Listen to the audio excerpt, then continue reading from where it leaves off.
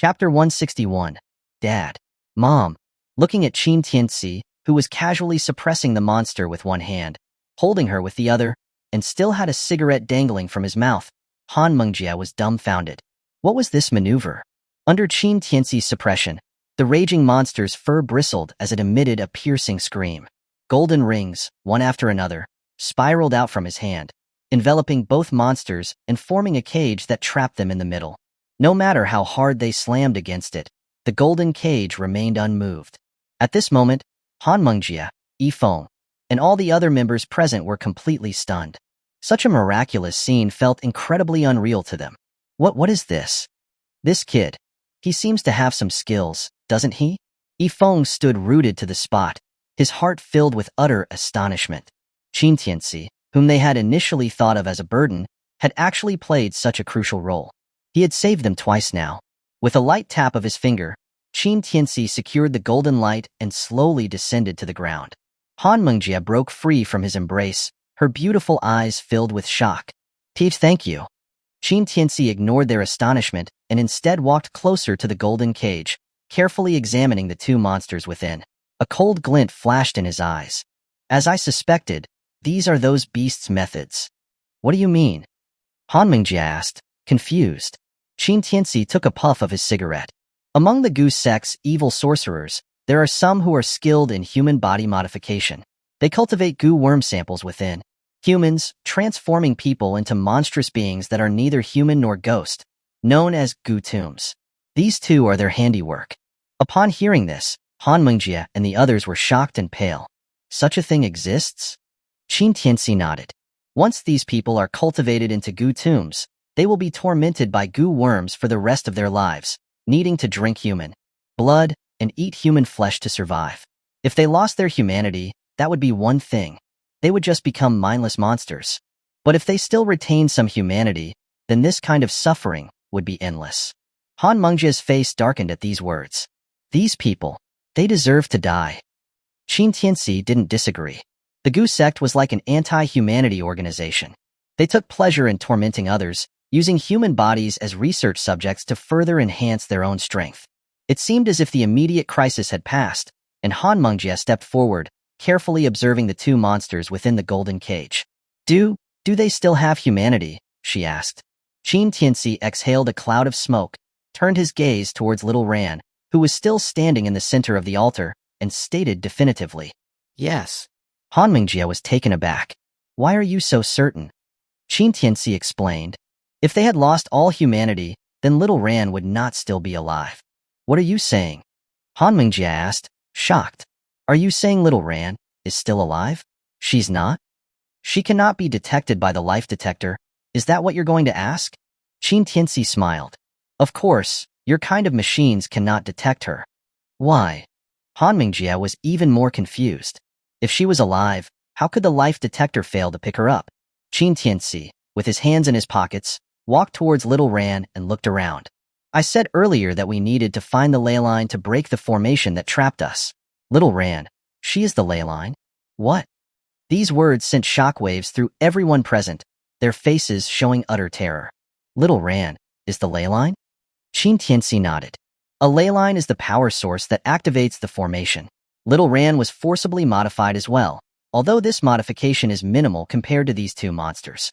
The caster infused their qi and blood into her body, stimulating her internal energy and spiritual energy, using her flesh as the medium. Wherever she is, the formation will be there as well. That's also why we couldn't figure out how to break the formation. And since she is a powerful energy source, the life detector cannot detect her body heat. Hearing this, Han Mengjie breathed a sigh of relief. She had truly thought little Ran was not human. Now, with Qin Tianci's explanation, she finally felt a sense of understanding and her heart settled. Qin Tianci seemed to see through her thoughts, his expression turning indifferent with a hint of coldness. Don't think that this is a good thing. Ordinary people cannot withstand the power of the ley line. Once involved, they will explode and die. Even for those with an innate medium constitution, trying to suppress such a violent aura within is extremely painful. The reason little Ran can still stand here is because of the person behind all of this, who is forcefully controlling her. Once the aura inside her explodes, what awaits her is endless torment and suffering. Han Mengjie's face turned pale at these words, her anger rising. These damned beasts, little Ran is still just a child. How could they do this? Qin Tianci was indifferent. You can't measure these people by human standards. That's why He abruptly stopped mid-sentence. He had subconsciously wanted to explain that this was why he had been intent on taking people to eradicate the Gu sect. But on second thought, these things were better left unsaid. Although Han Mengjie was somewhat curious, she did not ask more, and instead looked at little Ran, who was still sobbing and unable to stop like a machine, her beautiful eyes full of sympathy. But then, she seemed to think of something, and turned around to ask, since little Ran is a living person, why haven't these two monsters attacked her? Didn't you say they feed on human blood and flesh? Qin Tianci took a puff of his cigarette, his eyes deep and thoughtful. I said earlier that some Gu tombs retain some humanity. They must be some of those who still have it. If I'm not mistaken, they are little Ran's biological parents. Boom. These words were like a bomb going off in everyone's mind. Han Mengjie, in particular, widened her eyes, staring intently at the two suffering monsters in front of her, her voice trembling as she murmured, How could this be? If these Gu tombs fed on human blood and flesh, then how could little Ran have survived unless these two monsters had barely any reason left? Even starving and in so much pain, they still refused to eat their own daughter. For some reason, Han Mengjie felt her eyes starting to well up. What kind of will did it take for two monsters who had lost most of their humanity to resist hurting their own daughter? Other than a mother's and father's love, she did not know of anything else in this world that could conquer such suffering. Roar! The two monsters seemed to sense everyone's silence, and low whimpers could be heard in their growls. Little Ran was curled up in the middle of the altar, her head lowered, constantly murmuring, Dad, Mom. Chapter 162. You rats are still so despicable. Little Ran's low moans made Han Mengjie's heart ache, completely overwhelmed with sympathy. She could not help but want to go and pull little Ran out of the altar. However, Qin Tianci directly grabbed her and said coldly, Don't go over there. She is currently being used as a medium in the center of the altar, being drained of power. If you force her out of there, she will die. Han Mengjie's heart trembled. Her eyes were red as she asked, Then is there no other way? Hearing this, Qin Tianci glanced at the space above, and then looked at the surrounding environment. He took a puff of his cigarette and said calmly, There is a way, but you must all follow my orders from now on. Okay. Han Mengjie nodded quickly. From now on, we will all listen to you.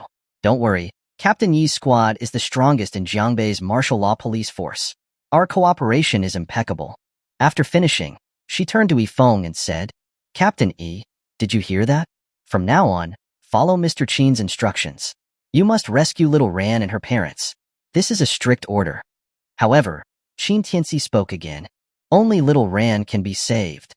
What? Han Mengjie turned back in shock. Qin Tianci said calmly, Her parents have been turned into Gu tombs. They are beyond saving. After saying this, Han Mengjie and the others fell silent. In the end, Han Mengjie sighed lightly. Okay, as long as we can rescue little Ran, that's enough. Yifeng walked up, glared at Qin Tianci fiercely, and then said seriously, You Qin, I'll believe you for now. From now on, I will listen to you. But if you fail to save little Ran, I will never let you go. Qin Tianci ignored his threat. He knew Yifeng just didn't like him, but deep down he was actually an honest person. He then picked up the cigarette, which was not yet completely burnt, and stood it upright in front of little Ran.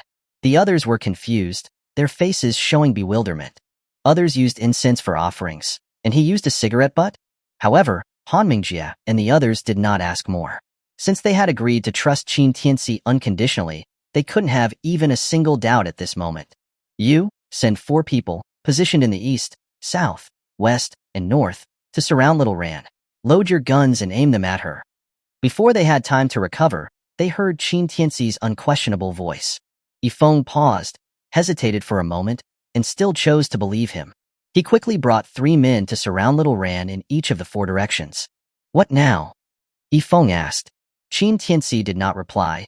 He stretched out his palm, and a golden light, similar to the one from before, slowly appeared on his palm and landed on the cigarette butt. After sensing the golden light, the smoke from the cigarette slowly drifted toward little Ran, continuously squeezing out the candle smoke around her. When the smoke had squeezed out all the candle smoke, Qin Tianci suddenly shouted, Fire! Yifeng was shocked. Firing at little Ran? Wouldn't that kill her? Fire! Qin Tianci shouted again, giving them no time to hesitate. Yifeng gritted his teeth and immediately made a hand gesture to the others. Bang! Four shots merged into one. At the same time, fire flashed, and bullets collectively shot towards little Ran. At the same time, Qin Tianci suddenly made a fist and clenched it tightly. In that instant, the smoke rapidly invaded little Ran's body. In that very instant, a surge of black chi burst out from little Ran's body, and the bullets just happened to hit that black chi. The next moment, woo, aya! A series of horrific screams burst out of nowhere and echoed through the entire room. On the other side, Hong Sanqing suddenly spurted out a mouthful of blood, his eyes filled with disbelief, mumbling incoherently. How is it possible? How is it possible? How could these people have broken my formation? At this moment, the goo worms surrounding him were also agitated by his serious injuries and started to squirm towards him. With Qin Tianci having broken his formation, he suffered a severe backlash, and even the goo worms he had nurtured were becoming out of his control. Hong Sanqing was greatly shocked and immediately jumped up, grabbing onto the ceiling. If he had been just a moment slower, he would have become a meal for these goo worms. Bastards! Hong Sanqing was furious, and the pain in his chest was excruciating. This backlash had clearly hurt him severely. But luckily, he adjusted in time and was able to suppress the goo worms. After he came down, his eyes were filled with murderous intent. Bastards! Bastards! Bastards!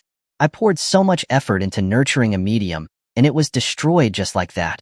I will make you all pay with your lives. At the same time, after the black mist dissipated, Qin Tianci strode forward and pulled little Ran out of the altar. At this moment, little Ran had already fallen into a deep coma. After entrusting her to Han Mengjia, Qin Tianci instructed, "The formation is about to dissipate. Prepare to break through." Han Mengjia was extremely excited when she saw that he had actually rescued little Ran. She nodded immediately. Okay. Rumbling.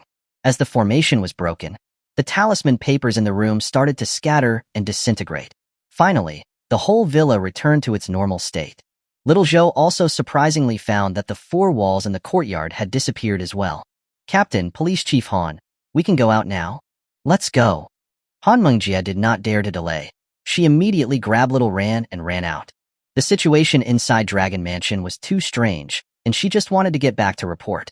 As for the evil sorcerer, they would have to wait for backup. As she walked out the door, she couldn't help but look back. She discovered that the two monsters who had been trapped in the golden cage had become unusually quiet and their gazes were fixed on her. It was as if they were expressing their gratitude. Han Mengjia whispered to herself, "I will take good care of your daughter." Saying this, she took little Ran and ran out. When everyone came outside, they found the scene in front of them had changed, returning to what the neighborhood usually looked like, without the strange scene from before. Let's go. With Han Mengjia's command, everyone immediately went back the same way they came. However, just at that moment, a black shadow suddenly darted out, grabbed Han Mengjia by the waist, and flew away. Han Mengjia cried out in alarm, and subconsciously threw little Ran towards Yifeng. Yifeng caught little Ran and yelled in shock. "Police Chief Han. A bunch of trash, daring to destroy my formation. You're courting death." A dark voice echoed throughout the entire villa, sending chills down everyone's spines. Then, they saw that black shadow land steadily on a tree, holding Han Mengjia's head with one hand, and dangling her entire body up. Han Mengjia was in great pain, feeling as though her neck was about to break. She had no strength to struggle. "Damn it, old man, let go of Police Chief Han." Yifeng yelled angrily, raising his gun to aim at him. However, Hong Sanqing was not afraid at all. He held Han Mengjia in front of him and laughed sinisterly. "Come on, fire. Let's see if your guns are faster, or if this little girl's head explodes faster." "You."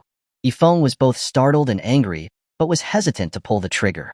The old man before him was giving him an unprecedented feeling of oppression. His strength was so powerful that it felt suffocating. He was certain that if he fired, the first person to die would definitely be Han Mengjia. Seeing that they did not dare to move rashly, Hong Sanqing was ecstatic. A perverted smile appeared on his face, and he stuck out his tongue to lick Han Mengjia's fair neck.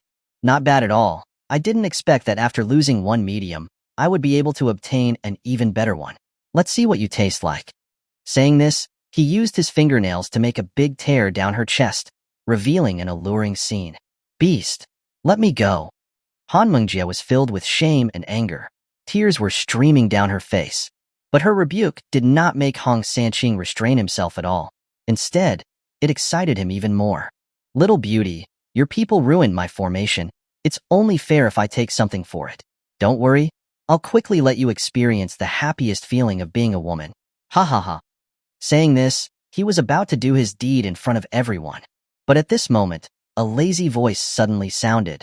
Sigh, it's been so many years, and you rats are still so despicable. It's just too much to look at. Chapter 163, Goo Worm's Self-Destruct. Who is it? After hearing those words, Hong Sanqing was immediately startled and looked all around. He couldn't even tell where the voice came from. He just felt that it was vaguely familiar. The next moment, he saw that Qin Tianci was leisurely walking towards him from behind the crowd, looking at him with a teasing smile. It's you? Hong Sanqing recognized the man in front of him at a glance. His hideous old face was showing a rare look of shock, but it quickly turned into a sinister laugh. Hee hee, you have a path to heaven, but you don't take it. Instead, you come to hell where you don't belong. Kid, you came here to die. You can't blame me. Qin Tianci smiled calmly. Based on you? Ha ha ha ha. Hong Sanqing laughed maniacally after hearing his arrogant words. Kid, if you hide behind the Ji Shifeng and Xiao family, I wouldn't be able to do anything to you. But you actually dared to come here. Today, I'll get rid of you for the Ji family and kill you, this little bastard, and consider it a 2-for-1 deal. As soon as he finished speaking, Hong Sanqing flicked his fingers. In an instant, Yifeng noticed that all the bushes around them began to wriggle, and he was shocked. Be careful. Something's coming. Yifeng and the others all raised their guns in alert. However, when they saw what was crawling out of the bushes, their faces all turned pale. This is...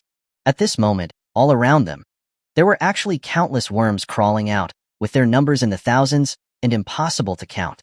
The sight was enough to make anyone's scalp crawl. God damn it! What is this stuff? Yifeng felt his scalp explode. His eyes widened in terror as he stared in disbelief at the goo worms crawling toward them and could not help but curse out loud. Da da da. One of the members, unable to endure the fear, started shooting at the goo worms. The bullets hit the goo worms and green blood spurted out. However, there were too many goo worms, and those bullets did not have any decisive effect. And because the bullets had hit them, the goo worms started to glow red and started to crawl faster as if they had become even more violent. Damn! Cold sweat dripped from Yifeng's forehead. If this continued, all of them would be eaten clean by these goo worms sooner or later. He immediately took out a grenade from his waist and shouted loudly at the others. Prepare to break through. Yes.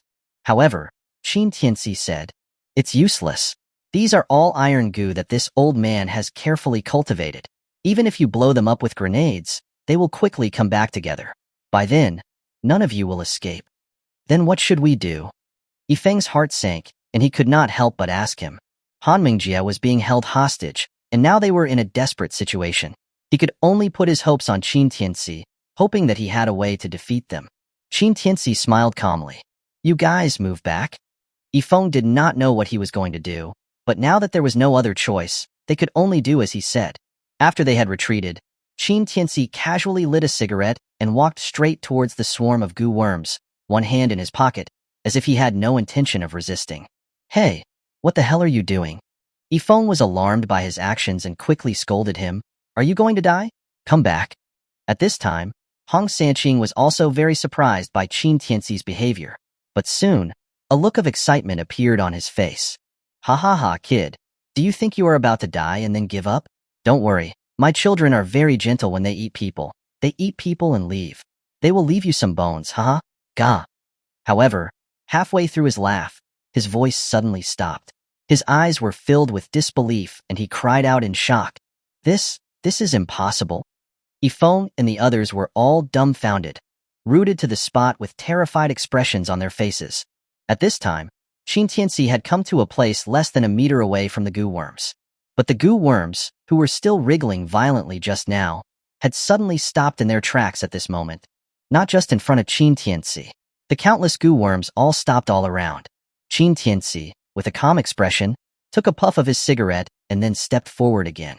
It was like they had seen something extremely terrifying. All the goo worms took a step back. Qin Tianci took another step forward. The goo worms retreated another step, squeaking as if they didn't dare to approach the man. This scene left Hong Sanqing completely dumbfounded.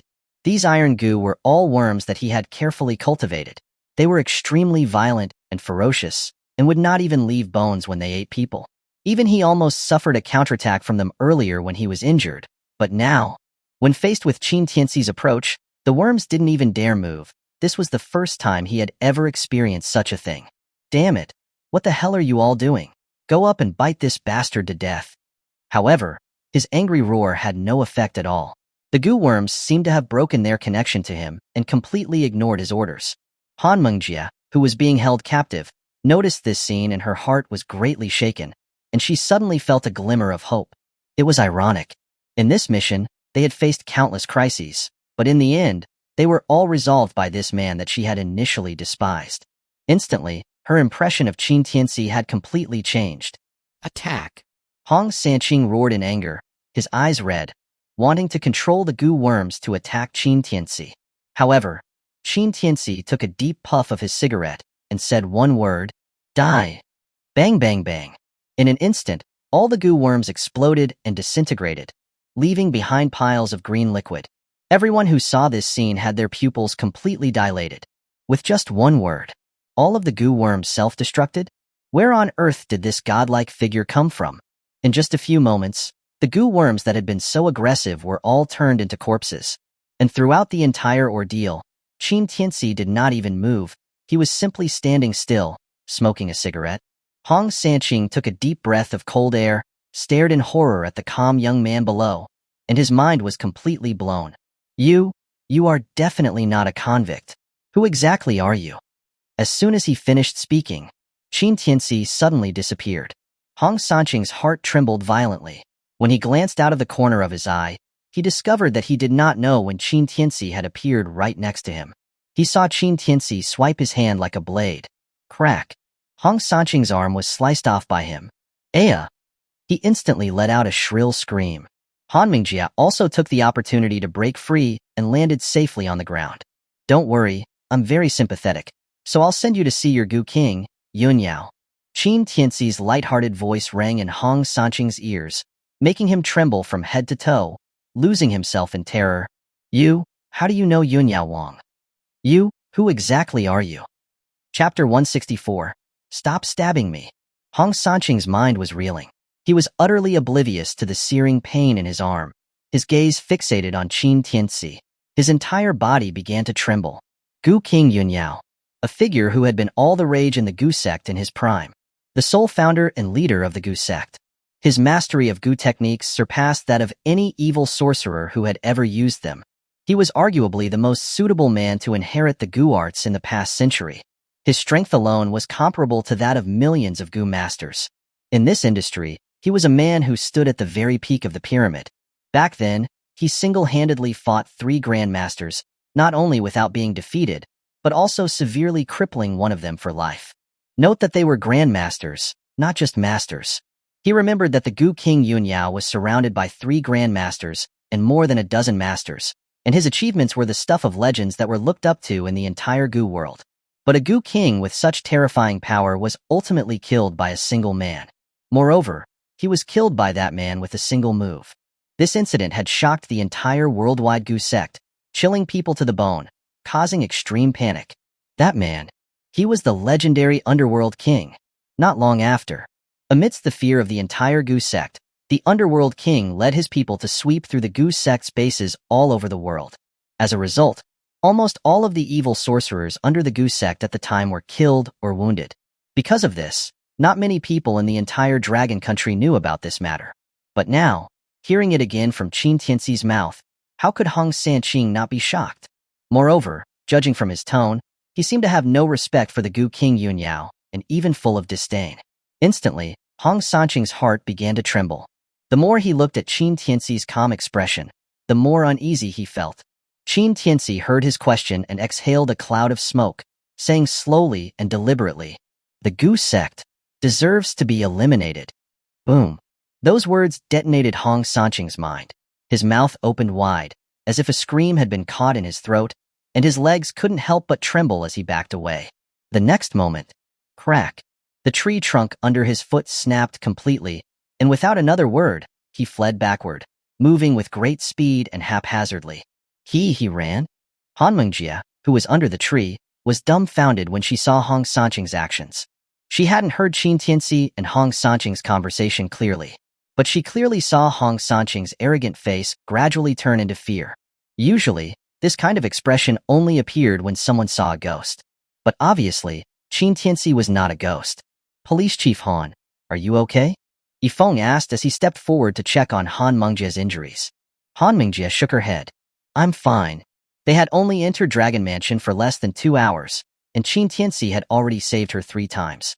Every time she thought about it, she felt ashamed of herself.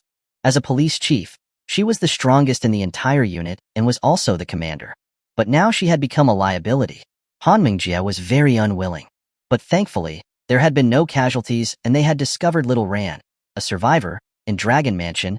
She was already quite content. She then turned to Yifeng and said, Captain Yi, you should take little Ran out first. I'll go support Mr. Qin. Yifeng hesitated for a moment, but given the current situation, he knew that he wouldn't be able to help much even if he went with her. So, he stopped hesitating, nodded, and said, Okay, after I settle little Ran, I'll come back to help you. Okay. After agreeing, Han Mengjie chased after the direction Hong Sanqing had fled.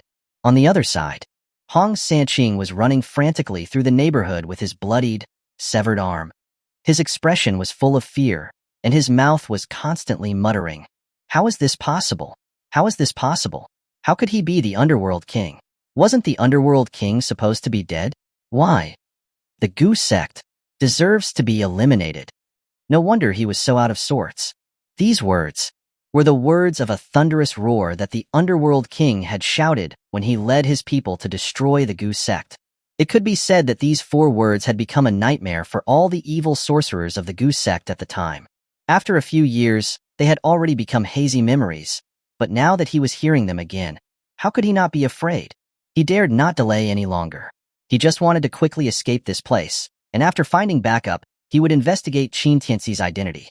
Although he wasn't sure whether Qin Tianci was actually that man, he could tell, after just a few exchanges, that he was no match for Qin Tianci.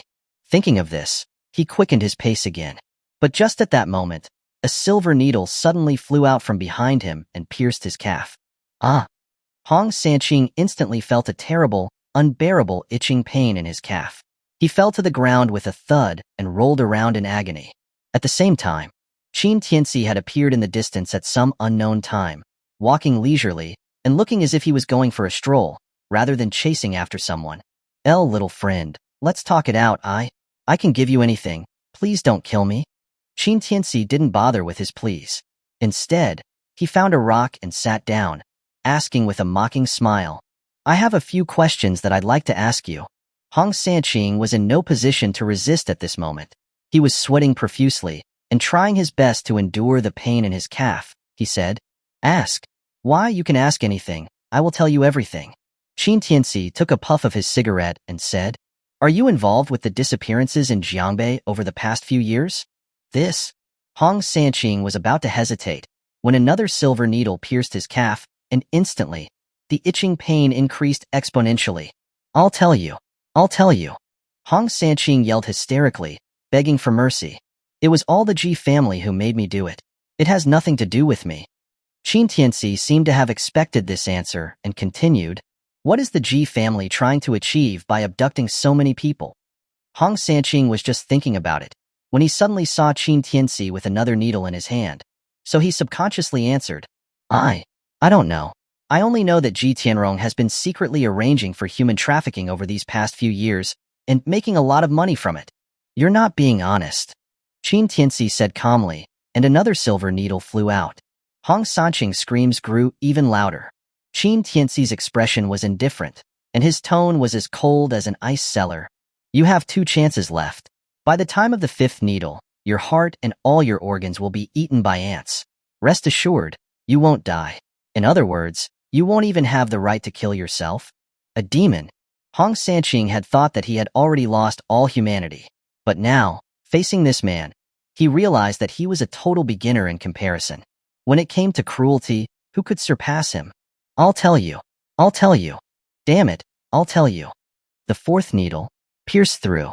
The G family is helping the four great families collect human organs, hoping to use our goo refining technique to refine pills and mass-produce grand masters for them, so as to overthrow the rule of the royal family.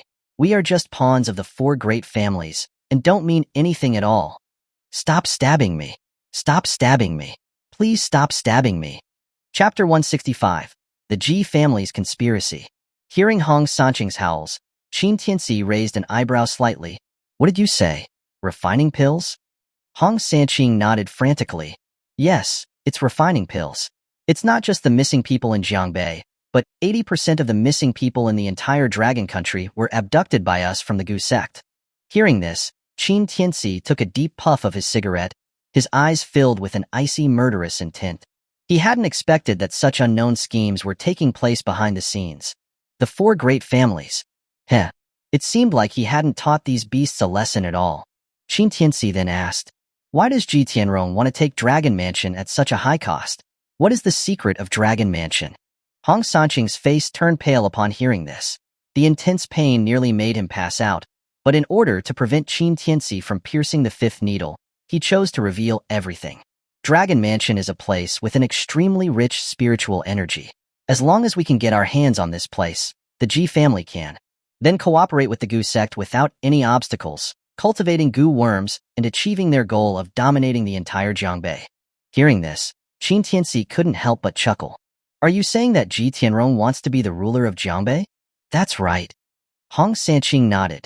This is also a plan that the Ji family has been working on for 3 years.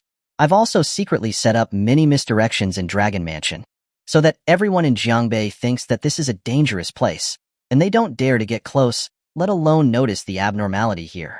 After hearing this, Qin Tianci finally understood why Ji Tianrong still wanted to buy Dragon Mansion even after paying a price of several billions. It turned out that this place had already been planned to become a human-eating base by Ji Tianrong.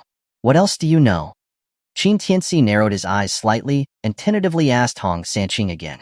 Hong Sanqing shook his head quickly. I've already told you everything I know. Please, let me go. I was really forced to do it. Qin Tianci chuckled. Do people from the Gu sect have the right to say that they were forced? Hong Sanqing was immediately silenced, his face flushed red, not knowing what to say. In fact, in these past few years, with the help of Ji Tianrong, he had harmed countless families with Gu tombs, so as to improve his Gu techniques and strength. Ji Tianrong was certainly hateful, but he was definitely not that innocent either. I still know some things. As long as you let me go, I'll tell you everything. Hong Sanqing wanted to live. He did not want to die. After thinking for a moment, he still spoke. However, Qin Tianci had already raised the fifth needle. Even if you die, I can still find out. You don't have to tell me. What did you say? Hong Sanqing was extremely shocked and asked in disbelief. Then why did you force me to confess using this method? Qin Tianci shrugged. No reason. I just simply wanted to torture you a little bit. Hong Sanqing. Then, if I tell you that Ji Tianrong is planning a big plot that will endanger all the residents of Jiangbei, what would you do? Qin Tianci suddenly narrowed his eyes. Tell me. Hong Sanqing squeezed out a sinister smile through his intense pain. Actually, the Ji family had already been putting something into all the medicines they produced 2 years ago, and using Dragon Mansion as the center, they have laid down a formation that is big enough to encompass all of Jiangbei. As long as I activate the switch in Dragon Mansion, all the people in Jiangbei will have to be buried with me. You can just kill me. Ha ha. As he spoke, he laughed louder, wanting to force Qin Tianci to let him go. But after hearing this, Qin Tianci seemed very calm. Oh, is that what you're talking about? Hong Sanqing's laughter stopped abruptly, looking at him like he had seen a ghost. You already knew? Qin Tianci didn't care and said, I've already discovered it since the first day I came to Jiangbei. Impossible.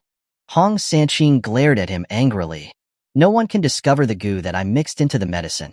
How could you have discovered it? No, you are definitely pretending to be calm now. You're actually panicking inside, right? Ha ha ha. Qin Tianci took a calm puff of his cigarette and smiled. It's just a nanogoo, and you are still using Yun Yao's outdated tricks. Are you not embarrassed to show off here? After hearing this, Hong Sanqing instantly froze, as if petrified in place. Qin Tianci spread his hands and said, "And the formation that you were talking about regarding Dragon Mansion is just a ley line. As long as I find the location of the ley line, your so-called grand plan will die before it is even launched." "You're bluffing? With your ability, you can find the ley line?" Hong Sanqing couldn't believe it, but Qin Tianci smiled and raised his hand, pointing to the Villa King not far away. "It's right there, am I right?" Boom. Hong Sanqing's mind exploded, his face as unpleasant as if he had eaten shit, staring at Qin Tianci. "Yun Yao, that little trash, has already gotten tired of these tricks of using the ley line to poison the entire city, and you're still using it as your last resort? How laughable." Qin Tianci scoffed without mercy. You, who on earth are you? Who on earth are you?" Hong Sanqing had completely broken down. He did not understand. Why were all his plans rendered useless in front of this man? Whether it was his strength or his intelligence, they were completely crushed. Qin Tianci walked in front of him, looked down at him, and said coldly, "You are not worthy to know my name." My name?" Hong Sanqing's pupils shrank drastically, and his heart seemed to be completely pierced through. You are the Underworld King. You are the Underworld King." Qin Tianci's silver needle had already appeared in his hand. "You're useless now. Wait. You said that you would let me go. You can't go back on your word." Hong Sanqing was terrified as he moved his body, almost crying. He had never imagined that he would actually provoke someone of this caliber. Why out of the 1.4 billion people in the entire Dragon Country did he have to meet this man? This was unfair. It was unfair. "I only asked you to tell me what happened. I never said I would let you go." Qin Tianci smiled lightly, but that smile was like the Grim Reaper in Hong Sanqing's eyes. As soon as he finished speaking, Qin Tianci threw a needle, piercing his neck. Hong Sanqing's eyes widened. He strained his throat, wanting to shout, but no matter how hard he tried, he could not make a sound. "Stop!" Just at that moment, a shout came from the distance. Immediately after, a man wearing a Taoist robe flew towards Qin Tianci. "This person is our Heavenly Star Pavilion's target. You do not have the right to deal with him." Qin Tianci ignored him and raised his foot, kicking it hard into Hong Sanqing's head. Hong Sanqing spat out a mouthful of blood, flew out dozens of meters away, and fell to the ground, completely dead. Chapter 166. A lovely and charming beautiful girl. Bastard. When the man saw Qin Tianci ignore his reprimand, he was instantly enraged and flew towards him with a punch. However, Qin Tianci stood still. Then, he flicked his finger. A powerful shockwave instantly canceled out the man's fist force and directly forced the man back several steps. The man felt the pain in his fist and felt unbelievable. In the Heavenly Star Pavilion, as the top disciple, his strength had already reached the mid-stage of the innate realm, especially his powerful fist force. No one in the pavilion dared to directly take it except for Shun Weiwei. But the young man in front of him had actually used a single finger to push him back. How could he not be shocked? "Who are you? What are you doing here?" Shen Kuan glared at Qin Tianci coldly and questioned. He had heard from Shen Weiwei that there would be a martial police squad here, but looking at Qin Tianci's appearance, he did not seem to be one either. Therefore, he was immediately on guard. Qin Tianci casually lit a cigarette and said calmly, "What I do here is none of your business." Chen Kuan's face changed, and he instantly became enraged. "This place is now our Heavenly Star Pavilion's mission area. You are an unknown person. How dare you be so arrogant here?" Qin Tianci raised an eyebrow and said with interest, "A member of the Heavenly Star Pavilion? Now that you know the Heavenly Star Pavilion, then hurry up and scram." Chen Kuan pointed at himself with arrogance, his words to Qin Tianci full of contempt. Qin Tianci smiled and ignored him. Instead, he walked directly towards Hong Sanqing's corpse. Although Hong Sanqing was dead, he probably had something useful on him, so he needed to check his body. Seeing that he ignored him, Chen Kuan became even angrier. "I'm talking to you. Did you hear me?" Saying this, he strode forward and grabbed Qin Tianci's shoulder, wanting to pull him back. However, Qin Tianci just turned his head to glance at him. Instantly, Chen Kuan felt a powerful pressure penetrate his skull and course through his feet, and almost kneeled on the spot. Chen Kuan retreated a few steps with a horrified expression, his pupils shrinking to a point, feeling utterly unbelievable. How is this possible? Qin Tianci withdrew his gaze and walked to Hong Sanqing's corpse, casually rummaging through it. Suddenly, a poisonous creature resembling a centipede crawled out of his sleeve and leaped towards Qin Tianci's face, its large mouth full of mucus. Qin Tianci seemed to have expected this. He chopped it in half with a casual hand motion. Even when dead, you're still wary of others. A rat is always a rat. Qin Tianci sneered, his words full of mockery. He then continued to search, finally finding a blue crystal orb on his chest. As expected, a hint of joy flashed in Qin Tianci's eyes. Where there is a dragon, there must be water. This phrase described the ley line. The ley line was like a never-ending source of water, and the place that provided the water was the dragon spirit. This blue crystal orb was the dragon spirit. Even though the dragon spirit looked so small, this thing alone could perfectly control the ley line, turning the entire dragon mansion into a blessed place. Ordinary people who lived in such a place would live longer. Martial artists who lived in it could rapidly improve their strength. And he could absorb the power of the entire ley line and use it for his own. It could be said that this was an extremely precious treasure. Thinking this, Qin Tianci put the dragon spirit into his pocket. Seeing his little action, Chun Kuan got up again and scolded. "Kid, what did you take from his body? Hand it over." Qin Tianci was too lazy to care about his barkings and continued to search. "You damn thing. You're looking for death." Seeing that he had ignored him again, Qin Kuan could not endure such humiliation. Once again, he erupted in anger, leaped into the air, and kicked his leg down hard on his head. Boom. When his leg smashed down, it stirred up huge clouds of dust. Even Hong Sanqing's corpse was smashed to pieces by his kick, splattering blood and flesh everywhere. But after the dust cleared, Qin Kuan found that he had not hit Qin Tianci at all, and he couldn't even see his shadow. Where is he? Qin Kuan looked around angrily. Suddenly, a chill ran down his spine. You destroyed my body. You are so bold. The next moment, a cold voice rang in his ears and made him break out in goosebumps instantly. Boom. Qin Kuan felt as if he had been hit by a truck. He was sent flying and slammed into the trees before rolling over a dozen times before stopping. After he stopped, he felt as if all the bones in his body were about to break and his mouth was full of blood. At this moment, Qin Tianci was already in front of him, looking down at him. I have tolerated you again and again. If it wasn't for the Heavenly Star Pavilion, you would have been a corpse a long time ago. At this moment, Chun Kuan was clenching his teeth in hatred. He did not understand where this kid had gotten such terrifying power. But Chun Kuan immediately denied that it was because the other party was powerful, instead thinking that it was because he had not fought for a long time, and he was therefore careless. You dog, you dared to hurt me. You're doomed. Qin Tianci narrowed his eyes slightly. His patience had been completely worn out by Qin Kuan. Just when he was about to eliminate the threat completely, a beautiful shadow suddenly appeared behind him and swung a white and jade-like leg towards his head. But Qin Tianci had noticed it long ago and instantly crouched down to dodge. The beautiful shadow seemed to have a backup plan. She put her hands together and used all her strength to strike him. Qin Tianci turned around suddenly and gently pushed against it with his finger. His finger collided with her palm strike, and he was forced back by the momentum. You are the pest hiding in Dragon Mansion, right?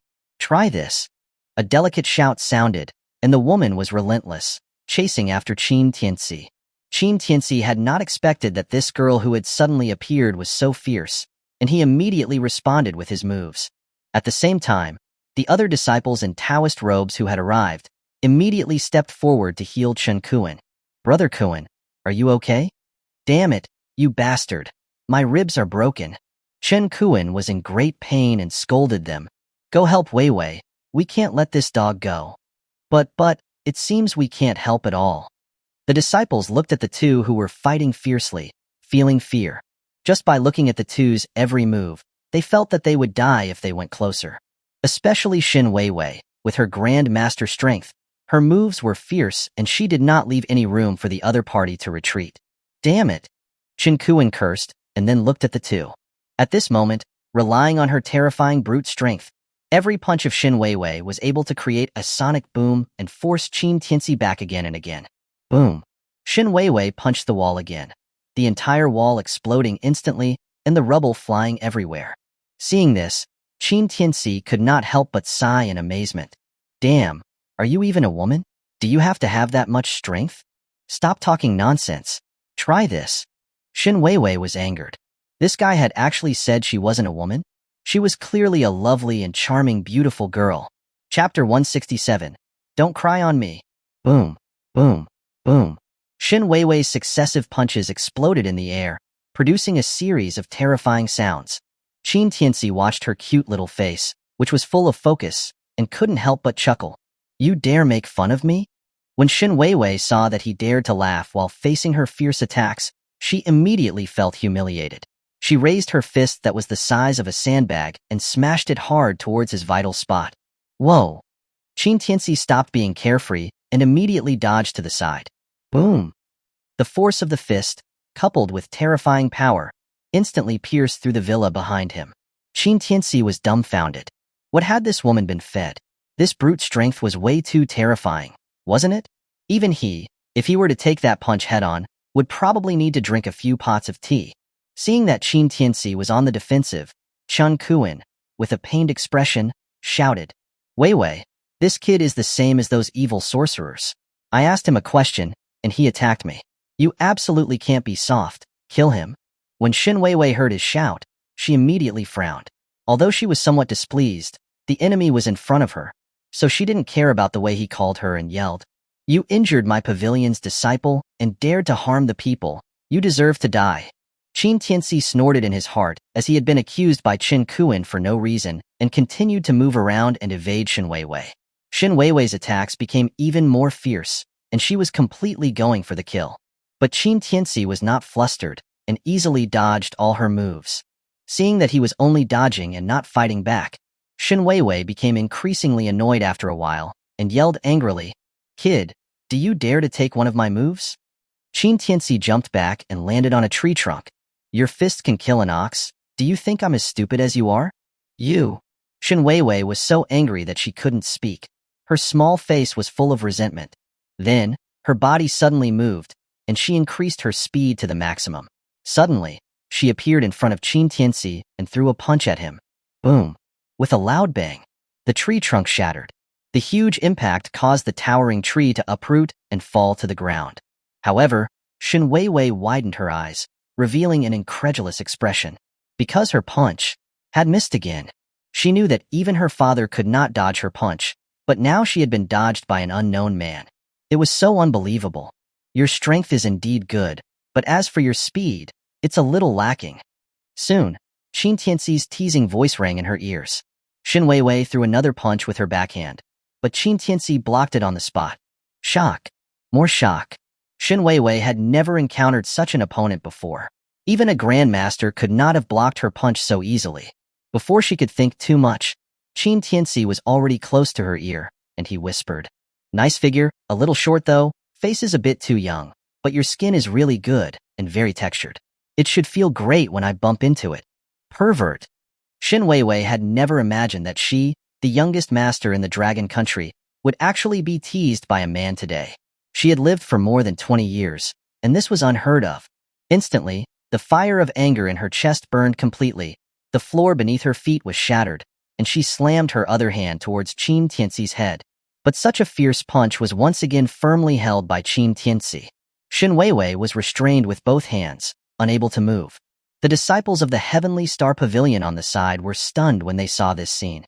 The vice-sect leader of the Heavenly Star Pavilion, their formidable senior sister Shun, was actually being subdued by someone? How was this possible? Chen Kuan also widened his eyes with an unbelievable expression. He originally thought that Shin Weiwei was already the number one under the Grandmaster, but now she was being defeated by an unknown kid. It was unbelievable to him. You have a somewhat irritable temper. Your emotions are not stable enough. I don't really feel like talking. Qin Tianci's teasing voice rang in Shin Weiwei's ears again. You bastard. Shin Weiwei was being teased by him one by one, and was already extremely frustrated. But no matter how hard she tried, Qin Tianci's hands were like clamps, holding her firmly in place, unable to move. Tisk, you're really strong. How did you train that at such a young age? Qin Tianci felt her hysterical struggles, and his palms actually started to sweat, which had never happened before. This girl was really amazing. Damn it. You dare touch my woman? Go. Kill him. Seeing that Shin Weiwei was being teased like this by a man, Qin Kuan's eyes had turned green with anger, and he yelled at his fellow disciples. The others also stopped watching the show and immediately pulled out the weapons from their bodies and hacked at Qin Tianci. Upon seeing this, Qin Tianci kicked a few stones, which knocked all the disciples over. Shin Weiwei's pupils shrank, and she angrily asked, "You better let me go quickly. My father is a grandmaster.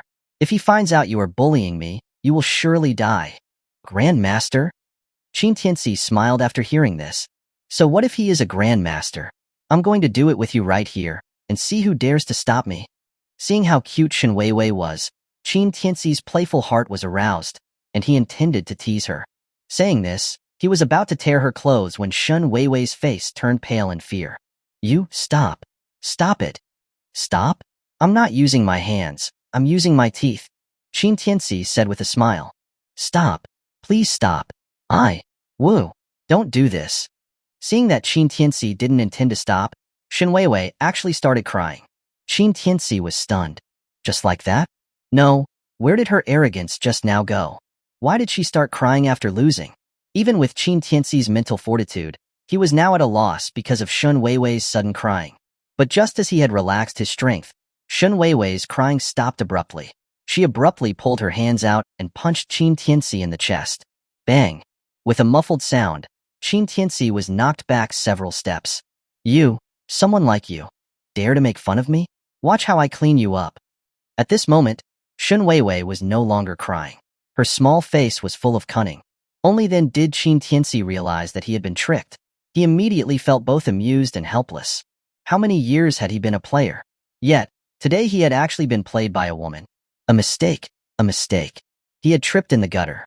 Qin Tianci patted his chest and casually lit a cigarette to hide his embarrassment. "I can grab you once, then I can grab you twice. If you come at me again, I'll get serious, and then don't cry on me, okay? With you." Shin Weiwei's smile froze, and she immediately became furious. Her small face was full of unwillingness. She broke the floor and charged towards him again. At this moment, Han Mengjie arrived. When she saw this scene, she exclaimed, "Miss Shun, please have mercy." Chapter 168. I'm Qin Tianci. With Han Mengjie's cry, Shin Weiwei's fist suddenly stopped inches from Qin Tianci's face. The surrounding fallen leaves also slowly floated down as her agile body came to a stop. Reflecting the dim light all around them, the two's figures looked like a still picture. Facing the pink fist that was so close to him, Qin Tianci didn't even raise an eyelid. His hands were in his pockets, and the burning ash slowly fell from the cigarette, but onto the ground and scattered in the wind. Shin Weiwei's beautiful eyes were sharp, but upon closer inspection, a hint of terror could be seen within them. She had not stopped because of Han Mengjie's words. Instead, the moment she had thrown her fist, she had felt an unprecedented danger. This kind of danger was part of a unique human alarm system. Shin Weiwei had also felt it before when facing her father, but she was still able to overcome it. But this time, it made her scalp tingle. She even stopped breathing for a moment, and she was petrified, unable to move. Seeing this, Qin Tianci smiled. He then gently moved her fist away and walked past her towards Han Mengjie. "Why are you here?" Han Mengjie came back to her senses and said, I was worried you couldn't handle it alone, so I followed you." Qin Tianci chuckled. "I saved you 3 times from that old guy. Are you trying to get me to save you a 4th time?" Han Mengjie's cheeks flushed instantly, her eyes flashing with embarrassment and annoyance. As a woman, she had put in a lot of effort to reach her current position. Therefore, the thing that she found most unacceptable was when someone said that she was just a pretty face. But when she thought about it, she seemed no different from a pretty face in front of this man. If it weren't for Qin Tianci today, she probably would have died several times. Thinking of this, the shame in Han Mengjie's eyes gradually dissipated, and she said somewhat embarrassedly, "I also wanted to see if there was anything I could help with." Seeing that she was thin-skinned, Qin Tianci did not tease her any further. Then, he pointed at Shin Weiwei and the others, asking, "Did you call these people over?" Han Mengjie shook her head. "We didn't call them over. This time, the information about the evil sorcerers was provided to us by the Shin family. I should have mentioned it to you before when we set out." Qin Tianci sighed, and said with a face that deserved a beating, "But these people don't seem to have any brains, and almost killed me. Especially that little girl. Look at how she has destroyed this place." Luckily, I am very skilled, otherwise I would have been screwed. Who are you calling a little girl? When Shin Weiwei heard him call her that, she immediately came back to her senses and snarled at him. Look, you're getting angry again. Ah. Shin Weiwei had never been this upset before, and her anger made her want to give Qin Tianci 2 punches. Seeing this, Han Mengjie quickly stepped forward to stop her. Miss Shun, I'm sorry, it was my fault for not explaining it to you clearly before. Mr. Qin is the helper we called over. It was also thanks to him that our team members weren't hurt by those evil people. But Shin Weiwei refused to let it go. But he injured my disciples. Qin Tianci then said, Little girl, you can say whatever you want, but you can't make stuff up. I didn't hurt your disciples. Clearly that pretty boy attacked me without saying anything. He didn't even ask. I am the victim here, okay? Don't call me little girl. I have a name. I'm Shin Weiwei. Shin Weiwei was stomping her feet in anger and wished that she could go up and bite Qin Tianci to death. Bullshit. At this moment, Chen Kuan spoke out loud. Then, with the help of the others, he walked forward and pointed at Qin Tianci's nose, scolding, Kid, it was obviously you who did not follow the rules and hurt me, otherwise how could I have attacked you?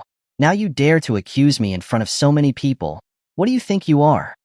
Seeing that he had not only started things first, but was now accusing him, Qin Tianci narrowed his eyes slightly. He calmly took a puff of his cigarette and said, What's wrong? Can't you hear your ribs calling out to you? What is calling? Qin Tianci chuckled. Your ribs are scolding you, telling you not to continue to court death, or they won't just break 3 ribs, but they'll all shatter. I'll be damned. What did you say? Say it again if you dare. Upon hearing this, Chen Kuan became even more furious, his words increasing in crassness. Slap. As soon as he had finished speaking, Qin Tianci slapped him backhandedly. Chen Kuan immediately lost a few teeth, and a red handprint appeared on his face. You talk like you've been eating shit. If you dare spew any more crap, you won't be going back. No one had expected that Qin Tianci would actually attack again in front of everyone. Han Mengjie was immediately stunned. Shin Weiwei's expression also became very unpleasant, but she stood there motionless. Although she had chased after Qin Tianci without saying a word, she did not know what had happened before. She had only seen Qin Tianci fighting with her disciples.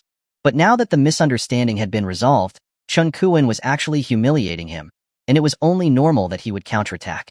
You dog, you dare hit me? Chen Kuan's face was now twisted and his eyes were red. He wished he could cut Qin Tianci into pieces, but Shin Weiwei quickly stepped forward and scolded him. That's enough. Chen Kuan was shocked. Weiwei, didn't you see the kid hit me? How can you be so partial? Shin Weiwei glared at him fiercely. Are you not embarrassed enough? Stand down. You. Chen Kuan choked and his face was full of disbelief. He could only stare at Qin Tianci with resentment, as if he wanted to engrave his face in his family history. Then, Shin Weiwei stepped forward and said, Mr. Qin, right? I know the character of my disciple. I'd like to apologize to you for the misunderstanding just now. Qin Tianci raised an eyebrow and smiled. Apologize? Then does that mean you'll have dinner with me tonight? Or will you come watch a movie with me? Shin Weiwei was stunned. Her face instantly turned red with embarrassment and annoyance. Mr. Qin, please show some self-respect. Qin Tianci spread his hands and said jokingly, I'm not kidding you. Unless you agree to go on a date with me, I'm going to cripple him right now. Saying this, he pointed to Chen Kuan, who was full of shock and anger in the distance. Chen Kuan was completely enraged at his repeated humiliation. You Qin, try touching me if you dare. Let me tell you, with Weiwei here today, you can forget about touching even a single hair on my body. Then cripple him. I won't go on a date with you. Before he could finish his words, Shin Weiwei cut him off. Chen Kuan? Qin Tianci? Well, this girl is really straightforward. At this time, Han Mengjie stepped forward to mediate the situation. Okay, we're all on the same side. Why are you arguing like this? Mr. Qin, it's okay as long as the matter has been resolved. Miss Shun was also worried that we wouldn't be able to handle it, so that's why she came to help us. Let's all take a step back, okay? Qin Tianci did not continue to press the issue. He smiled and said, Since Ms. Han has spoken, how can I not obey? Saying this, he turned around to leave, but was stopped by Shin Weiwei. Hey! Qin Tianci stopped, turned his head and smiled. I'm not called hey. I'm Qin Tianci. Chapter 169. Did I give you face? After Han Mengjie and Qin Tianci left, Shin Weiwei stood there with a frown on her face, as if she was thinking about something, muttering to herself, Qin Tianci. Why does this name sound so familiar? At this moment, Chen Kuan stepped forward and said, Weiwei, you just let this kid go like that? Look at me, he hurt me so badly. Shouldn't you let me fight back? Shin Weiwei's thoughts were interrupted, and she looked somewhat impatient. Your skills are inferior, and you're still making a fool of yourself here. You're not embarrassed, but I am. Chen Kuan's face stiffened, turning into a dark shade of liver. Weiwei, what do you mean? Do you think I can't beat him? If it wasn't for him attacking me from behind, he wouldn't have been able to survive even a single round from me. Not able to survive a single round from you? Shin Weiwei laughed in anger, and turned to glare at Chen Kuan. Chen Kuan, can you actually use your brain when you speak? Chen Kuan paused, his eyes flickering. Why am I not using my brain? That kind of thing shouldn't be let go. He hurt the disciples of our heavenly star pavilion. He should be taken back and let Master deal with him. Can you take him back? Shin Weiwei glared at him coldly. Don't even mention you. If I had landed my last punch, I might have been seriously injured. And you're telling me he wouldn't have lasted even a single round from you? How is that possible? Chen Kuan looked disbelieving. When you were fighting him, it was clear that you were always overpowering him. Shin Weiwei scoffed.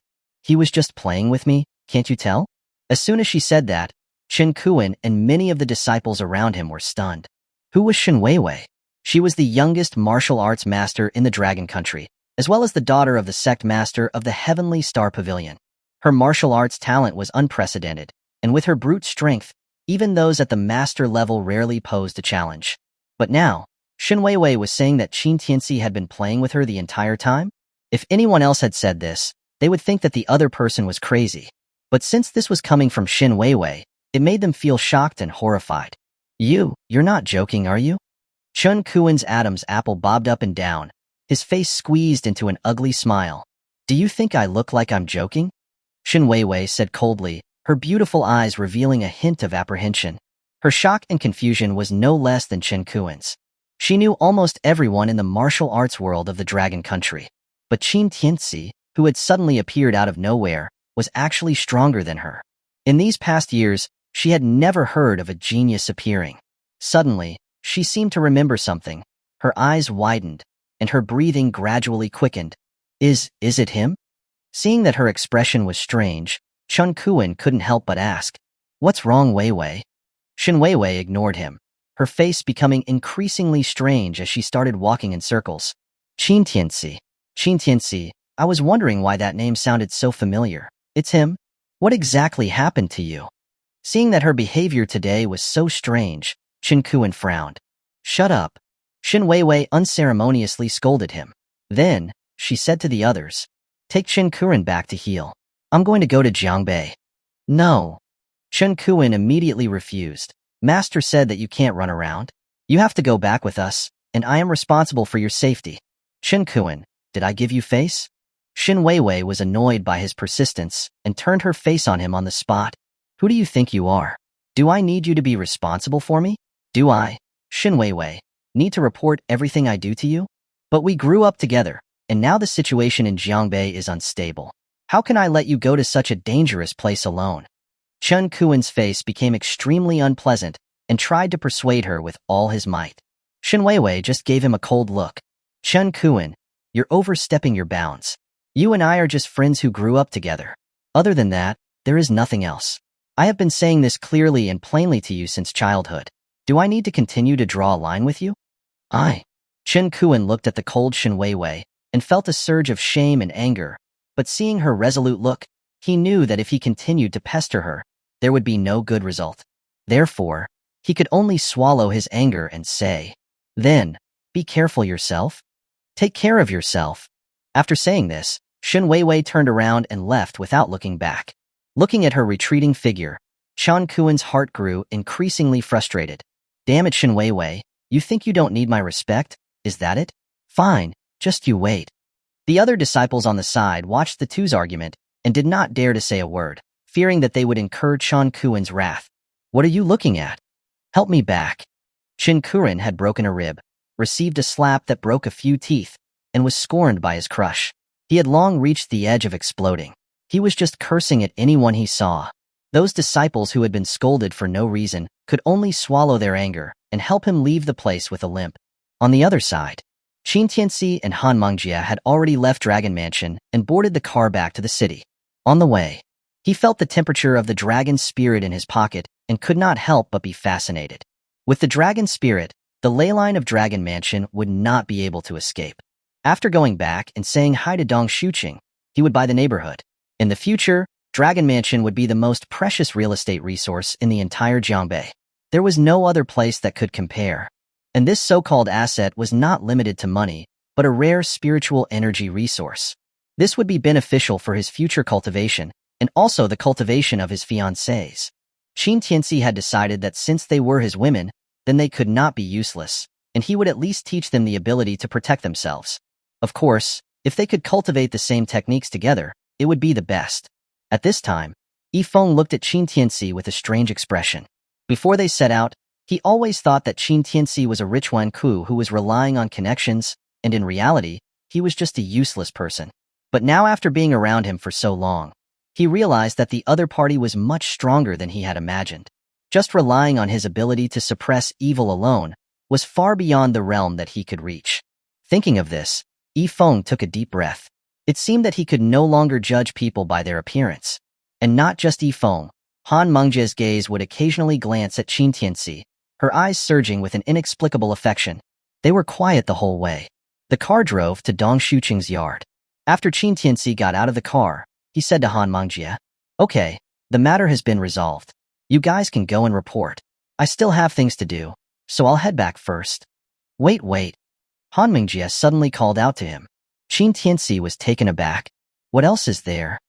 Han Mengjie's cheeks flushed as she avoided his gaze and said, "Mr. Qin, you are the biggest contributor to eliminating the evil sorcerer this time. Shouldn't you go to the capital city to claim your credit with Governor Dong and Governor Qin?" "Claim my credit?" Qin Tianci smiled. "I have too many merits. I don't need them. You can just take them yourselves." Saying this, he was about to leave when the gate of the yard suddenly opened, and Dong Shuqing rushed out anxiously.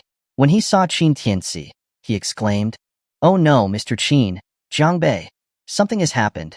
Chapter 170. Is he even human? Something happened? Qin Tianci frowned slightly. What happened? Dong Shuqing said with some chagrin.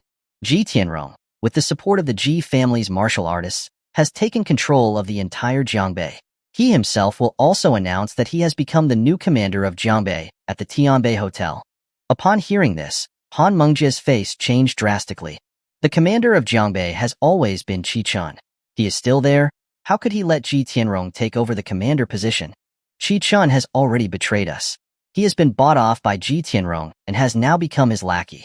Dong Shuqing sighed heavily, full of indignation. Who is Qi Chun? Qin Tianci raised his eyebrows slightly.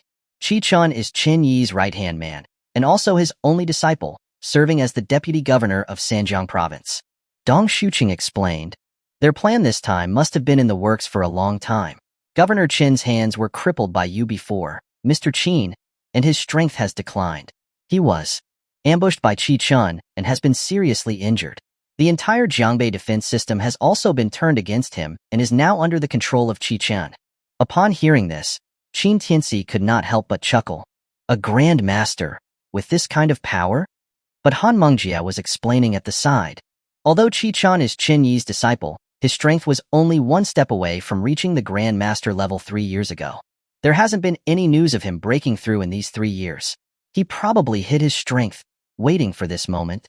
As a police chief, Han Mengjie analyzed the situation very keenly. Dong Shuqing nodded. Mengjie is right. Qi Chun did hide his strength. Otherwise, even if Governor Chun had not recovered his hands, he would definitely not be his opponent. Saying that, his expression was unpleasant, and he said hesitantly, "Mr. Qin, there's also another thing." Qin Tianci frowned, a bad feeling rising in his heart. Miss Xiao, Miss Lin, and Miss Long. It seems that they were all captured and held hostage. What did you say? Qin Tianci instantly released a terrifying aura, which made Dong Shuqing and Han Mengjie breathless. Dong Shuqing explained with a pale face. When Ji Tianrong launched the coup, He wanted Ji Shifeng first and took everyone inside. The forces we sent to rescue them were all killed by Ji Tianrong on the spot. Qin Tianci's gaze was so cold that it made one's heart freeze. He had only left for such a short time, and so many things had happened in Jiangbei. However, he was not too worried. With Long Jing around, it would be very difficult for Ji Tianrong to harm Xiao Qianxue and Lin Muxi. It seemed that Ji Tianrong was just doing this out of revenge. What about Ning Xian? Qin Tianci asked. When Ji Tianrong launched the coup, the Ning family would not sit idly by. The Ning family also suffered heavy casualties. They were suppressed by Qi Chen and his men, and they have also been taken to the Ascension platform. What a Ji Tianrong! Qin Tianci smiled, and it was a very cheerful smile. But a fool could tell from his smile that there was an undisguised murderous intent. Mr. Qin, you don't have to worry too much. From what I know, the ladies are not in any immediate danger. They are just being detained temporarily. Dong Shuqing comforted him quickly. As the governor, he naturally had some connections. Even if Ji Tianrong had cut off all of Jiangbei's intelligence, he was still able to obtain some key information from it. You better hope that nothing happens to them. Qin Tianci turned around and said indifferently. His cold tone made everyone's expressions change. At this time, Han Mengjie stepped forward to comfort him. Mr. Qin, don't be too anxious. I'll organize the martial police to provide support now. We will definitely rescue Miss Xiao and the others. No need. However, what was unexpected was that Qin Tianci directly rejected her. This left Han Mengjie somewhat confused. Why? Qin Tianci lit a cigarette and said calmly, You better tell your men to bring a few more ambulances. As for the rest of the matters, I will take care of it myself. The moment he finished speaking, the footplate under Qin Tianci's feet suddenly exploded. The shattered stones flew everywhere, making Dong Shuqing and Han Mengjie scream in surprise, and they all held their faces to resist the flying stones. After everything calmed down, Han Mengjie slowly opened her eyes. However, when she clearly saw the scene in front of her, she was completely frozen in place. At this time, a giant pit with a diameter of several meters had appeared in front of them. The surrounding buildings and trees had all turned into ruins, as if they had been bombed by a plane. Han Mengjie's pupils shrunk to a point, her eyes filled with disbelief.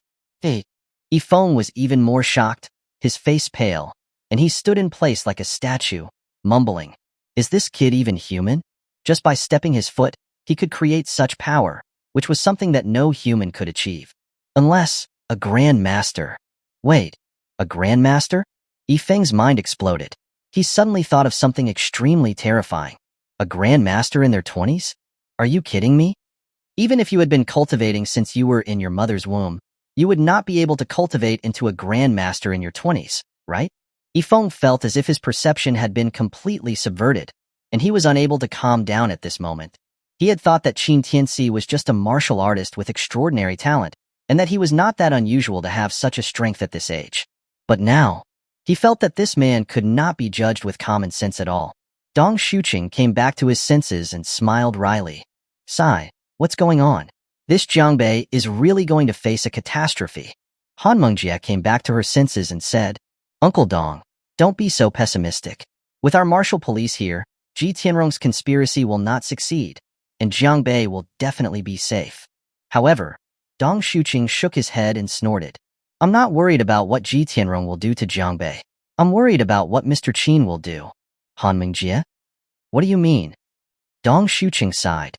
If Mr. Qin really gets angry, the entire city of Jiangbei will be overturned.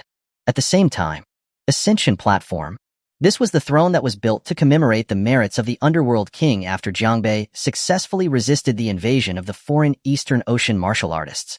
Its existence made the entire people of Jiangbei feel extremely honored. Every martial artist, every martial police, every member of the General Assembly would swear their oath, receive honors, and be granted titles here. It had already become a sacred place that could not be defiled by all the people of Jiangbei.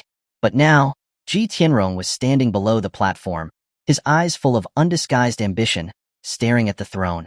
At this time, a man in his 30s with sinister eyes walked forward and said with a smile, Tianrong, all the armed forces in Jiangbei are now under our control. Your decision was really too decisive this time. You're worthy of admiration. Ji Tianrong turned his head and chuckled. It's all thanks to Governor Qi's good cooperation. Otherwise, how could we have been so successful? As soon as he finished speaking, a stern shout sounded from the crowd on the side. Qin, do you know what you are doing? You are committing treason and staging a coup. You will die a horrible death. Chapter 171. Qin. Death won't be good enough for you? Heh. Qin, instead of getting angry at the other man's outburst, laughed. He walked towards the crowd, then with a swift kick, sent the man sprawling to the ground. Qian, you're nothing but a stray dog now, yet you dare put on a show in front of me? Sprawled on the ground, Qian was consumed by rage, his chest burning like a furnace. But his meridians had been destroyed by this brute. He was no different than a common man now, and utterly outmatched. Seeing Chen Yi's wretched state, the sneer on Qin's face deepened. He stepped forward, planted a foot on Chen Yi's chest, and with a twisted, almost manic glee, began to torment him. Ah! Chen Yi, already injured, cried out in agony from the vicious attack.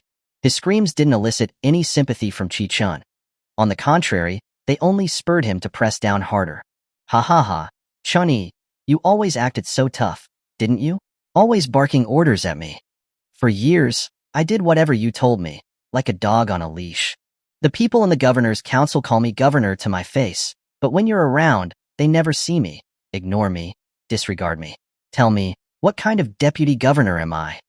Perhaps from enduring so many years of swallowing his pride, Qin seemed to be unleashing all his pent-up frustration on Chen Yi, his expression growing increasingly distorted as he spoke.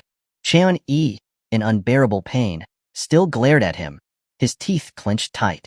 You're just a beast, a rabid dog. Someone like you trying to be the governor of Sanjiang province is an insult to the people. You're full of crap. Qin grabbed a knife nearby and plunged it into Chen Yi's shoulder, twisting it savagely. I could be a better governor of Sanjiang province than you. Why do you hog the position? Why do you look down on me? What makes me, Qin, any worse than you? Chen Yi felt the knife grinding against his bone, causing a mind-numbing pain. Yet he refused to yield, staring at Qin with a fierce intensity. Qin, the Sanjiang Provincial Governor's Council belongs to the nation, to all the billions of people in the Dragon Kingdom. If your heart was true, I would have given you this position long ago. But you chose to betray me, conspiring with Ji Tianrong. You have disappointed me so greatly. Upon hearing this, Qin threw his head back and laughed, the sound filled with mockery. Ha ha ha ha, Chen Yi, do you really think I'm a 3-year-old? He pulled the knife out abruptly and plunged it into another spot, his face now a terrifying mask. A true heart? I started training under you when I was 7, and it's been over 20 years. When have you ever respected me? When I was beaten to a pulp, what did you do? You rubbed salt in my wounds, real salt. You treated me like a dog, and now you say I'm wicked? How can you even say that with a straight face? Slap, slap, slap. Qin slapped Chen Yi repeatedly across the face, the sound filling the surrounding silence with a dreadful sense of despair. If a powerful master like Chen Yi could be reduced to this, what hope was there for the unarmed commoners?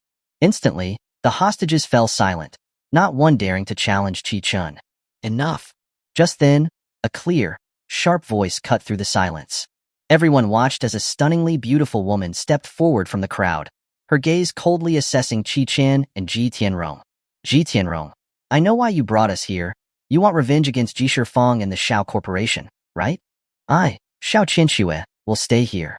I won't go anywhere. Just let everyone else go.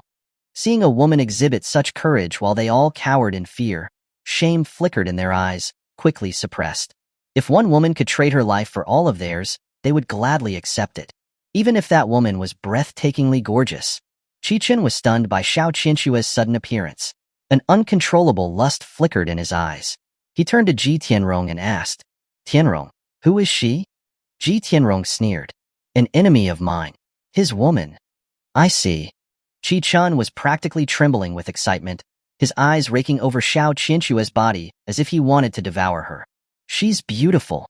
I've slept with so many women over the years, but I've never seen such a perfect specimen. Shao Qinxue glared at him with undisguised disgust. Enough nonsense. Release these people first. Release them? Heh, Shao Qinxue. You seem to have misunderstood your position. Ji Tianrong laughed coldly. He approached her with a wine glass in his hand, sneering. That little bastard named Qin crippled my son. Now, The Ji family is about to stand at the apex of Jiangbei, and I, Ji Tianrong, will become the king of Jiangbei. All of your lives are mine to do with as I please." Hearing this, Xiao Qianque's expression faltered slightly, but she quickly regained her composure. "Someone as pathetic as you dreaming of becoming the king of Jiangbei? Keep dreaming." Ha ha ha ha. Ji Tianrong burst into another round of laughter. "Xiao Qianque, I admire your bravery. A woman with no weapons dare talk to me like this. Aren't you afraid that I will take you right here, right now? You wouldn't dare." The moment the words were spoken, Long Jing jumped out from the crowd, a pink dagger held in front of her, protecting Xiao Qianque. Lin Muxi stepped forward at the same time, standing shoulder to shoulder with Xiao Qianque, her expression calm. Seeing them stand there, everyone was stunned. Each of these three women was a captivating beauty in their own right, and now all three were standing together. Under normal circumstances, men in positions of power would have rushed over to get to know them. But now, they didn't dare cross Ji Tianrong. However, seeing Lin Muxi and Long Jing, Qi Chen's excitement intensified. Three of them. Three such stunning women. Ha ha ha, even just thinking about it is thrilling. He turned to Ji Tianrong. "Tianrong, are these three women for me to play with?" Ji Tianrong chuckled, making a gesture of offering. "Of course, I captured them all for you. I want that little bastard to know what happens to his women when they cross the Ji family. Haha, that's what I call loyalty." Qi Chen laughed excitedly. He suddenly moved with lightning speed, appearing in front of Long Jing. Long Jing hadn't anticipated his speed. Just as she was about to stab him, Qi Chen grabbed her hand, bringing it to his nose and inhaling deeply. "So fragrant. I wonder what it would be like to have you on a bed. That'll probably be better than the immortals, right? Ha ha ha ha." As she watched with growing terror, Qi Chen reached out and wrapped his arm around her waist, ready to rip her clothes off. Suddenly, a figure descended from the sky, landing right in the middle of the king ascending platform. A deafening roar shook the heavens. Chapter 172. You're seeking death by touching my women. Boom, boom, boom. The thunderous sound reverberated throughout the king ascending platform and across Jiangbei's skies. Qi Chen, horrified, instinctively shielded himself. Long Jing took the chance to break free, slashing his wrist with her dagger. She jumped away and said fiercely, "My husband is here. You're dead." Husband? This woman was married? That was a bonus. Qi Chen's heart fluttered with excitement. He glanced at the dust cloud with a cold laugh. What kind of riffraff dares to play the hero here? However, before the words were even finished, a figure shot out of the dust cloud and kicked Qi Chen squarely in the chest. Like a missile, Qi Chen flew backwards, crashing violently into the wall and shattering the entire structure. Everyone stared in stunned disbelief. Who was Qi Chen? The deputy governor of Sanjiang province. His strength even exceeded Chen Yi's. Yet, he had been kicked away like a rag doll. What was going on?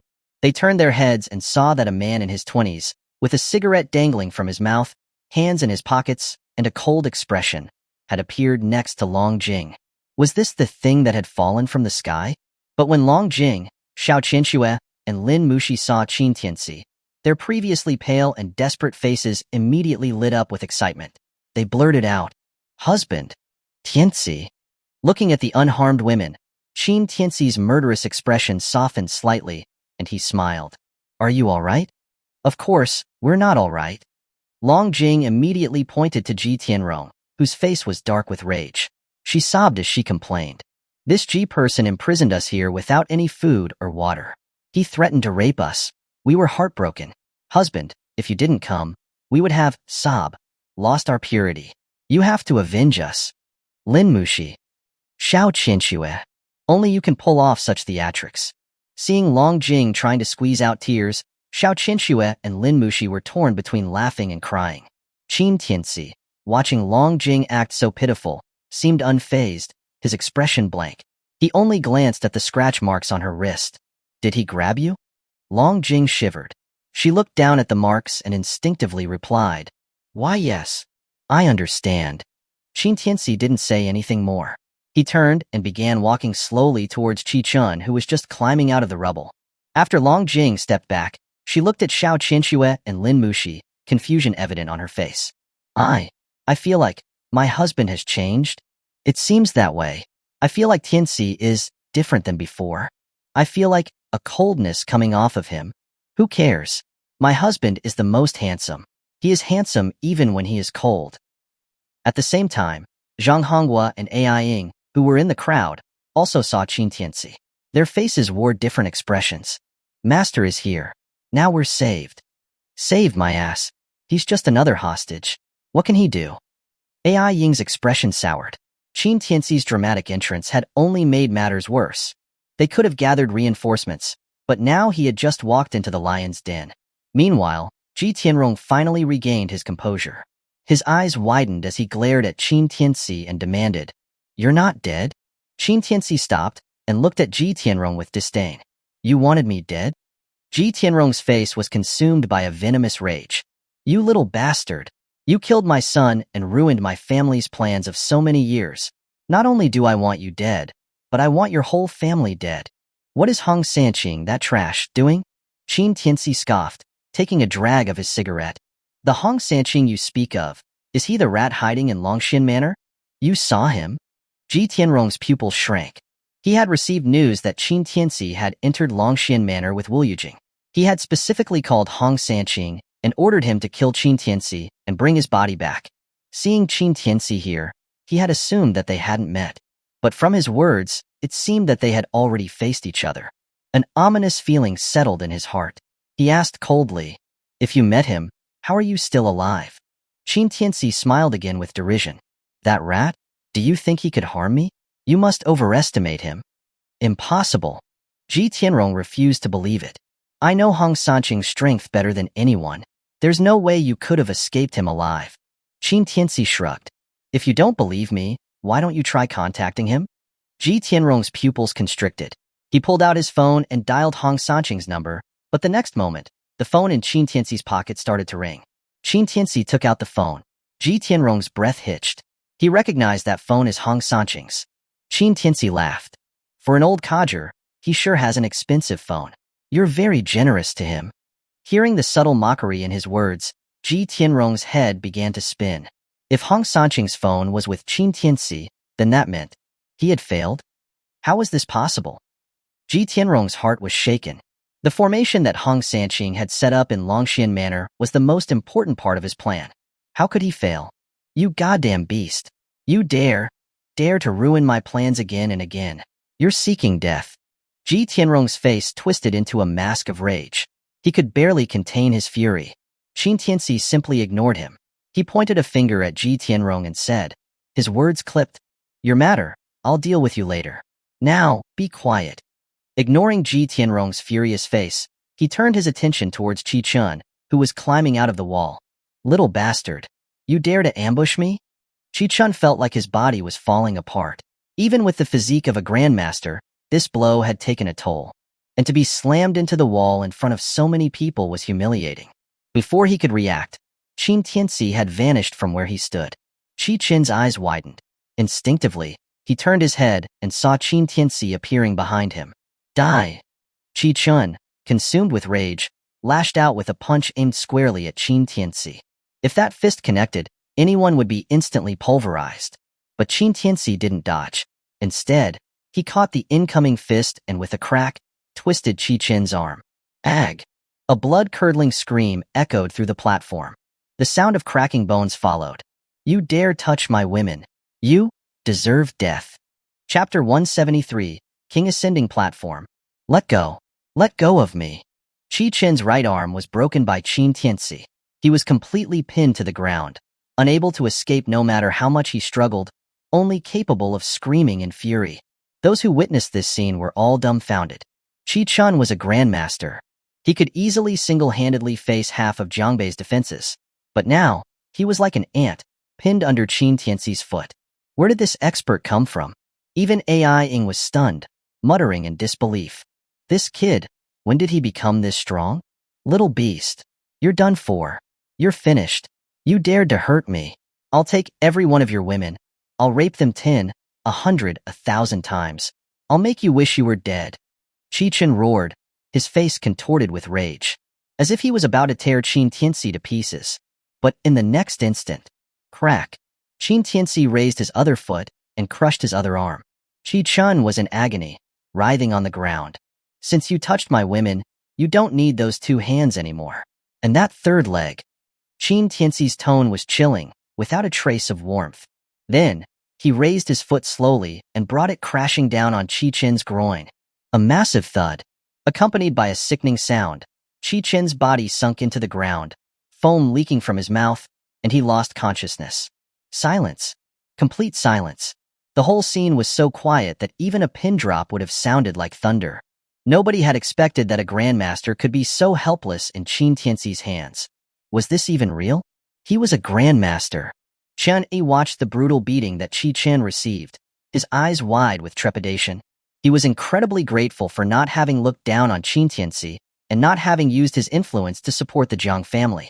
Otherwise, it would have been him lying on the ground right now. It is said that that master has a bad temper, and it's true. Ji Tianrong also did not expect the partner that he had relied on so much to overthrow Chen Yi and gain control of military power to end up in such a miserable state. This forced him to reevaluate the young man standing in front of him. But soon he began to comfort himself. So what if he was strong? In the face of the 4 great families of the capital, he was just a lowly ant. Besides, he had cards yet to be played. There was no reason to fear him. Thinking this, Ji Tianrong put down his wine glass and stared at Qin Tianci with a chilling gaze. I didn't expect that you'd have some tricks up your sleeves. Qin Tianci bent down, grabbed Qi Qin's body like a dead dog, and walked towards Ji Tianrong, step by step, asking in a flat voice, "Is this all you have?" Ha ha ha ha. Ji Tianrong began to laugh, an eerie sound of deranged joy as if he heard the funniest joke ever. Qin Tianci, I admit that I underestimated you. But if you think this is all I've got, then you are dead wrong. Qin Tianci took a drag of his cigarette, a faint smile playing on his lips. Oh really? Then, I eagerly await to see what else you have. Ji Tianrong stopped laughing and pointed at the throne on the king ascending platform, yelling, Do you see what that is? Everyone looked up. Qin Tianci did not look around. Instead, his eyes followed Ji Tianrong's gaze. It was a golden dragon throne, set upon a platform over 5 meters high. The gold shining on the dragon chair symbolized absolute authority and power equal to the gods. Above Jiangbei, the royal power of the world. This was the meaning that the Underworld king had given to the king ascending platform. Fear and reverence washed over the crowd. Qin Tianci was the only one who seemed unperturbed, wearing a half-smile, and asked, through a cloud of smoke, King ascending platform? Since you know it is the king ascending platform, how dare you not kneel? Ji Tianrong laughed coldly, his face contorted with arrogance. As he spoke, the others hesitated for a moment before slowly kneeling before the king ascending platform. But as Xiao Qianxue and the other 2 prepared to kneel, Qin Tianci spoke. You don't need to kneel. The 3 women paused. Although somewhat confused, they ultimately did not kneel. The Underworld king's name might ring throughout the land, but he was nothing compared to Qin Tianci in their eyes. Chunyi glared at Ji Tianrong and yelled, Ji Tianrong, you have such audacity. It's one thing to rebel in Jiangbei, but how dare you steal the Underworld king's name? If the Underworld king knew, you will be punished severely. Ha ha ha ha. Ji Tianrong laughed again, the sound filled with madness. Underworld king? What about him? As long as I ascend to this king ascending platform, from today onwards, I, Ji Tianrong, will be the ruler of Jiangbei. The Underworld king? What is that? Who would dare go up against me? You're insane. Chunyi roared. This king ascending platform is the Underworld king's throne. You have no right to be so disrespectful towards him. Shut up. Ji Tianrong suddenly stopped laughing and snapped out the command. Chunyi's face paled, and he spat out a mouthful of blood. His eyes were filled with terror. The crowd gasped in shock. They thought that Qi Chun was Ji Tianrong's biggest asset, but they never thought that he could make Chen vomit blood with only a shout. Was he also a martial artist? Ji Tianrong was very satisfied with this effect. He gave a sinister smile. After hiding myself for so many years, it is time to stop hiding myself. You're also a grandmaster? Chunyi clutched his chest, his face pale with terror. Heh, grandmaster? What a load of rubbish. Ji Tianrong sneered. In my eyes, grandmasters are nothing but ants. He then looked at Qin Tianci with a bloodthirsty grin. You're lucky today, little bastard. You have a front row seat to witness my crowning. You can live for a little while. Once I've ascended, I'll make sure you get to see what will happen to your women. But Qin Tianci's expression remained flat, even a little amused. If you want to ascend, go right ahead. I'm just a bit bored anyway, so I would like to see the show. Ji Tianrong's face tightened, and he ground his teeth. Very well. I'll see how tough you are after my coronation. We'll see if my fist or your words are harder. You can't. Chani roared again. This is the Underworld King's throne. You have no right. Cough. Before he could finish, Ji Tianrong glanced at Chenny and sent him flying across the room. The action sent a new wave of horror throughout the crowd. Seeing that Chenny had lost his power, Feng Kong and Sun Hua quickly stood up and began to fawn over Ji Tianrong. Congratulations on becoming the king, Ji. My family, the Feng family, will work as slaves and obey all orders. And me too. The Sun family will become an appendage to the Ji family, and we will obey all orders. Seeing that the two family heads had changed sides, the rest also quickly declared their support. The Wang family too. The Li family also. Watching the fickle nature of the crowd, Qian Yi, in pain, was filled with a sense of despair. You will regret this. Regret? Ji Tianrong sneered. My Ji family will stand at the peak of Jiangbei. There is no room for regret. Watch as I ascend today. He then smashed his wine cup on the floor and slowly began to walk towards the king ascending platform. Chapter 174. I said you weren't qualified. My Feng family welcomes the new king of Jiangbei. My Sun family welcomes the new king of Jiangbei. Welcoming the new king of Jiangbei. As Ji Tianrong walked towards the king ascending platform, the family heads who had just pledged their allegiance quickly stood up, trying to curry favor with Ji Tianrong with extremely obsequious postures. Ai Ying, watching the situation unfold, anxiously stomped her feet. It's over. It's completely over now. Once the Ji family takes the throne, Jiangbei will be completely under his control. Do we have any chance of survival? Zhang Honghua, however, seemed very calm, snorting coldly. A waste like him trying to ascend the throne and become king? In your dreams. My master is still standing right here. You old fool, if that kid Qin Tianci was actually useful, would he be saying nothing? Ai Ying said, frustrated. He can't even save himself, yet he's still putting on a show. Zhang Honghua tilted his head back, like a proud peacock. Anyway, my master is unparalleled in this world. It's absolutely impossible for Ji Tianrong to ascend the throne successfully. Ai Ying couldn't understand where his confidence came from. Did he really think Qin Tianci could make a difference? Qin Tianci might be a good doctor, but that didn't mean he held any power. The king ascending platform symbolized absolute authority. Once Ji Tianrong stepped onto it, all of Jiangbei would fall into complete chaos. It would also become detached from national control, becoming Ji Tianrong's private domain. At that point, Jiangbei would become the target of everyone and descend into a war to quell the rebellion. The unarmed civilians would become the victims of the war. Did this old man have a brain injury? Did he not see that? We can't let him ascend. Lin Muxi suddenly cried out, her face pale and filled with anxiety. Xiao Qinxue and Long Jing paused. Why? Lin Muxi explained. The Jiangbei King ascending platform is a reserve of power left behind by the Underworld King. It is the last line of defense to resist external invasion. If Ji Tianrong inherits it, it will be a disaster for all of Jiangbei. What? Xiao Qinxue was shocked. This platform actually has an inherited power? She had thought it was just a symbol of status, a regular throne. She never expected it to have such a history. If that was true, then this was a big problem. However, Qin Tianci scoffed. You think too highly of Ji Tianrong. If he manages to step onto the third step, that's already something impressive. His voice wasn't loud, but everyone heard it. Feng Kong snorted mockingly. What a joke. Master Ji Tianrong might be low-key in his daily life, but his strength is definitely enough for him to sit on that throne. What makes you qualified to question him? Exactly. Sun Hua added in agreement, trying to get on their good side. Master Ji Tianrong's strength isn't something that an ant like you can comment on. I think you should contact a funeral home right now. Once Master Ji Tianrong ascends, it'll be your death. A little ant dares to question Master Ji, seeking death. Master Ji, once you ascend, you'll need a head to hoist as a banner. This kid's head is perfect. We are willing to serve you. The others also pointed their spears at Qin Tianci. It was as if doing so would make them appear more loyal. If they could trade Qin Tianci's life for their own, they would do so without hesitation. Xiao Qinxue and the others grew increasingly upset with the way everyone was attacking Qin Tianci. But Qin Tianci started to laugh. King Ji? More like Chicken King. Upon hearing this, Long Jing, who had just been tense, giggled. Giggle, Chicken King, haha. Husband, you're so talented. Even Ji Tianrong, who had been composed and ready for the ceremony, stopped in his tracks after hearing Qin Tianci's ridicule. He glared at him. You little bastard, once I ascend, I will have you killed as a banner. I will hang your head on the king ascending platform. Qin Tianci calmly lit a cigarette. The arrogant expression from before had vanished. He looked at Ji Tianrong with a sharp gaze, his words clear and precise. You are not qualified.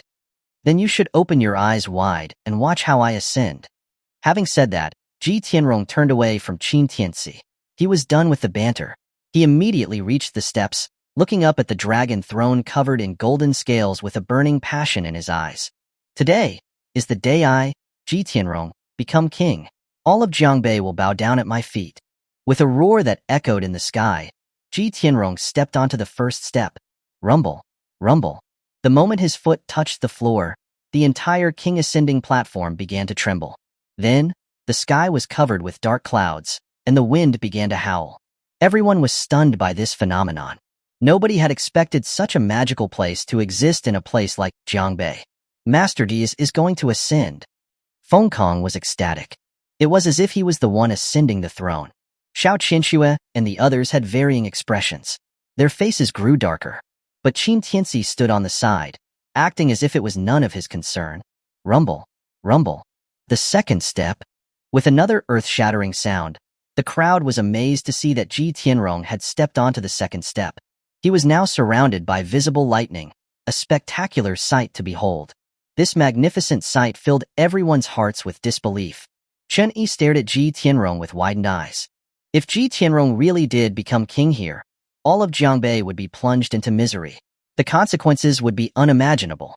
Ji Tianrong, stop right there. Have you even considered the consequences of doing this? Consequences? Ji Tianrong was overwhelmed by the power coursing through his body. He had never been so excited in his life.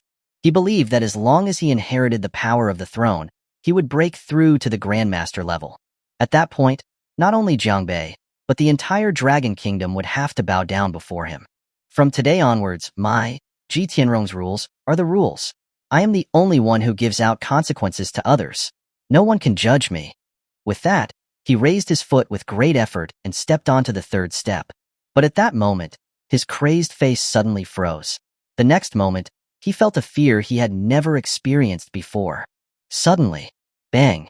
Everyone watched as Ji Tianrong was sent flying off the platform, crashing heavily on the ground. The phenomena in the sky gradually disappeared, returning to normal. The king ascending platform was as if nothing had happened. The dragon throne was still standing silently. Cough. Ji Tianrong coughed out a mouthful of blood, his face full of shock and anger. How could this happen? Why is this happening? Before he could finish, he heard Qin Tianci's mocking laughter. I told you, you're not qualified to sit on the king ascending platform. Chapter 175. Ascending the throne? Impossible. This is absolutely impossible. Ji Tianrong's eyes were wide with disbelief. The pain in his chest grew with every breath, driving him even crazier. He murmured frantically, I am the head of the Ji family and a grandmaster. How is it possible that even this small king ascending platform can stop me? This can't be. The others looked at him, their faces full of horror. Nobody expected that Ji Tianrong, as Qin Tianci had predicted, wouldn't be able to take the third step. What shocked them even more was that Ji Tianrong was visibly injured. Just a platform, and it had this much power? Ji Tianrong was filled with unwillingness. He ignored the pain and charged back toward the steps. This time he didn't try to show off. He used all his strength, intent on jumping over all the steps in one go. But the moment he touched the third step, a powerful, invisible force sent him flying again, crashing heavily onto the ground, coughing up blood. The scene was deathly silent. Feng Kong and Sun Hua, who had supported Ji Tianrong becoming king, had strange expressions on their faces. They stood there, not knowing what to do. They had thought Ji Tianrong was pulling off something big, but it turned out to be a load of crap. This made them, the traitors, feel even more uneasy. God damn it. Ji Tianrong cursed. He wiped the blood from his mouth and stood up again, wanting to conquer the king ascending platform. But at this moment, Qin Tianci appeared next to him. He looked at him with disdain. A lowly ant, daring to defile the throne. He ignored Ji Tianrong's murderous gaze. He began to walk toward the king ascending platform, in full view of everyone. What is that kid doing? Someone suddenly exclaimed. Everyone's eyes turned toward Qin Tianci. Xiao Qianxue cried out in shock. Tianci? Qin Tianci ignored her, not stopping. He's going to the king ascending platform. As if realizing Qin Tianci's intention, Manhwa screamed in terror. Everyone's hearts clenched. They did not understand what was happening. Ji Tianrong's fate was still fresh in their minds. Why was someone else seeking death by ascending to the throne? Feng Kong scoffed, as if waking from a dream. Haha, this idiot. He is trying to touch the king ascending platform that Master Ji couldn't even step on. Manhwa followed, adding to the ridicule. Heh, a waste like him. I bet he can't even touch the first step. Stop right there. That's Master Ji's throne. Stop right there. No wonder Master Ji wants to hang his head on the banner. He deserves to die. With Manhwa and Feng Kong setting the tone, the crowd once again began to support Ji Tianrong. As far as they were concerned, even if Ji Tianrong failed to become king, he still held the power. They just needed to follow him. They did not care what happened to Qin Tianci. Besides, a kid who had barely grown any hair thinking he could take the throne? That was about as likely as the islands returning to the Dragon Kingdom tomorrow. No one was optimistic about Qin Tianci's action. They even cursed him, hoping the platform would kill him right then and there. This kid is insane. How dare he? Ai Ying was utterly shocked by Qin Tianci's actions. She grabbed Zhang Honghua, shaking him violently and yelling, "Is he trying to die? Make him stop." Even Zhang Honghua, who always trusted Qin Tianci, was bewildered.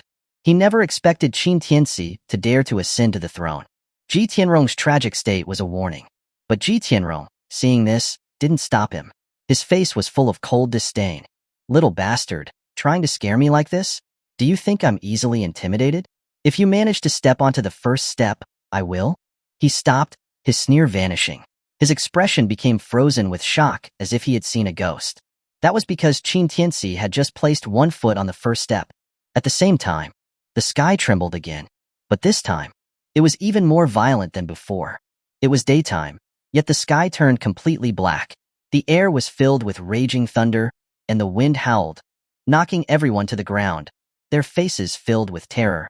Lin Muxi and the others stared blankly at Qin Tianci as he stepped onto the first step. Their beautiful eyes were filled with disbelief. Tianci he. But Qin Tianci didn't stop because of the changes in the sky.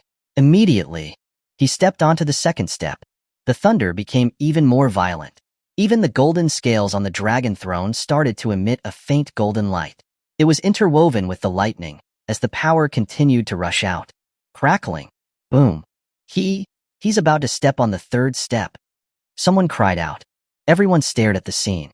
Qin Tianci had already lifted his right foot, ready to step onto the third step. Boom. A deafening bang. Qin Tianci stood firmly on the third step. Gasp. Everyone gasped, their faces filled with disbelief. Ji Tianrong especially didn't see the expected flying body. His face was now completely horrified. He cried out, "This is impossible." Even Xiao Qianxue and the others were shocked beyond words. No one expected that Qin Tianci would really step onto the third step that Ji Tianrong couldn't touch. But before they could even recover, Qin Tianci lifted his left foot, stepping onto the fourth step. Everyone held their breath, their eyes wide. They silently prayed for him to be thrown off the platform. Get thrown off. Boom. Qin Tianci's left foot landed firmly on the fourth step. Then, under the horrified gazes of the crowd, boom. The fifth step, boom. The sixth step, boom. The seventh step. Finally, Qin Tianci, amidst the lightning, made his way to the last step. At that moment, the thunder spread like a spiderweb, terrifyingly powerful, leaving everyone's hair standing on end. But these seemed to have no effect on Qin Tianci. He reached the top and waved his hand. The thunder instantly became tame, slowly seeping into the golden scales on the throne. The next moment, the golden scales emitted a blinding light, momentarily blinding everyone present.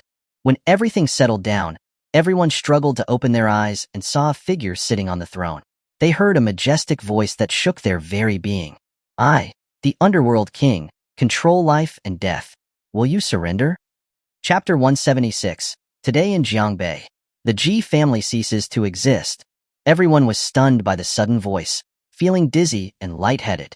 But as they shook their heads and finally focused on the figure on the king ascending platform, their eyes slowly widened as if they had seen a ghost.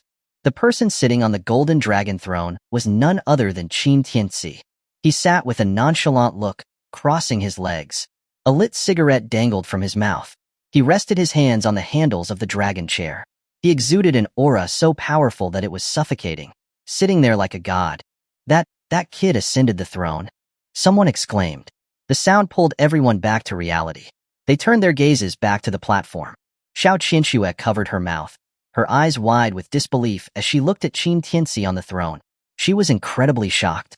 Tian Tianci, he really made it? Long Jing and Lin Mushi were both equally shocked. The former muttered, "What is our husband? That's the Underworld King's throne. He really ascended it." Lin Mushi's beautiful eyes moved slowly. She stared, dumbfounded at Qin Tianci on the throne. She clenched her fists, her breathing becoming increasingly fast. It was clear she could not believe that Qin Tianci had ascended the king ascending platform. Ai Ying, in the crowd, had her eyes opened so wide that she looked as if they were about to pop out. She grabbed Zhang Hongwa's hands and screamed. He really ascended. He ascended. Did you see, old Zhang? He really ascended. Zhang Hongwa, who was standing next to her, felt like he was about to die. She ripped his clothes and scratched his wrists. Could she not be more composed like him? Greetings, master. Greetings, my king. Thump. Zhang Hongwa fell to his knees, his face red with excitement. Ji Tianrong, regaining his composure, looked at Qin Tianci, his pupils constricted. He pointed at him with a contorted face and screamed. You, how dare you? Qin Tianci raised his eyebrow. His face was filled with aloof disdain as he looked down at everyone, as if they were all ants. Why wouldn't I dare? Ji Tianrong was furious. That is the king ascending platform, the throne given by the Underworld King. What are you? How are you qualified to sit there? Get down. Qin Tianci's lips curled into a cold smile. He spoke calmly. Why am I not qualified? Then, his eyes grew cold. Ji Tianrong, since you said that this is the king ascending platform, and it is given by the Underworld King, then now that I sit here, I am the equivalent of the Underworld King. Isn't that right? Boom. Upon hearing that, everyone's minds exploded. Their faces were filled with terror. Nobody expected that Qin Tianci would not only ascend the throne, but also say such blasphemous words. This instantly sent chills down their spines. Feng Kong, in particular, wanted to curry favor with Ji Tianrong. He stood up and yelled at Qin Tianci. You Qin trash! Not only did you defile the throne, you also dare to impersonate the Underworld King. I think you're tired of living. Exactly. Manhwa also stood up and pointed at Qin Tianci. That dog doesn't know what kind of magic he used to ascend the throne, but his disrespectful actions toward the Underworld King are truly evil. And now he's impersonating the Underworld King. That's a crime that would condemn 9 generations. Yeah, get down now. You're not qualified to sit there. Get down. The crowd became enraged, yelling at Qin Tianci on the platform. Seeing that everyone was on his side, Ji Tianrong laughed coldly. Little bastard, you really think that just by sitting on that throne, the throne is yours? Do you think that just by sitting there, I won't do anything to you? If I'm not qualified to ascend and become king, then you are even less qualified. With those words, Ji Tianrong's body suddenly exploded with a powerful aura, causing the entire king ascending platform to shake. Everyone's face was filled with fear as they stepped back several steps. That Ji Tianrong, I never expected him to be hiding so much strength. Qian Yi, clutching his chest, had a look of shock. Today, nobody can stop me. I will rule Jiangbei. They can't, and you certainly can't. Ji Tianrong roared again. His explosive aura made it difficult for everyone to breathe. Xiao Qianxue's heart sank. She looked at Qin Tianci, her eyes filled with worry. However, Qin Tianci, facing Ji Tianrong's powerful aura, did not even flinch. He calmly took a drag of his cigarette. Ji Tianrong, you sold the poison and intended to rebel. Today, I declare, in Jiangbei, the Ji family ceases to exist. Arrogant. Ji Tianrong laughed. Let's see what you can do to me. With a roar, Ji Tianrong focused all his power into his legs. He broke the floor around him, and a powerful blast of force spread around him, sending everyone flying. He was just about to charge towards Qin Tianci. Qin Tianci opened his mouth slightly and spoke softly. Kneel. Boom. The next moment, the power that Ji Tianrong had gathered instantly broke apart. Both of his knees crashed to the ground, smashing the tiles again. Ag. Ji Tianrong felt as if the bones inside his knees had shattered. He screamed in pain. Everyone was dumbfounded by the sudden turn of events. Just a moment ago, his aura had been so powerful. Everyone thought he was going to drag Qin Tianci from the throne and beat him mercilessly. But after the other side had just uttered 2 words, he immediately kneeled. Was this even for real? How is this possible? Ji Tianrong's eyes widened. He felt the bone fragments in his knees and felt a cold dread crawl up his back. He endured the immense pressure that threatened to tear him apart and shakily raised his head, staring at Qin Tianci. His face was full of disbelief. At that moment, Qin Tianci had already stood up and walked slowly down the steps, saying as he walked, I don't know what kind of conspiracy you are plotting with those rats, and I don't care. But you dared to take the lives of everyone in Jiangbei, just to satisfy your thirst for power. It seems that those people behind you have given you a lot of confidence, enough to make you, an ant, dare to rebel. His tone grew colder with every word, like thunder resounding in their ears. Ji Tianrong felt the killing intent hidden in Qin Tianci's words. His heart trembled. He stared at him, incredulous. What are you? Qin Tianci blew a cloud of smoke and stepped on the cigarette butt. You don't deserve to know who I am. You just need to know that today, you, Ji Tianrong, are unforgivable. Then, under everyone's shocked gaze, he slowly raised his hand, pointing at Ji Tianrong, and slowly lowered it. The next moment, Ji Tianrong instantly felt a mountain-like pressure coming from all directions. It overwhelmed all his nerves. He wanted to roar, but the words were stuck in his throat. He was afraid. He was truly afraid. This man was an existence he could not contend with. He regretted it. Why did he have to face such a monster? Why did he do something so stupid? Silence. Everyone held their breath, not daring to even breathe. And in this silence, Qin Tianci softly spoke. Die. Chapter 177. You won't be lonely. No. Ji Tianrong used every ounce of strength he had to scream out loud. You can't kill me. If you dare kill me, all of Jiangbei will die with me. Upon hearing this, Qin Tianci's hand, which had been slowly lowering, abruptly stopped. But even in that short moment, Ji Tianrong's face became ashen, and he coughed up a mouthful of blood, finally having a chance to catch his breath. His face was as white as a corpse and he was trembling with fear. He had felt like he was in a vacuum. Every inch of his skin was being torn apart by pressure. If he hadn't used those words to get Qin Tianci to stop, he would have been ripped apart right then and there. Qin Tianci raised an eyebrow, his gaze sharp. What did you say? Ji Tianrong gasped, lifting his head to look at him with a ghastly expression, a sinister smile spreading across his lips. Scared? Heh, you're so powerful, aren't you? You think you're all that? Then kill me. Ha ha ha ha, kill me, and not only will the people here die, everyone in Jiangbei will die too. Upon hearing this, everyone's faces paled. They were terrified, not knowing what kind of backup plans Ji Tianrong had up his sleeve. Chunyi cried out in horror. Ji Tianrong, what did you do?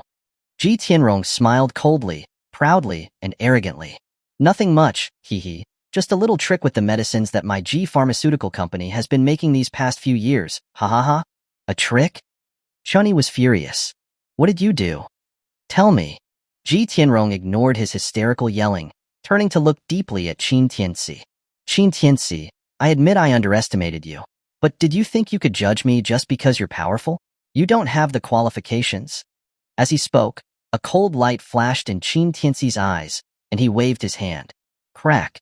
Ji Tianrong's right arm was instantly shattered. The bloody severed limb dropped to the floor. Ah! Ji Tianrong screamed again, horribly. Qin Tianci, as if he didn't hear, waved his hand again. Crack. Ji Tianrong's left arm was also broken. The agonizing pain nearly made him lose consciousness. But he endured it, and with a bloody mouth, he said, grinning menacingly, Kill me then, kill me, ha ha ha. The more angry you are, the happier I am. Millions of people in Jiangbei will be buried with me. I think I will get a good deal out of this, ha ha ha. Upon hearing this, Qin Tianci's face grew cold. A silver needle flew from his fingertips, piercing Ji Tianrong's chest. Ji Tianrong instantly felt an unbearable itching pain, like thousands of ants eating at his heart. He began to roll and scream on the ground. Kill me! Kill me! Qin Tianci, you coward! If you have the guts, just kill me. But Qin Tianci remained unmoved, his eyes piercing. Kill you? That's too cheap. This needle will keep you in pain forever. Even if you try to kill yourself, you won't be able to. You should enjoy this. This made everyone shiver. They thought Ji Tianrong was the epitome of evil, but now it seemed like he was completely outmatched by Qin Tianci. Since Ji Tianrong's arms were shattered, he could not even scratch the itch. He was rolling on the ground, his face contorted in a painful and twisted way, as if he was suffering from extreme torture. You dog! I won't let you go, even as a ghost. Ah! Ji Tianrong screamed madly.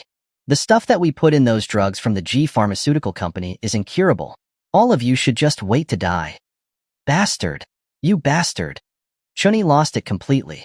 He didn't think that Ji Tianrong was this deranged.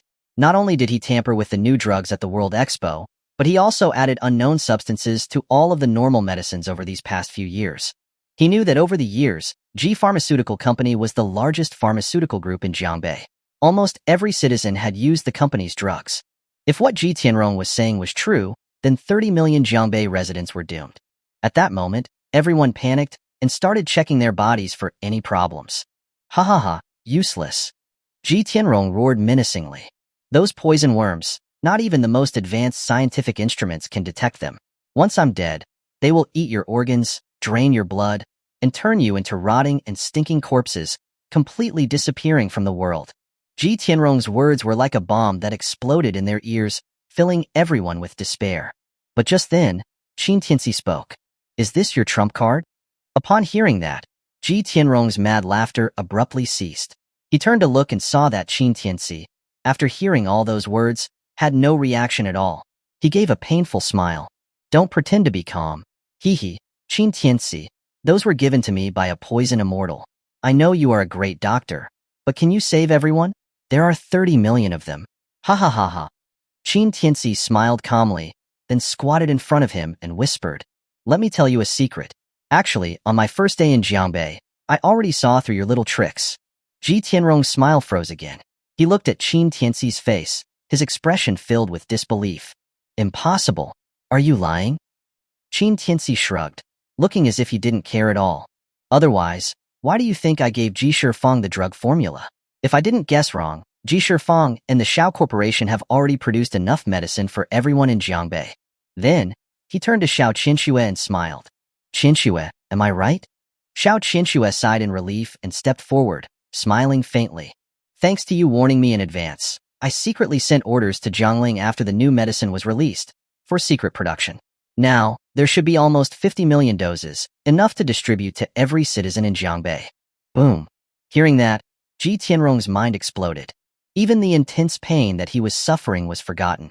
He was completely petrified. So you had Ji Shifeng release the new medicine, so you could… What else? Qin Tianci spread his hands, looking very innocent. If it weren't for seeing through your tricks, do you think I would have gone to the World Expo to challenge you? Did you think I was really here because I loved you? PFT. Ji Tianrong spat out another mouthful of blood. His heart was completely filled with rage. He pointed at Qin Tianci with a trembling finger. His face was so distorted that everyone was afraid. Qin Tianci. Qin Tianci. You will die. I'll wait for you down below. You will die. Qin Tianci, instead of being angered, smiled. He reached out to pat his face. Don't worry, I will send those people behind you to accompany you as soon as possible. You won't be lonely.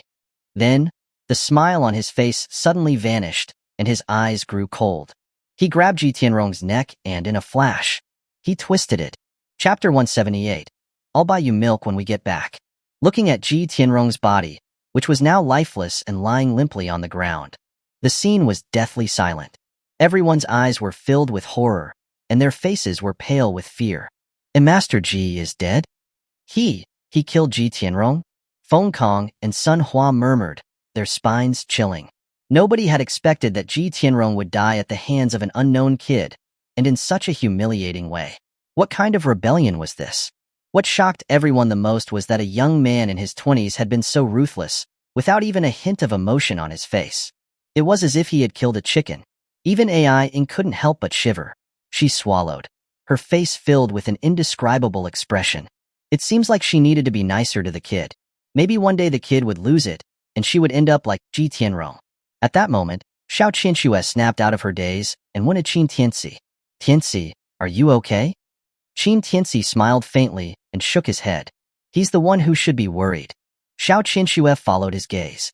Ji Tianrong's eyes were wide open, his face filled with unwillingness. He was lying on the ground, staring at them, like a vengeful ghost who had not fulfilled his wishes. Long Jing and Lin Mushi walked over as well. Long Jing was very excited. Hubby, that move you did was so cool. How did you do it? Teach me. Qin Tianci tapped her forehead and smiled faintly. Why are you always such a troublemaker? Long Jing held her head and stuck out her tongue, looking very cute. It's not like I didn't know that I had a good husband who has my back. Otherwise, I would have run away with first sister and third sister. I would have never waited for Ji Tianrong to capture us, right? She was telling the truth. When Ji Tianrong had come to take them away, Long Jing had every chance to escape with the two others. But perhaps this woman relied on Qin Tianci. She wasn't afraid at all. She even made a racket after Ji Tianrong came, saying that she was going to play with him. She was a typical look at the show, afraid that it will be too small kind of person. Qin Tianci rolled his eyes at her. He then turned to look at Xiao Qianxue and Lin Mushi. From today onwards, the Ji family in Jiangbei will be gone. Qianxue, Mushi, you can start preparing to take over the businesses that the Ji family has left behind. Hearing this, Xiao Qianxue and Lin Mushi looked at each other, their faces full of happiness. It wasn't because they could swallow the Ji family that made them happy, but because their man was still thinking about them. This warmed their hearts. No. Long Jing started to act spoiled, shaking Qin Tianci's arm. Qianxue and Mushi have their benefits, but I don't have any benefits. I don't want this. Her gentle voice caused the many men on the scene to feel respect. But Qin Tianci patted her head and said harshly, Do you want a reward for causing trouble? Long Jing looked like she was about to cry, feeling completely wronged. The men in the surrounding couldn't help but swallow. They almost shouted, Give her a reward. I'll buy you milk when we get back. Qin Tianci smiled and said casually. Long Jing's mood instantly improved. She smiled happily. Okay. This time I want to drink my fill. Clatter, clatter, clatter. At that moment, Dong Shuqing led Han Mengjie and a large number of armed police into the scene, startling everyone. Because of what had happened with Ji Tianrong, everyone there was like a startled bird, instinctively thinking that they were in danger again. Dong Shuqing, upon seeing that everything had settled, breathed a sigh of relief. He quickly went to Qin Tianci and asked, Mr. Qin, are you all right? Qin Tianci smiled faintly and shook his head. Dong Shuqing immediately gave the order. Secure the scene. Arrest everyone related to the Ji family and bring them back for questioning. Han Mengjie nodded in response. Yes. Her capable figure gave a sense of security to everyone else. But no one noticed that when Han Mengjie saw Long Jing acting so close to Qin Tianci and Xiao Qianxue and Lin Mushi gazing at him with love in their eyes, her heart suddenly skipped a beat. Han Mengjie had always been very confident about her looks. But when she saw these three women, she instinctively felt inferior. There were such beautiful women in the world, and what's more, there were three of them, all revolving around Qin Tianci. In that instant, Han Mengjie understood why Qin Tianci would act like a flirt when he was teasing her, yet his eyes were as clear as water, and she couldn't feel any lust from him. So he has such beautiful girlfriends, no wonder. Han Mengjie didn't know where the disappointment was coming from. She just felt like she had instantly deflated, with no energy left. Qin Tianci seemed to notice Han Mengjie's gaze and couldn't help but turn his head to look at her. Han Mengjie's heart skipped a beat. She immediately averted her gaze and began to direct her troops to wrap up the work. Qin Tianci was confused, but he didn't think too much of it. He turned to Chen Yi and asked, Governor Chen, you look quite disheveled. Chen Yi smiled bitterly at his teasing. Mr. Qin, it's my incompetence. Qin Tianci smiled faintly and didn't blame him much. He lifted his hand and stuck a silver needle into his arm. The next moment, Chen Yi instantly felt the power coming back to his arm. The injuries that he had received from Qi Qin's sneak attack slowly started to heal. In an instant, Chen Yi was ecstatic. He suddenly stood up and waved his arm a few times. Then, he bowed deeply to Qin Tianci. "Thank you, Mr. Qin." Qin Tianci waved his hand. "You deserve it." Upon hearing this, Chunyi paused. The joy in his eyes became more intense. It was more important that he had gained Qin Tianci's recognition than his arm being healed. Back when he was doing the Jiang family's bidding, Qin Tianci almost crippled his hands. Even though it was never said, Chunyi knew that he had left a bad impression on Qin Tianci. His hands were a warning to him. But now, Qin Tianci didn't just heal his hands. He also healed his wounds. This was proof enough. Qin Tianci had seen him as one of his own. Nothing was more exciting than getting Qin Tianci's approval. He was also glad that he didn't switch sides at the last moment. Otherwise, it wouldn't have been Ji Tianrong and Qi Chun, but him lying on the ground right now. Thinking this, Chunyi immediately pledged his loyalty to Qin Tianci.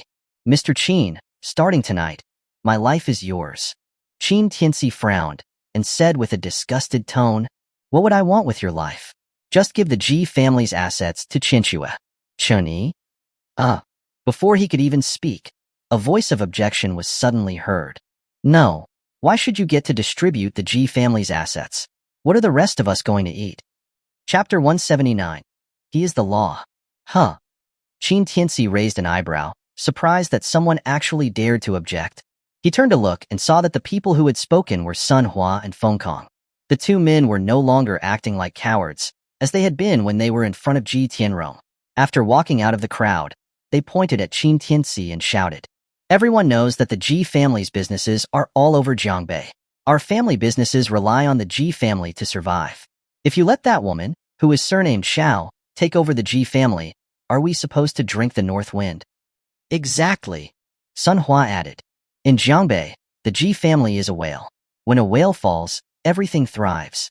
How can an outsider company take all the Ji family's assets? I, Sun Hua, am the first to refuse." Upon hearing this, Dong Shuqing and Chen Yi were stunned. Their faces filled with anger. They knew that it was Qin Tianci who had saved these people from Ji Tianrong. Not only did they not thank him, they were now fighting over the spoils. They were so heartless. Dong Shuqing frowned and scolded. No one is qualified to question Mr. Qin's decision of who to distribute the Ji family's assets to. "Chief Dong, you're not being fair."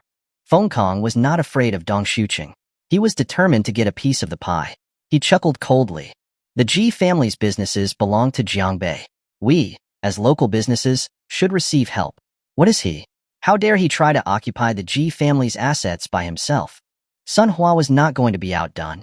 What Master Feng says is right. We are all people of Jiangbei. This kid is an outsider. And those women, they're all outsiders. How can we allow a bunch of outsiders to occupy Jiangbei? Even if we're willing, nobody here today will agree to that. Yes, we don't agree. The Ji family's assets must be divided equally. That kid is a murderer. Why should he get anything? That's not fair. With Sun Hua and Fengkang's instigation, the others also began to express their dissatisfaction. That's the way people were. Once their lives were saved, their desires would begin to swell.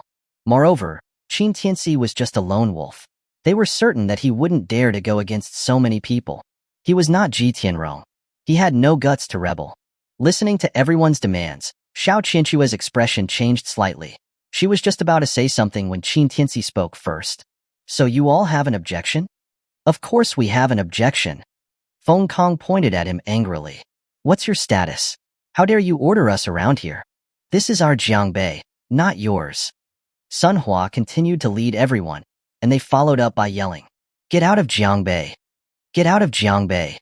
Seeing this scene, Chunyi snapped. "Do you people have any conscience? If it weren't for Mr. Qin, you would all be dead right now. So what if he saved us? If Ji Tianrong was still alive, he would not mistreat us." Fengkong ignored Chen Yi's anger and continued his rebuff. "We have to fight for our own fairness." "Fairness?" Qin Tianci laughed. He laughed heartily. "What are you laughing at? Did I say something wrong?" Fengkong felt insulted when Qin Tianci laughed. He glared at him. Qin Tianci lit a cigarette and said calmly, "No, you're right. I think it should be this way too." "Humph.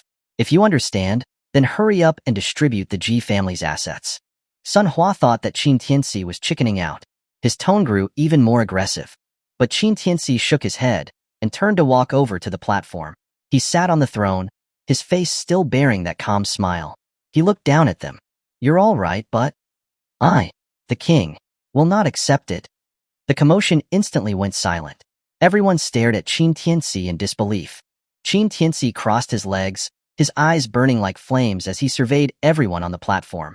From today onward in Jiangbei, my rules are the rules. From today onwards, I will be the ruler of Jiangbei. Boom. Upon hearing this, everyone's mind exploded.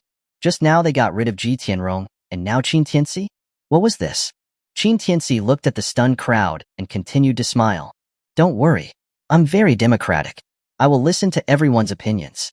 But whether or not I accept them is my business. I also allow people who disagree with me to exist. I will patiently explain it to you, until the point where no one disagrees. Hearing his arrogant words, Feng Kong was the first to react. He yelled, Who do you think you are? How can you become the ruler of Jiangbei? Even Ji Tianrong was not qualified to sit on that throne. What makes you so special? Sun Hua was also livid, his face red. I agree. But just at that moment, Dong Shuqing suddenly spoke. He then walked up to the king ascending platform in full view of everyone and knelt on one knee. Dong Shuqing welcomes the new king of Jiangbei. Chun Yi quickly followed behind him, kneeling in front of Qin Tianci with his hands clasped. Chun Yi, the governor of Sanjiang province, welcomes our king. Silence. Complete silence. Everyone was stunned at that moment. Dong Shuqing, the chief of Jiangbei, whose status and position were well known, was kneeling in front of Qin Tianci, bowing his head in submission. And then there was Chun Yi, the governor of Sanjiang province. His position, his status, and his power were on a different level than the ruler of Jiangbei. There was only one governor in Sanjiang province, but there were many rulers in cities. This was completely backwards. Chief Dong, Governor Chun, what are you doing? You, people with status like you, are kneeling before this inexperienced kid? Have you no shame? Dong Shuqing and Chun Yi did not react. They remained kneeling on the ground. Since Qin Tianci had not spoken, they didn't dare stand up. At that moment, Qin Tianci spoke. Chief Dong, Feng family, Sun family, and all the rich families here. Have you investigated those despicable things you've done with the Ji family all these years? Dong Shuqing nodded. Everything has been investigated. We can arrest them at any time. Hearing this, Feng Kong and Sun Hua's faces instantly paled. They looked at Dong Shuqing in horror. Dong Shuqing, you need to have evidence when you speak. We have nothing to do with the Ji family. Exactly. How can you convict us based on his words? Where is the law? Enough. Chun-Yi could not bear it any longer. He flew in front of the two and gave them each a slap. Do you think that the things you've done in Jiangbei over the years were done in secret? You beasts dare to question the King Qin. You idiots. Ji Tianrong was rebelling. Do you know who he was rebelling against? He was rebelling against King Qin. Chun-Yi pointed at Qin Tianci on the platform. He wants to know what the law is? He is the law. Chapter 180. 3 Explosive News on the Internet. Listening to Chen Yi's every word, everyone on the scene was in shock. Feng Kong squeezed out a sneer, his face extremely ugly. Chun-Yi, you've gone insane, haven't you? What kind of rubbish are you talking about? He, a stray dog who came out of nowhere? He dares to call himself the law? As soon as he finished speaking, a beautiful figure flew out of the crowd and stabbed Feng Kong in the neck. Sure. Feng Kang's eyes widened in shock. He covered his neck with a panicked expression. After stumbling back, he fell to the ground. He convulsed a few times and then lost all signs of life. Long Jing coldly twirled her dagger. I've endured you for a long time, but I can't take it anymore. How dare you insult my man? Die, trash. Whoosh. Nobody had expected that this woman, with her beauty that could topple kingdoms, would be so ruthless when she struck. She did not give her opponent even a tiny chance to fight back, killing him with one slash of her knife. Sun Hua looked at Feng Kang's corpse, his face pale with terror. He pointed at Long Jing with trembling fingers and yelled, You killed Master Feng? You did everyone see that? She killed him. She's a murderer. But the scene was deathly quiet. Everyone's face was filled with terror. No one dared to cross Long Jing. Seeing that no one was responding, Sun Hua turned and rushed toward Dong Shuqing and Chun-Yi. He killed someone. Didn't you see that? He killed the unarmed Master Feng. He also killed Ji Tianrong and Qi Chun. Are you all blind? But Dong Shuqing and Chun-Yi remained expressionless. They looked at Sun Hua as if he was an idiot. After a moment, Dong Shuqing spoke coldly. Feng Kong colluded with the Ji family and intended to rebel. He deserved to die. Sunhua, if you know what's good for you, come back with us and truthfully confess everything you know. Maybe you will have a chance to be free one day. Upon hearing this, the terror on Sun Hua's face completely froze. He deflated like a balloon and completely collapsed. He knew better than anyone the things they had been doing with the Ji family. It was enough to kill them 1,000 times over. But people would not give up until the last moment. It was only when he saw Feng Kong die that Sun Hua knew he was completely screwed. In the end, Sun Hua knelt on the ground, crying loudly. I'll confess everything. I admit it. Seeing that the once arrogant Sun family and Feng family had been subdued, everyone's hearts trembled. They no longer dared to act out and rushed to confess to Dong Shuqing and Qianyi. Seeing this, Qin Tianci blew a smoke ring, then stood up and walked down the steps. He put one arm around Xiao Qinxue and another around Lin Muxi. He called out to Long Jing. Finished fighting, let's go home. Long Jing smiled flirtatiously. Okay, hubby. Then the four of them left the scene under everyone's astonished gaze.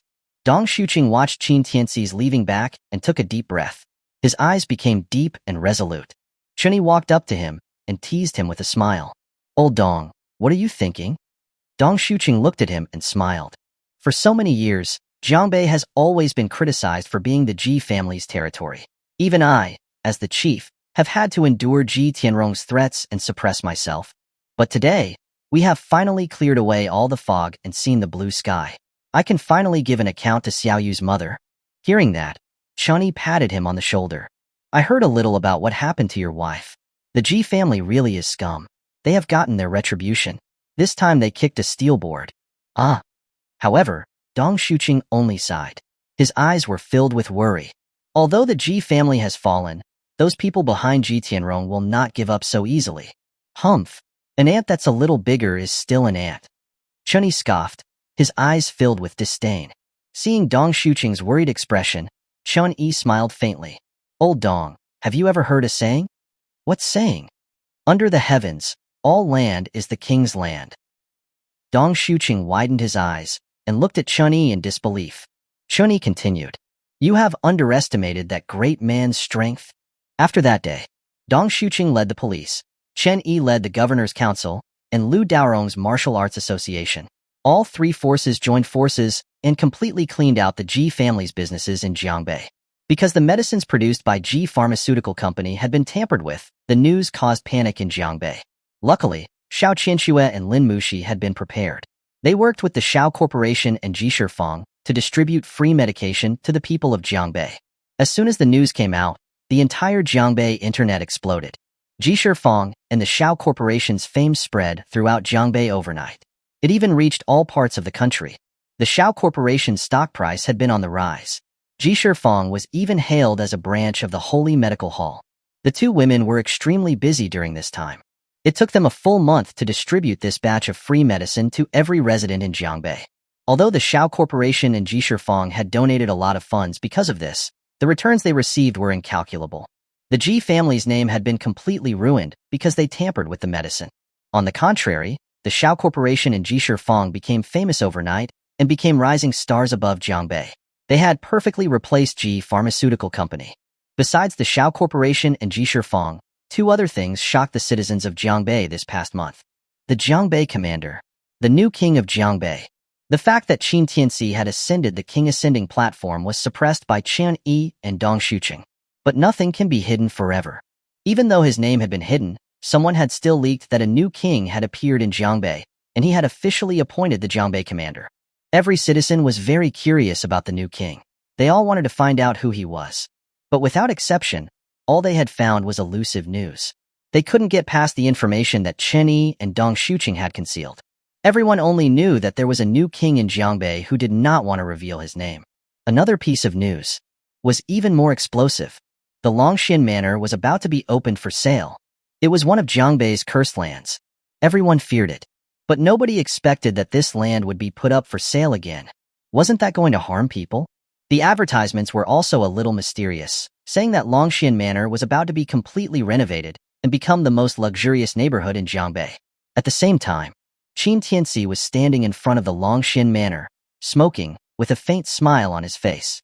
At that time, Dong Shuqing stepped forward and asked, "Your Majesty, is it really okay to open this up to the public again?" Chapter 181, The Re-Emerging Spirit Eye. Why not? Qin Tianci lit a cigarette, a faint smile playing on his lips.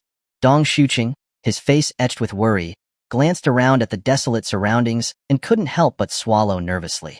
To be honest, ever since his daughter, Dong Xiaoyu, had disappeared here and returned in her altered state, he had harbored a deep-seated unease about this place. For a long time, he'd even entertained the thought of completely leveling it. However, he knew that there might be clues hidden here that could potentially save his daughter, so he had suppressed those thoughts. Now, hearing Qin Tianci's plan to redevelop the land, his apprehension only grew stronger. "Sir," Dong Shuqing began hesitantly, "this land is sinister. Even though you're getting it for practically nothing, if you invest money into it, I'm afraid it might." He didn't finish the sentence, but his meaning was clear. Dragonhaven had long become a taboo area for the people of Jiangbei. Any forced investment in its development was likely to be a complete waste. Qin Tianci, however, remained remarkably calm. "Don't worry. If this land can be developed, not only will it not be a loss, but it'll eventually be so desirable that it will be hard to buy." Dong Shuqing blinked, then gave a wry smile. "Sir, are you serious?" Qin Tianci chuckled. "Do I look like I'm joking?" Dong Shuqing looked embarrassed. "Well, Qin Tianci patted him on the shoulder. "Do you want me to reserve a villa for you? I'll give you a huge discount. These houses will be snatched up in the future. Don't say I didn't give you the opportunity." Seeing Qin Tianci's earnestness, Dong Shuqing was momentarily at a loss for words. But trusting Qin Tianci and wanting to avoid being disrespectful, he finally gritted his teeth and said, "Then, thank you for your consideration, sir." Qin Tianci could tell that he didn't truly believe it, but he didn't mind. He turned to Han Mengjie, who was standing beside him. "How about you? Do you want one?" Han Mengjie was taken aback, seemingly surprised that Qin Tianci would ask her. She hastily shook her head. I can't afford it." Qin Tianci paused. "Aren't the police officers paid quite well? It shouldn't be a problem to buy a house here, right? You also need to take care of Xiaoran, and living closer will be convenient." Han Mengjie's pretty face flushed with embarrassment. A hint of sadness flashed in her eyes as she hesitated before finally saying, I've spent a lot of money recently. So, buying a house is out of the question for now." "You have no vision," Qin Tianci said with mock exasperation. "I even wanted you to be my first customer. You're so uncooperative." Dong Shuqing and Han Mengjie exchanged glances, both shaking their heads with amused disbelief. This cursed land was going to sell well? Only if people were rich and foolish. Qin Tianci didn't dwell on it. The only reason he had brought Dong Shuqing and Han Mengjie along was to utilize the police force to clear the area within a few kilometers. After all, the commotion that would soon come from Dragonhaven wouldn't be small. He then led Dong Shuqing and Han Mengjie into the residential area. Although the formation Hong Sanqing had placed there was gone, the landscape of Dragonhaven was still bleak, and the residential area still felt eerily sinister. The moment Dong Shuqing stepped inside, he became noticeably tense. Even though he was an atheist, he couldn't shake the deep-rooted fear that most Chinese people had towards unscientific phenomena. Soon, under Qin Tianci's guidance, they arrived at the King's Building of Dragonhaven, the grand villa where Hong Sanqing had previously cultivated his poisonous creatures. It was undeniable that whoever designed Dragonhaven was a top talent in the industry. Both the villa and high-rise areas had a clear and logical layout. At the very center, a gently sloping hill rose, upon which the king's villa was situated. From there, one could get a clear view of the entire community, creating a sense of being on top of the world. In a normal residential area, this king's villa would be considered a premium property. Han Mengjie couldn't help but ask, "Why are we here?" The heavying energy here made her feel extremely uncomfortable. Qin Tianci replied, "This will be where I live in the future." "Ah." Han Mengjie's face showed shock. You want to live here? This place doesn't feel good at all." Qin Tianci turned to her, teasingly. "What? Since you are not living with me, why worry about how I will feel?" Han Mengjie's face turned crimson. She avoided his gaze, stammering an explanation. I was just afraid you would be uncomfortable. That's why Qin Tianci laughed. "Where I live isn't important, it's who I live with. If you don't mind, you can come live here, too." Upon hearing that, The blush on Han Mengjie's cheeks deepened. Was this an invitation? But wasn't he already taken? And the women he was with were all so beautiful. How could she possibly compete? Looking at Qin Tianci's teasing expression, Han Mengjie felt a mixture of embarrassment and annoyance. Mr. Qin, please mind your manners. Seeing that she was upset, Qin Tianci shrugged his shoulders. It was just a joke. You are always so serious. You will have a hard time finding a boyfriend. Han Mengjie was speechless with indignation. It was none of his business whether she found a boyfriend or not. A player. He was looking at what was in the pot even while eating what's on his plate. It was undeniable that ever since Qin Tianci accompanied her into Dragon Haven, she had developed a strong interest in him. Not only that, but during work, while eating, and even while sleeping, this man would appear. Unbidden in her mind. As an adult woman, she knew she was developing feelings for Qin Tianci. She wasn't trying to suppress it, but her reason was constantly warning her. She and this man, it was not possible. Qin Tianci noticed Han Mengjie's shy behavior but didn't call her out on it. He stopped teasing her and turned and walked into the master bedroom of the king's villa. Dong Xuqing and Han Mengjie followed close behind. However, they were both dumbfounded by the sight that greeted them. In the middle of the room, a blue crystal stone floated in mid-air. After careful inspection, Han Mengjie could not find any wire or fishing line holding the stone up. The stone was genuinely floating on its own. Looking at this incredible sight, both of them were left in awe. This stone is floating by itself? How come we never noticed that there was something like this here? Qin Tianci took a drag from his cigarette and casually explained, this thing is called a spirit eye. Hong Sanqing, Ji Tianrong, and others used this stone to cultivate their poisonous insects. The reason why Dragon Haven became like this is because of its existence. Chapter 182. Selling for $1 million per square meter. Mr. Qin, you're saying that Dragon Haven became like this because of this? Han Mengjie asked, looking incredulously at the blue crystal stone floating in midair, a look of complete disbelief on her face. Qin Tianci nodded. That's right. Although I don't know why a spirit eye would appear in this place, but it's a good thing. A good thing? Dong Xuqing asked, puzzled. Sir Qin, do you know what this thing does? Qin Tianci gave a non-committal smile, then walked to the spirit eye. He took out the dragon spirit he had seized from Hong Sanqing and held it in his palm. The next moment, under the shocked gazes of Han Mengjie and Dong Xuqing, he crushed the dragon spirit. The dragon spirit instantly turned into crystal fragments, scattering throughout the room like a shower of shimmering rain, beautiful and dazzling. Han Mengjie's beautiful eyes sparkled with unsuppressed ardor as she watched this scene. Her fair cheeks were tinged with pink, and her heart pounded in her chest. After all, what woman doesn't like a little sparkle? Especially when the whole room shimmered like a galaxy, and a refreshing fragrance filled the air, making them feel intoxicated. Qin Tianci did not pay attention to the others. His eyes were fixed on the spirit eye before him. A golden light flashed in his palm. He gave a soft shout. When the way of heaven is complete, 3 and 5 are formed. The sun and the moon are in unison, and the universe is clear. Qi is the way break.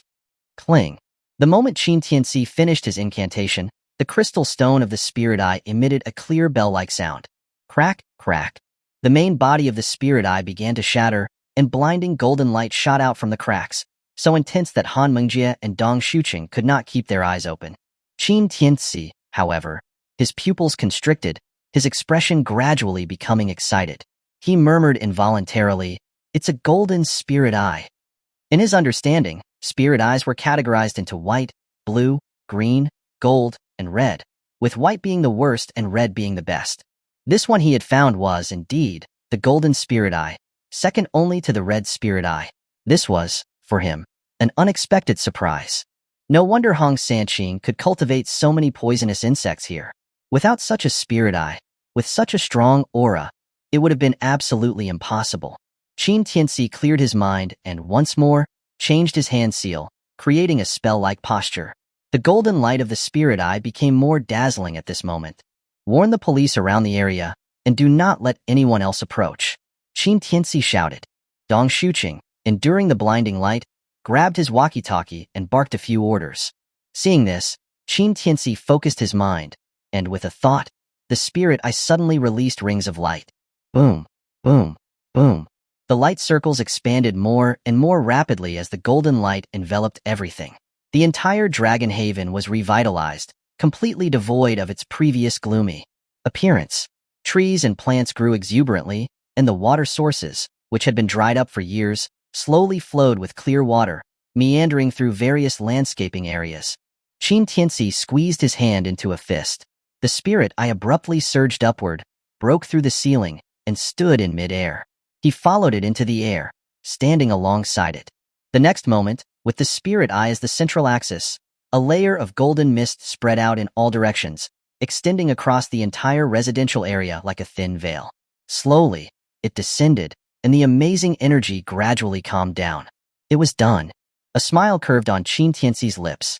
He landed, lit a cigarette, and called out to Dong Shuqing and Han Mengjia, who were still inside the villa, "Come out, it's over." After a while, Dong Shuqing and Han Mengjia stumbled out of the villa. The intense light they had just experienced had left them shaky. However, when they saw the scene before them, their jaws almost dropped. The current Dragon Haven was nothing like the previous eerie ghost town. Instead, it was a vibrant oasis, full of flowers, fragrance, and birdsong. The dark clouds had long dispersed, and sunlight was filtering through the once bare trees, creating a beautiful scene of flowing water and small bridges. If they hadn't seen it with their own eyes, they would never have believed that the real face of Dragon Haven was so beautiful.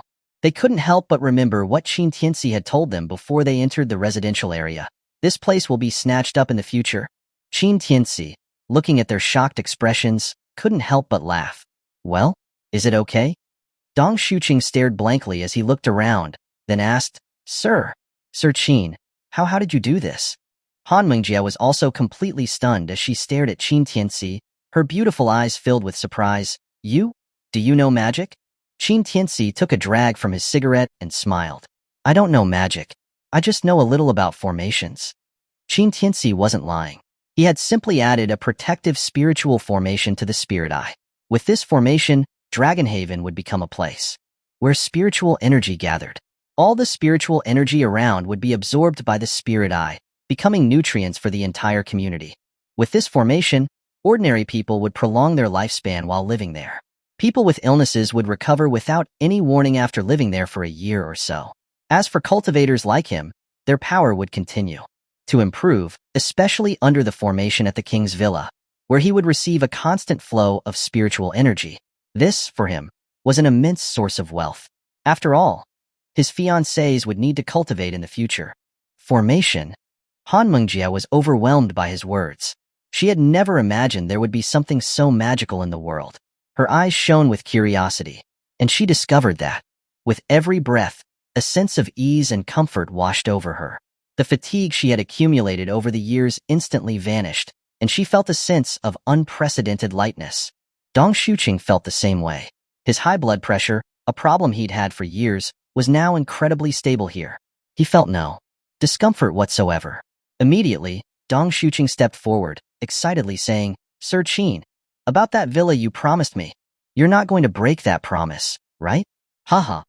Qin Tianci raised an eyebrow, with a hint of teasing in his eyes. "Didn't you say you didn't want it? Have you changed your mind?" "Changed my mind. Changed my mind. I'd even sell my entire fortune just to secure a villa here, sir. You must save one for me." Qin Tianci chuckled. I didn't know that Chief Dong was so adaptable. Dong Shuqing didn't feel embarrassed at all. As long as he could have a house here, nothing else mattered. At this moment, Han Mengjia asked, "Since you are planning to redevelop this land, how much are you planning to sell per square meter?" Qin Tianci took a drag of his cigarette, then looked at her and asked, "How much do you think is reasonable?" Han Mengjia paused, thinking carefully before replying, "It should be at least 100,000 per square meter, right? The location is so good, the quality is so high, and there's the addition of a spiritual formation." "Too little." Qin Tianci interrupted her with a laugh. "What do you mean, too little? You have a small mindset. This community has a spiritual formation that I painstakingly set up.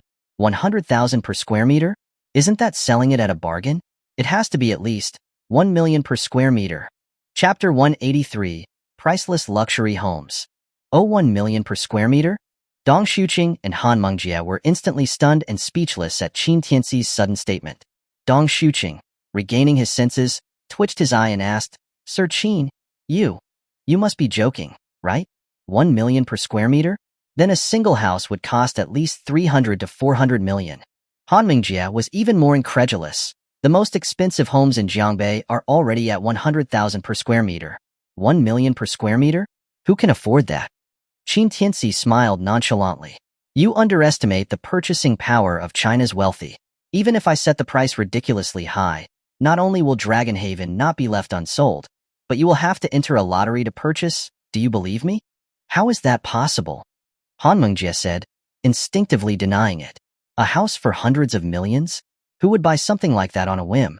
And that's just for the large apartments. If it's a villa, then it's probably 1 or 2 billion. Qin Tianci tapped her forehead with a smile. You know nothing about the world of the rich? At Qin Tianci's unexpected affectionate gesture, Han Mingjie was momentarily discombobulated. Her face blushed a light pink. Before she could react, she saw Qin Tianci turn his back to them and slowly walk up the slope. His gaze became sharp and commanding. With a burst of laughter, he proclaimed, from this day forth, Dragonhaven shall be the only sacred ground in the whole of Jiangbei, and even the entire nation. Looking at the man's imposing presence, Han Mingjie felt her heart beating faster and faster. Her fair legs instinctively tightened. A feeling she could not explain washed over her. Soon, the news of Dragonhaven regaining its former appearance swept across the internet. Seeing the images that circulated online, showing the beautiful scenery that looked like a landscape painting, netizens were abuzz with discussion. However, most remained skeptical. At Qin Tianci's behest, Xiao Qianxue arranged for her company's sales team to handle the launch of Dragonhaven. And when the opening prices were announced, the entire city of Jiangbei was thrown into an uproar. 1 million per square meter? These greedy developers have lost their minds. Hilarious. If anyone buys a home here, I'll be laughing at them for a year. Just that haunted complex? Even if it was free, I wouldn't live there. 1 million per square meter? Go sell it to ghosts. The netizens, who were initially curious about the reopening of Dragonhaven, were quick to voice their anger the moment they heard the opening price of 1 million per square meter. The fact that Dragonhaven had previously been abandoned and had been linked to paranormal events made this news even more ridiculous. As a result, the citizens of Jiangbei felt even more animosity towards it. Qin Tianci, however, was unconcerned. Whether the houses sold or not was of no consequence to him. All that mattered was that he was comfortable living there. But unlike Qin Tianci, Xiao Qianxue was extremely concerned. Her husband had asked her to do something, and it would make her feel guilty if she could not do it well. So one evening, Xiao Qianxue found Qin Tianci alone and asked him what exactly was happening with Dragonhaven and why they were setting such an outlandish price. Qin Tianci didn't explain. He simply told her to get in touch with Lin Mushi the next day and take some patience on a walk around Dragonhaven. Xiao Qianxue had no idea what he was up to, but she didn't ask further. The next day, she spoke to Lin Mushi about it. Lin Mushi, always a person of action, immediately gathered a few patients who weren't in critical condition and went to Dragonhaven. The internet blew up that afternoon. The patients, through first-hand accounts, wrote articles and shared videos, marveling at how Dragonhaven actually had healing properties. Soon, a video of a community that healed illnesses and prolonged life went viral. The patients who were taken to Dragonhaven by Lin Mushi had all been cured upon their return. This immediately attracted public attention, creating a huge uproar on the internet. Whether a community was livable was one thing. Whether it had the power to cure sickness was another. But a community that could extend people's lives was something else entirely. That was a gift from the heavens.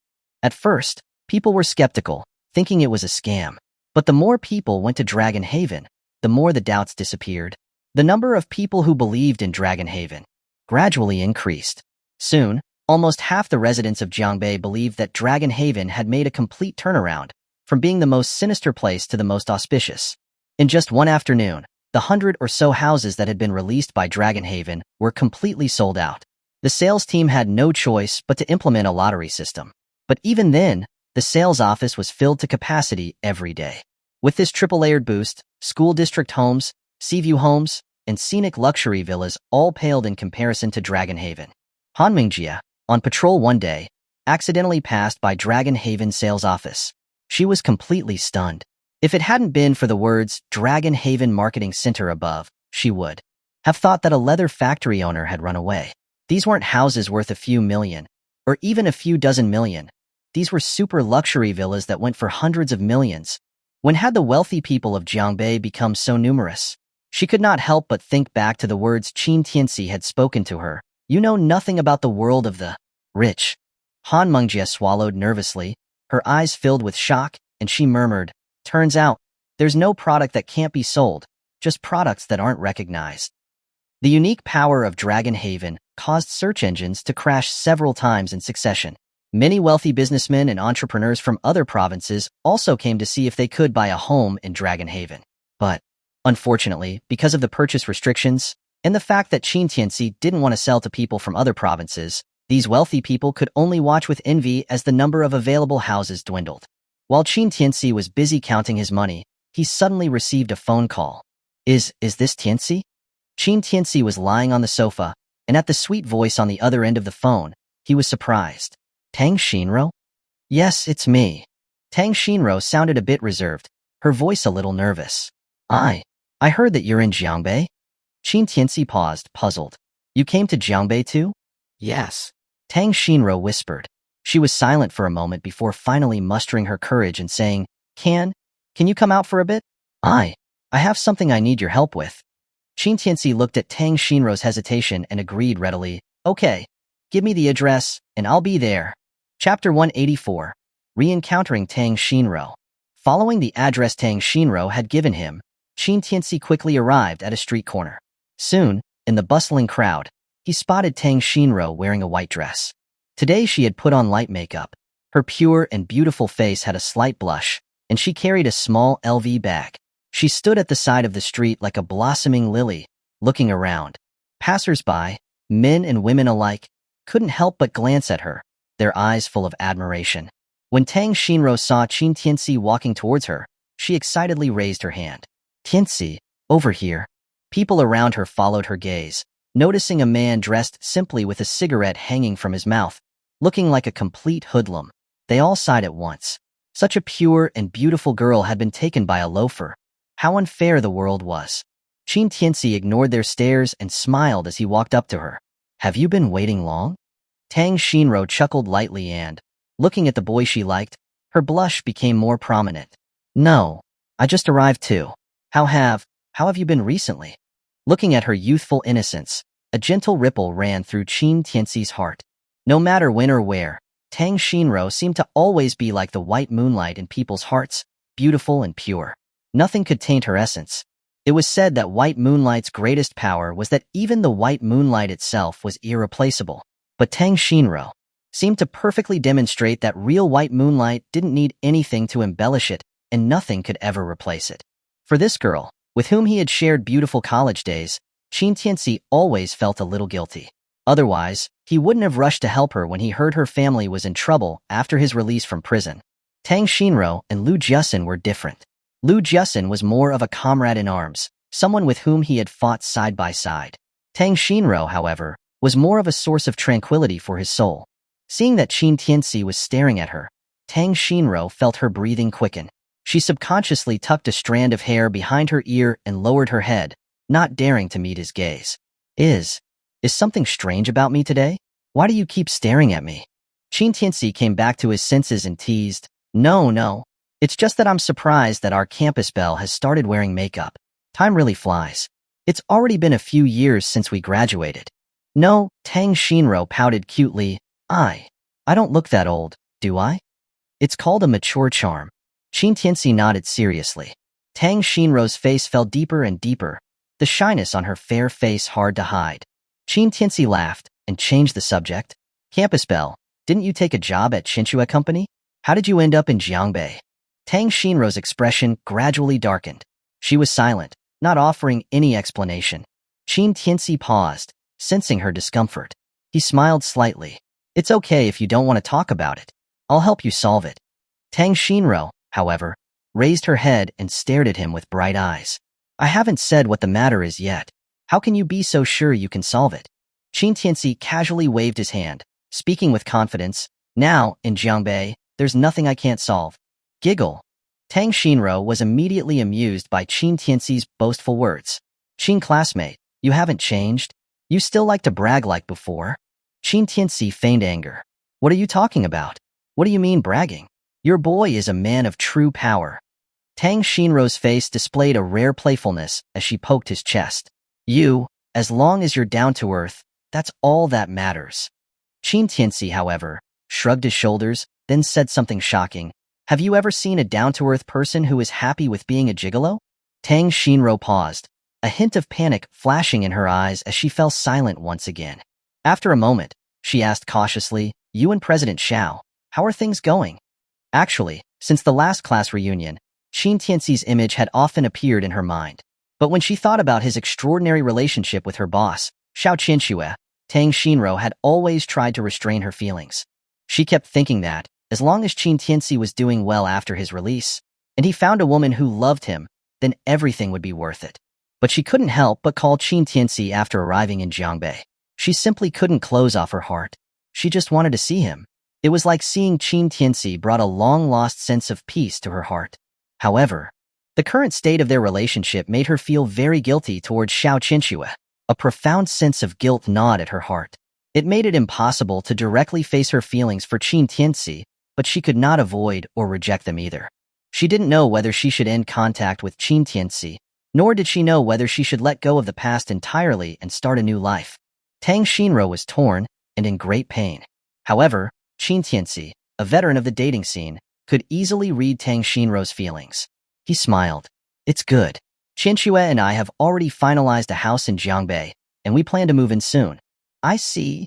Hearing Qin Tianci's words, Tang Shinro felt like a needle had pierced her heart. It hurt. She felt lost and helpless.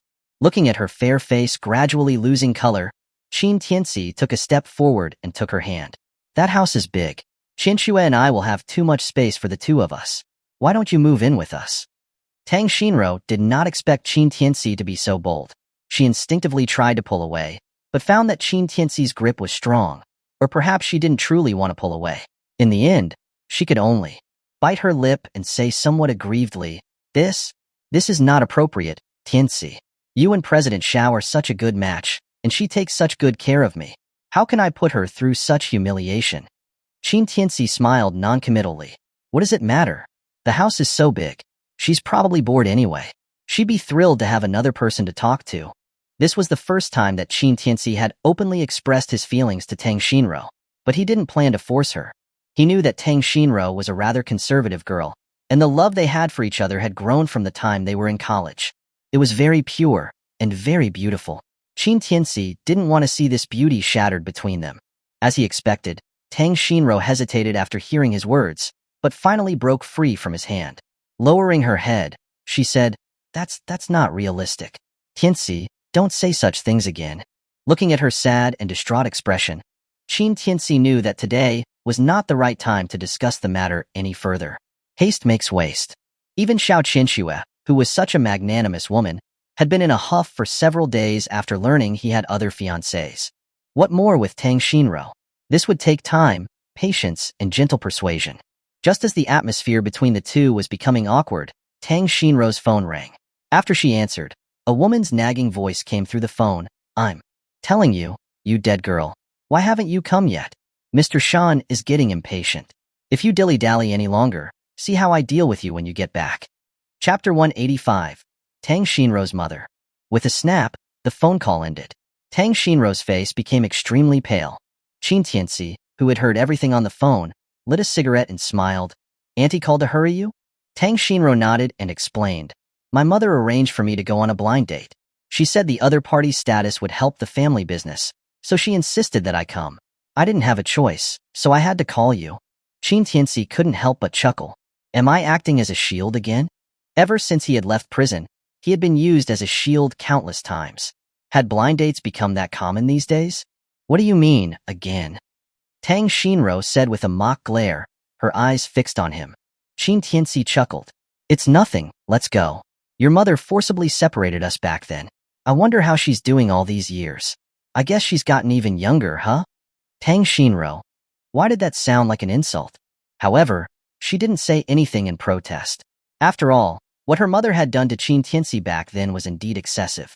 If she hadn't desperately intervened, Qin Tianci would probably have been expelled from Jiangling University. It was only natural that Qin Tianci would resent her. Thinking about that, Tang Shinro couldn't help but sigh inwardly. She wanted her mother and Qin Tianci to get along, but with her mother's personality, alas, Tang Shinro could only sigh. There was nothing she could do to change the situation. Afterward, Qin Tianci and Tang Shinro arrived at a cafe. As soon as they entered, Qin Tianci spotted a familiar figure. Although a few years had passed and time had left a few traces on her face, Tang Shinro's good looks were inherited from her, and her mother wasn't too far behind.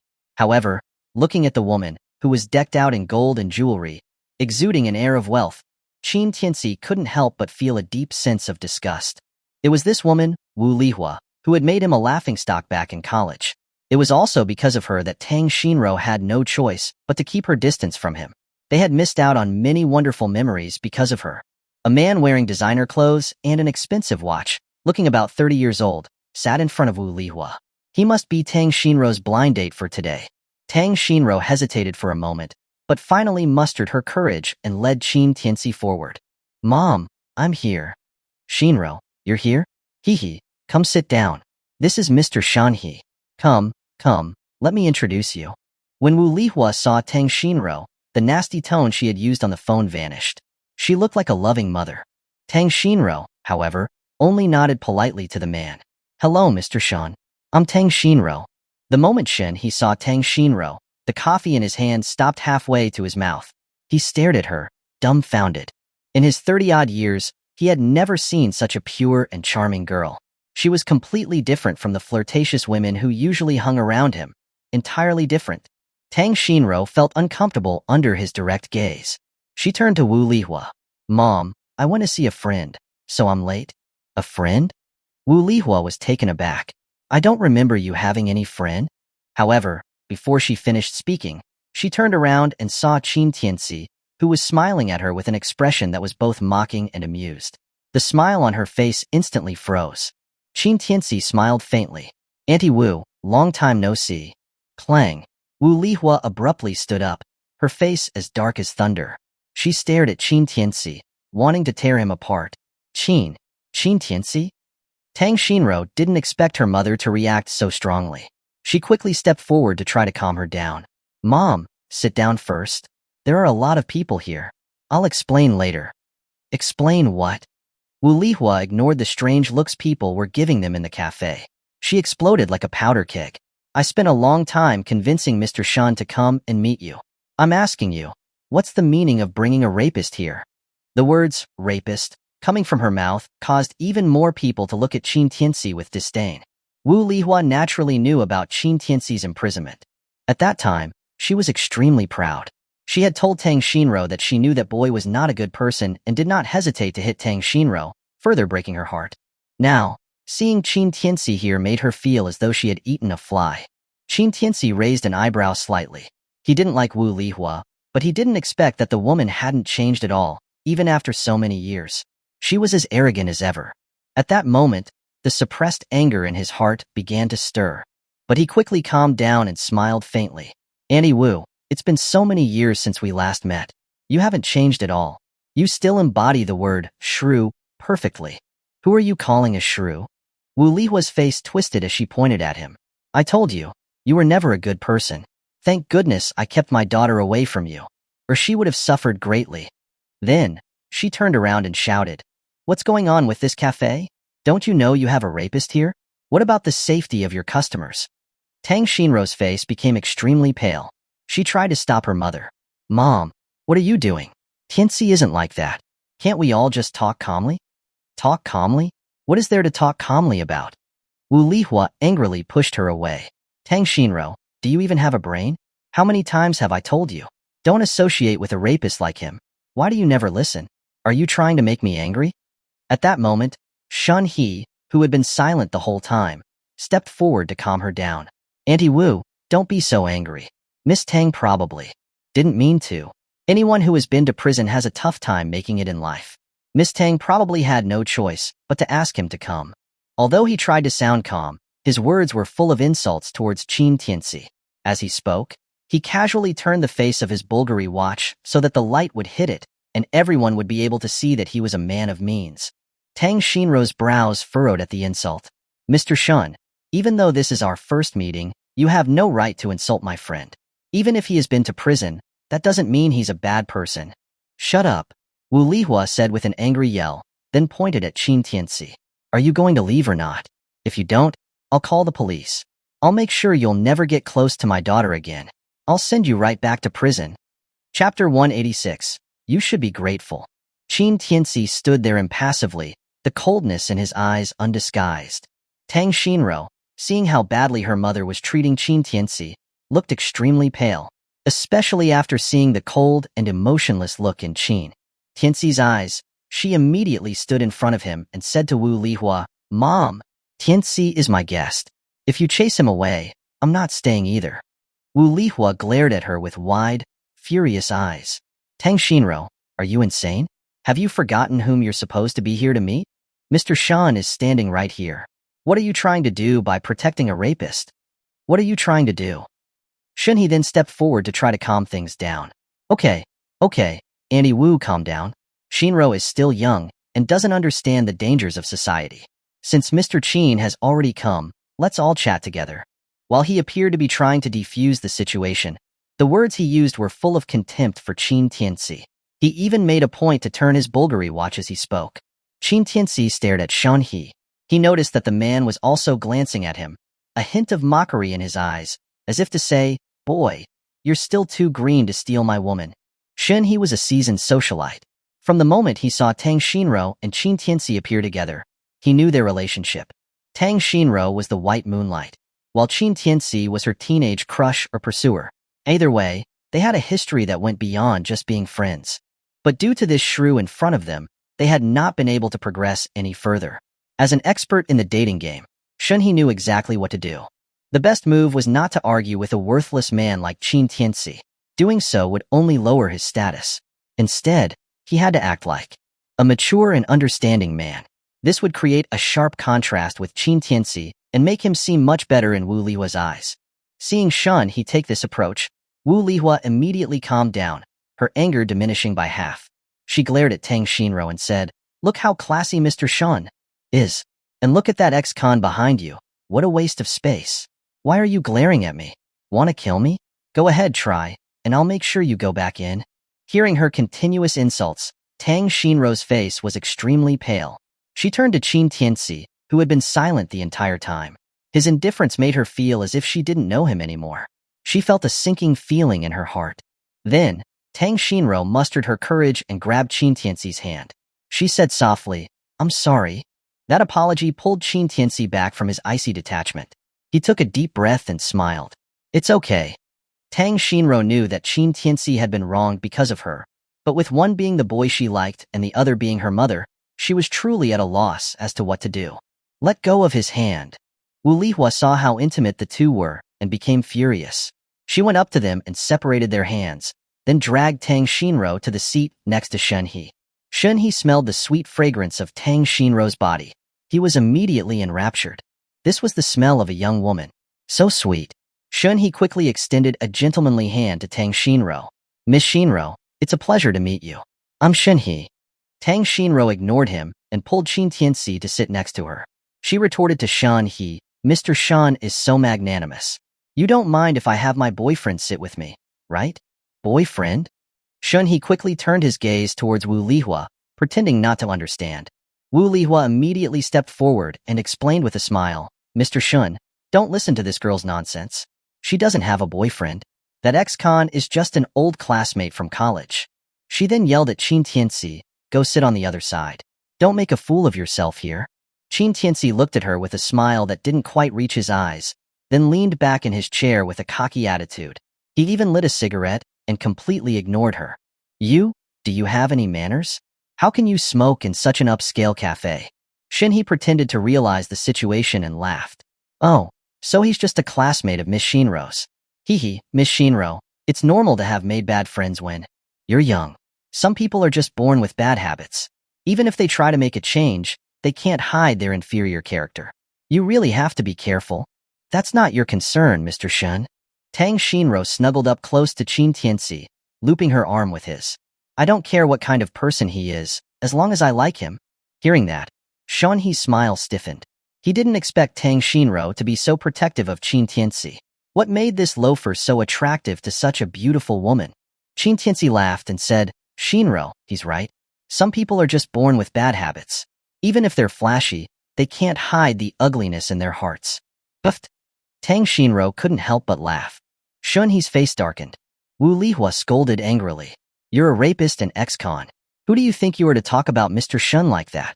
Mr. Shun's starting point is the peak that you'll never be able to reach in your entire life. Qin Tianci froze, turned to face Wu Lihua, and stared at her with eyes as sharp as knives. Her heart thumped in her chest, and she suddenly felt a pain. The only reason that I'm sitting here and talking to you civilly is because of Shinro. You should be grateful that you're her mother. He didn't hide his overbearing aura. When he spoke, Wu Lihua felt a strange fear and her entire body tensed up. She felt a chill go down her spine. This boy, why did he seem so different from before? Back when Wu Lihua had berated Qin Tianci in school, the boy hadn't even dared to fart. Even when he had almost been expelled from school, he hadn't dared to utter a single word of complaint. That's because she was a successful entrepreneur in Jiangling and Tang Shinro's father was a high-ranking government official. Tang Shinro had grown up with a silver spoon in her mouth, while he was just a poor boy from a single-parent family. The gap between them was insurmountable. Tang Shinro knew that Qin Tianci was about to explode.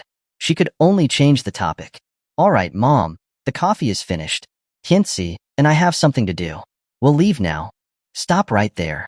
Wu Lihua shouted instinctively, then turned to Mr. Shun. Mr. Shun, weren't you saying you were going to show Shinro some houses later? Hee, why don't you go now? It looks like the coffee is just about done. Show houses? Shinhee paused for a moment, then quickly realized what she meant and laughed. Auntie Wu, you're right. How could I have forgotten? Let's go look at houses right away. Why do we need to look at houses? Tang Shinro asked, confused, with a frown. Wu Lihua pulled her towards the door, leaving no room for argument. Mr. Shan was kind enough to come here. You two will be married soon. Shouldn't you look at houses first? Chapter 187. Who was the commander of Jiangbei? Marriage? Who said anything about marrying him? Tang Shinro exclaimed, shocked by Wu Lihua's words. We've only met once, and you want me to marry him? Mom, what are you even thinking? Wu Lihua, however, brushed it off. The first time is unfamiliar, the second time is familiar, and the third time, the rice is cooked. Mom is speaking from experience. And the house Mr. Shan wants to buy is at least worth tens of millions. You should be happy about that. Tang Shinro became anxious. Mom, how can you do this? I don't even know him. Even if he buys a house worth billions, I wouldn't care. Besides, I already have a boyfriend. Wu Lihua's smile immediately vanished. She said harshly, Tang Shinro, are you trying to challenge me? I know you want a shield, but you wouldn't really consider that ex-con your boyfriend, would you? Let me warn you, Mr. Shun is from the Shun family of Tianhai, with a very strong background. Even Mom doesn't dare to offend him easily. Mr. Shun was already being generous by not getting angry when you brought that ex-con here. If you don't know what's good for you, you'll see what I'll do to you. Tang Shinro tearfully pleaded. Mom, please don't do this. I only want to be with the person I love. Why do you have to force me? How am I forcing you? Wu Lihua said, her eyes wide with anger. I gave birth to you and raised you. Isn't that all so that you can marry into a good family and live a good life in the future? Besides, you should know what situation the family is in now. My business is so difficult. If Mr. Shun doesn't help us, how will your younger brother inherit the family business? He'll have nothing. Tang Shinro bit her lip, tears welling up in her eyes. Yes, she had a younger brother. However, over the years, all the family's love had been focused on that good-for-nothing brother of hers. As the older sister, every single thing she did was to pave the way for him, to create value for him. Mom, didn't I transfer you over 10 million last time? It's already gone? Tang Shinro looked at her mother, wanting to awaken her mother's acknowledgement of her through her own sacrifice. However, Wu Lihua replied with disdain. What can 10 million do? Tang Shinro, what do you mean? Are you trying to settle accounts with me? Tang Shinro's heart died completely. She now knew that, no matter what she said, she couldn't escape her mother's desire to control her. Then, she took a deep breath. Mom, I don't care what you say. This time, I will absolutely not give up Tianci. I will never marry that Shunhee. Wu Lihua ignored her determination. She said, without giving her room to argue, that's not for you to decide. As long as I'm alive, don't even think about having anything to do with that rapist. You don't care about your reputation, but I do. The two of them walked ahead, with Qin Tianci following behind, listening to every word of their conversation. He smoked his cigarette and looked at Tang Xinrou's back, a strange feeling in his heart. It seemed that, over the years, Tang Xinrou hadn't been having an easy time. As they arrived in the parking lot, Shunhee drove his Bentley over to them, rolled down the window, and smiled at the mother and daughter. Auntie Wu, Xinrou, get in. Looking at the luxury car in front of her, Wu Lihua's face beamed with delight. You're too kind, Mr. Shun, taking us around like this. It's my pleasure to serve Xinrou and Annie Wu. In the future, you can just call me Xiao Shun, Xinhee said, flattering her with his words, while his eyes would occasionally glance at Qin Tianci as if showing off his superiority. Qin Tianci did not say much. He wanted to get in the car with Tang Xinrou, but Wu Lihua blocked him. This is none of your business. What are you doing here? You don't want to dirty Mr. Shun's car. Shunhee, on the other hand, feigned magnanimity. It's okay. Since he's Xinrou's friend, he's also a friend of mine. Let's all get in. Wu Lihua immediately changed her tone. Look at how gracious Xiao Shun is, unlike some people. She then turned to Qin Tianci and said harshly, What are you standing there for? Get in the car quickly. There are shoe covers here. Put them on. You wouldn't want to ruin the car's interior. You wouldn't be able to afford that in your lifetime. Qin Tianci completely ignored her shrewish words. He jumped into the passenger seat, put his feet on the dashboard, and lit a cigarette without a word. How can you smoke here? You are so uncivilized. Wu Lihua was about to scold him when Tang Xinrou stopped her. Don't say anything else.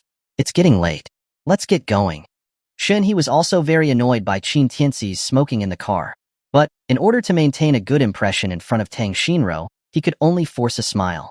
Mr. Qin, you have a lot of personality. Damn it. He cursed to himself. In his eyes, Qin Tianci was nothing more than a low-life thug. Men like this were especially attractive to girls in school, particularly the kind who were academically successful, well-behaved, and had sweet faces. Tang Xinrou was one of those types. He immediately guessed that Qin Tianci and Tang Xinrou were that kind of ambiguous relationship that had started in their youth. They had a lingering affection for each other. It was already the 21st century. Why were they still stuck in that cheesy youthful love drama? He was a successful man who was going to marry a sweet campus belle. Shunhee smiled wickedly to himself. As soon as he and Tang Xinrou were engaged, he would immediately send an invitation to that boy. That feeling was absolutely wonderful. Then, they drove into the city. Xiao Shun, I see you drive so well. Do you often come to Jiangbei? Wu Lihua asked. Hearing Wu Lihua's question, Shunhee replied with a smile, Not really. I have a residence in both Jiangbei and Tianhai. Wu Lihua's eyes lit up. So, you're practically a resident of Jiangbei? Shunhee nodded. You can say that. Wu Lihua continued to ask. Hey, Xiao Shan, have you heard about this new king who was recently crowned in Jiangbei, who also became the commander of Jiangbei? Is there such a thing? Hearing that, Shunhee also became interested. Annie Wu, you've heard about that too? How could I not? Wu Lihua was visibly excited. It's said that Jiangbei had an uprising some time ago, and this new king and commander suppressed it. Even Jiangling is talking about it. Shunhee laughed. That's right. This new king also personally killed the rebellious Ji family. Everyone in Jiangbei has been talking about him. I heard that he's only in his 20s. Only in his 20s? Really? That's amazing. Wu Lihua was dumbfounded. Then, she thought for a moment and asked, Xiao Shun, do you know this new commander's name? Chapter 188. It's okay to lie to us, but don't lie to yourself.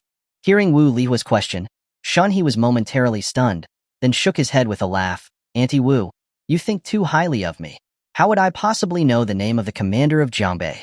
Oh, is that so? Wu Lihua thought for a moment and decided that it made sense. How could a name like that possibly be so easily circulated? Tang Xinrou then leaned toward the passenger seat and asked Qin Tianci. Tianci, haven't you been in Jiangbei recently?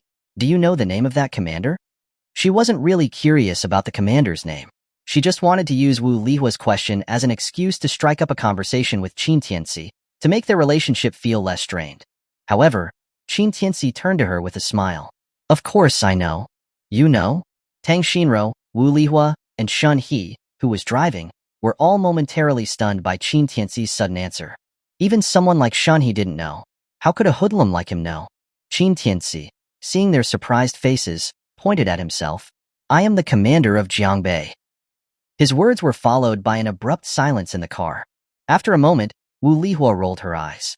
You? The commander of Jiangbei? I'm going to die laughing. You need to know your place when you brag, you know? Do you even look at what you are? Shunhe, who was driving, also laughed awkwardly. He couldn't resist mocking Tang Shinro.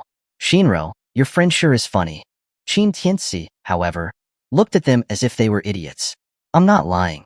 I really am the commander of Jiangbei. The new king of Jiangbei, that's me. Have you said enough? Wu Lihua scolded him. Letting you come with us to look at the houses is already a gift to you. And you still haven't stopped, huh? If you're the commander of Jiangbei, I'm the stepmother of the royal family. Shinhe also smiled with contempt. Buddy, it's okay to lie to us, but don't lie to yourself. It's okay to just talk about these things. Just remember not to take them seriously. Ha ha ha. As he spoke, he couldn't help but laugh while gripping the steering wheel. Qin Tianci, ignoring their mocking laughter, turned to Tang Shinro with a smile. Do you believe I'm the new king of Jiangbei? Tang Shinro didn't want to embarrass him in front of her mother and an outsider, so she simply blinked her eyes. I do. Qin Tianci chuckled. Shinro, you still have such good taste. No wonder you chose me. Upon hearing his words, Wu Lihua's face darkened. Shunhe fell silent, but his expression looked somewhat angry. You're just a rapist and ex-con. I don't know why you're putting on this act. Wu Lihua sneered. She dismissed Qin Tianci with contempt. Let me warn you. What I said back then still holds true. You and my daughter are absolutely impossible. On the other hand, Tang Shinro's face turned slightly red upon hearing Qin Tianci's joking words. Qin Tianci then looked at Wu Lihua, his eyes flashing with a light. He smiled. Wu Lihua, are you still stuck in the past? What? Wu Lihua raised an eyebrow, displaying contempt. You went to prison for 3 years. Do you think you can become a phoenix after you come out of there? You are so full of yourself. Qin Tianci didn't get angry at her sarcasm. He simply smiled broadly. Don't you know that everyone in there is a talented person? Wu Lihua? Then, Qin Tianci stopped paying attention to the snobbish old woman.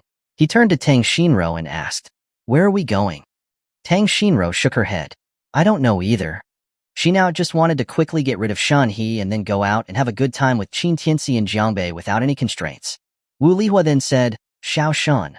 I heard that Jiangbei recently opened a new residential development called Dragon Haven. Have you heard of it? Hearing this, Shunhe's face stiffened, looking somewhat unnatural. Well, I've heard some news, but from what I know, the feng shui of this residential area is not very good. Then let's go see those houses. Wu Lihua interrupted Shunhe before he could finish. Whether the feng shui is good or not doesn't matter. The most important thing is that I heard people say that living in that community prolongs life and helps cure sickness. Shunhe was obviously reluctant. He forced a smile as he explained, That's just marketing hype from the developers. These unscrupulous developers are always cutting back on the quality of the houses and are always over-promising with their claims, like saying their homes prolong life and cure all diseases. They're just pulling our legs. Let's go see it. Wu Lihua insisted. Anyway, buying a house isn't a matter of a day or two. If this residential area is as amazing as they say, it will be more comfortable for you and Shinro to live in. Shunhe wore a strange expression, secretly cursing her under his breath. Houses that cost hundreds of millions? Why didn't she buy it herself?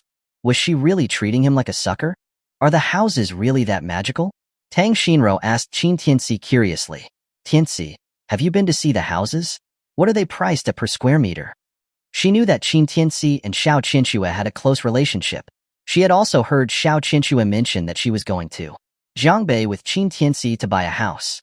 With Xiao Qianxue's financial power, buying a house in Jiangbei shouldn't be too difficult.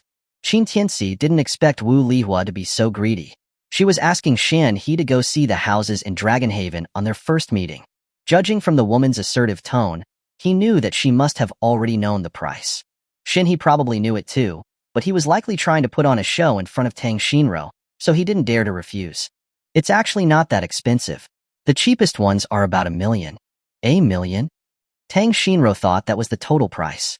She gave a soft, oh, and said, then, that's really not that expensive. It seems quite cheap. Considering the house prices in Jiangbei, a house for $1 million must be at the level of a basement. However, Qin Tianci chuckled. It's $1 million per square meter. How much? Tang Shinro was shocked. $1 million per square meter. That's impossible. Even houses in the capital aren't that expensive. Qin Tianci shrugged and joked. They say that living in these houses prolongs life and cures all diseases. How could it be that cheap? Silly girl. Tang Shinro was truly shocked by that price. She had never thought that a house could be sold for $1 million per square meter. Even if it was just a large apartment, it would still cost 300 to 400 million. At that moment, Wu Lihua didn't want to dwell on the price, afraid that she might scare Shinhe away. She quickly changed the subject. Why don't we go and take a look? Xiaoxin, please lead the way. All right. Shinhe was uncomfortable about it, but couldn't refuse. He then drove to Dragon Haven sales office. However, when they got out of the car, they were completely stunned by the huge crowd of people before them. Chapter 189. Two-timing a girlfriend? What the heck? Is this a grocery market or a house sale? Why are there so many people? Wu Lihua was shocked by the scene before her. She was completely dumbfounded. She had never imagined that a sales office could be so busy. A large group of wealthy people seemed to be fighting to get in. Tang Shinro was also shocked by the scene. She covered her mouth in disbelief. Are the houses free? Qin Tianci, who had a cigarette hanging from his mouth, came forward and smiled. Isn't this normal? If a residential area can prolong life and cure all diseases, who wouldn't want to live there? Shinhe, who was standing nearby, didn't think so. Some people are always foolish. They believe everything the developers say. Let's go in and take a look first. Wu Lihua couldn't wait any longer. She pulled Tang Shinro and Shenhe with her and squeezed her way inside, completely ignoring Qin Tianci. But once they got inside, Wu Lihua regretted it. There were even more people inside than outside. Even the sales representatives were too busy to handle everyone. Wu Lihua's group wandered around for a long time before they could find a place to stand. But no one came to greet them. They didn't even get a glass of water. Wu Lihua couldn't take it anymore. She told Shinhe, Xiaoxin, go call someone over here. What's going on? Such big clients, and no one comes to greet us? Don't they want to do business? Shinhe felt helpless. Although he had some fame in Jiangbei, Dragonhaven was, after all, a place to sell houses. All the clients here were worth hundreds of millions. Why would they give up the other clients to greet them? However, to put on a show in front of Tang Shinro, he still pretended to be calm and nodded his head. He yelled at a sales representative, who looked frantic. Hey, over there. We've been here for so long, and we haven't even gotten a cup of tea. Do you even want to do business? However, after he yelled, the sales representative didn't even bother to look at him and continued to serve other customers. Shinhe immediately felt that he was losing face. Tang Shinro felt uncomfortable in such a place. She turned to Qin Tianci and said, Tianci, why don't we just leave? There are too many people here. Leave? Why would we leave? Wu Lihua yelled. If it weren't for this boy dressing so shabbily, we wouldn't have been left here for so long. Auntie Wu is right. The people who come here to look at houses are all wealthy and influential. No one dresses like him. Shinhe immediately found an excuse, blaming their being ignored on Qin Tianci. Tang Shinro was about to speak when she saw Qin Tianci completely ignoring Wu Lihua. Instead, he turned to her and asked, Do you like the houses here? Tang Shinro was taken aback, not knowing what Qin Tianci meant. She thought for a moment and shook her head. I don't like them very much. Although she didn't know what the houses in Dragonhaven were like, judging from the popularity of the place, they couldn't be too bad. Just being at this sales office made her feel refreshed. Her usual low blood pressure even seemed better. The only thing she didn't like was that it was too crowded. Otherwise, there wasn't anything she was dissatisfied with. She said she didn't like them just because she didn't want Qin Tianci to feel pressure. How could Qin Tianci not see through her? He smiled. If you like them, I'll buy you one. Tang Shinro gasped, completely shocked. Those houses are priced in the hundreds of millions. Tianci, you?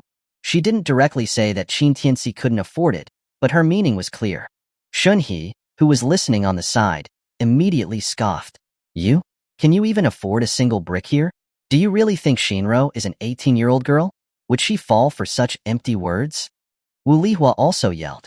Stop putting on an act here. Get out of here and stop making a fool of yourself. Qin Tianci ignored her barking. He turned to a sales representative and shouted, Hey, beautiful lady, come over here. This place needs someone to help us. Shinhe sneered. Even a customer like him, who was dressed in designer clothes and had the keys to his Bentley, wasn't being attended to. How could Qin Tianci get someone to greet him? He would immediately eat. However, Before he could finish his thought, several sales representatives looked up at them, and one of them immediately stood up and walked over with several cups of tea. Hello, I'm the customer manager of Dragon Haven, Yang Lu. How can I help you? Seeing this, Wu Lihua's group were all dumbfounded, especially Tang Xinro. She couldn't help but mutter to herself, this good-for-nothing Tianci, his sweet-talking skills were something else. Before Qin Tianci could speak, Shunhe immediately stepped forward and demanded, what's going on? You didn't greet us when we got here, and you don't want to sell houses? Yang Lu only glanced at him. Her eyes were focused on Qin Tianci. Although she was extremely busy, she had immediately recognized Qin Tianci as the biggest boss of Dragon Haven. She had seen him in Xiao Qinshua's phone before. Therefore, when Qin Tianci yelled, she immediately dropped what she was doing and rushed over. This was a surprise visit, so she had to perform well in front of the boss. Then, she quickly apologized. Sir, I'm so sorry. We've had so many people these past few days, and we are extremely short-handed. Tang Xinro then spoke up. It's understandable. We're not in a hurry. Why don't you take care of the other customers first? We'll wait here. However, Wu Lihua stopped her immediately. Hey, what are you doing? This is a hard-to-come-by opportunity. How can you turn her away? Then, she turned to Yang Lu and ordered, Young manager, right? This is Mr. Shun. You know the Shin family of Tianhai, right? I'm ordering you to immediately arrange a VIP suite for us. We deserve to be treated specially, or you will regret the way you've treated Mr. Shun. This, Yang Lu instinctively turned to Qin Tianci. Seeing that this woman was looking at him first, Qin Tianci immediately understood that she had recognized him. He smiled and asked, is it convenient? If not, it's okay. It's convenient. Of course, it's convenient.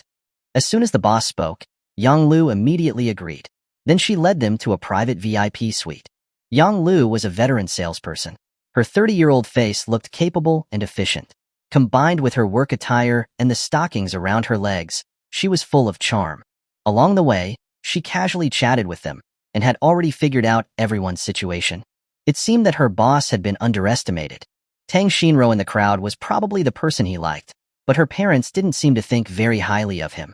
How could they not see that he was a boss with assets worth hundreds of billions of dollars, and who was being looked down upon by his future mother-in-law? Was this the twisted taste of the rich? No, wait. Yang Lu thought that everything was going smoothly, but she suddenly remembered that her boss was Xiao Qinshua's boyfriend. Wait, what? Was he two-timing her? Was he insane? Chapter 190. Giving away a girlfriend? No, wait. What does it have to do with her, a mere salesperson, if her boss was two-timing? Yang Lu suddenly realized that it was very normal for big bosses with assets worth billions to keep a mistress outside. Besides, Qin Tianci was the owner of Dragon Haven. Once these houses were sold, his net worth would be in the trillions. If she said the wrong thing and ruined something, that wouldn't be worth it. Thinking about that, Yang Lu smiled and asked, Mr. Qin, your girlfriend is so lucky. The houses here are one of a kind. You'll be happy when you two live here. Who's his girlfriend? Wu Lihua immediately denied it. Is my daughter a cheap item? Do you even look at this boy? He is not worthy of marrying my daughter. Yang Lu paused, seemingly surprised by how aggressive this old woman was. She forced a laugh and said, your daughter looks so lucky, and Miss Tang is so beautiful. She definitely deserves a match with a worthy man. That's right. Wu Lihua sneered, then said decisively, Yang, you can't be confused. This Xiao Shun is my daughter's future husband. You are a salesperson, and you need to be careful with your words. Do you understand? Auntie Wu is right. You, as a salesperson, don't even have the basic ability to read the situation?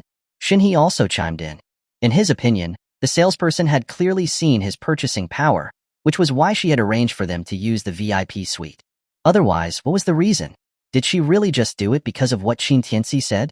That's impossible. Hearing that, Tang Xinro's face changed. She moved a few steps closer to Qin Tianci, as if she wanted to show her stance to everyone.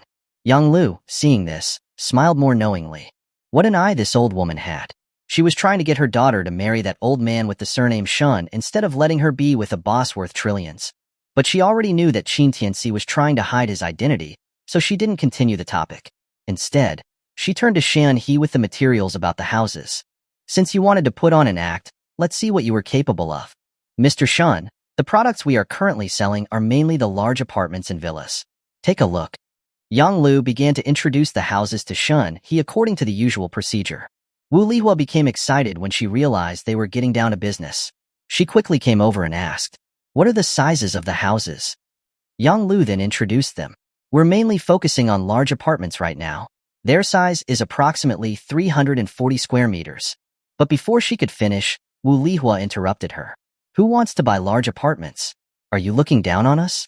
If we buy anything, we will buy a villa, right, Xiaoxin?" Shunhe's face twitched. A large apartment was about 340 square meters. If he took the cheapest rate, $1 million per square meter, that would be about 340 million. Villas were even more unimaginable. If they were cluster villas, then it might be 500 to 600 square meters, with some extra area that may bring it up to 1,000 square meters. But even then, it would still be 500 to 600 million. Not to mention that he had just glanced at the sand table and saw that there were almost no cluster villas. Most of them were detached villas. Adding the yard and everything, they would cost at least $1 billion or $2 billion. This woman just blurted out whatever she was thinking. "So, you're looking for a villa? That's easy." Yang Lu forced a professional smile and immediately switched to a different brochure. She started to introduce the villas. "All of our villas here are detached. Villas. They all come with a yard and a basement. Half of the area of the yard is free, and the basement is completely free. The total floor area included in the price is about 1,000 to 2,000 square meters." Hearing that, Tang Shinro gasped. "Wouldn't that make the total price 10 billion? Yang Lu smiled and nodded. "Miss Tang, don't worry about the price. Since you are here to see these houses, you must have already heard about it. Dragonhaven is unique in Jiangbei. If you live here, you'll be healthy for the rest of your life, and you'll even live longer. What's most important for us now? Health, of course. Good health and living a long life cannot be bought with any amount of money." Yang Lu was indeed a customer manager. She spoke smoothly and focused on the value of the product, rather than the price. A salesperson like that was definitely a qualified salesperson. Listening to Yang Lu's introduction, Wu Lihua was intrigued. She was already in her 40s. Her body was not as good as before. She was not suffering from any major diseases, but she had a lot of minor ailments. Tang Shinro's father also had a serious stomach problem. If they could really move in here, it would be worth it. Anyway, when they grew older, they would have to spend all their savings on the hospital, so they might as well buy a house now and start enjoying it. Thinking about that, Wu Lihua became excited. "Xiaoxun, what do you think? Andy didn't bring you to the wrong place, did I? The houses here are a once-in-a-lifetime opportunity. Don't hesitate, just do it. Look at how many people are here. If you buy one now, there will be one less." Shunhe was completely stunned by the price. Large apartments started at 300 million, and villas started at $1 billion. And that was just the cheapest detached villa. It wasn't like he couldn't afford it, but he wasn't an idiot. He hadn't even sealed the deal with Tang Shinro yet, and they were already buying a house? Wasn't that too hasty? Perhaps sensing Shunhe's hesitation, Tang Shinro then spoke up. "Mom, don't be like that. Let Mr. Shun decide whether he wants to buy one or not. After all, this is his life savings. There's no need to rush." Looking at how thoughtful Tang Shinro was, Shunhe felt a stirring in his heart. Where else could he find such a good girl? She was the perfect wife and mother. However, Wu Lihua glared at her.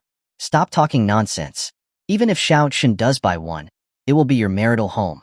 I, as the mother-in-law, am pleased, and that's all that matters." Then, she smiled and brainwashed Shunhe once more.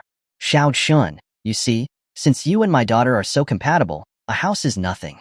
You can just see it as the bride price for my daughter. I believe that you can afford it, right? Auntie Wu, to use it as the bride price. Isn't that a little?" The smile on Shunhe's face was strained.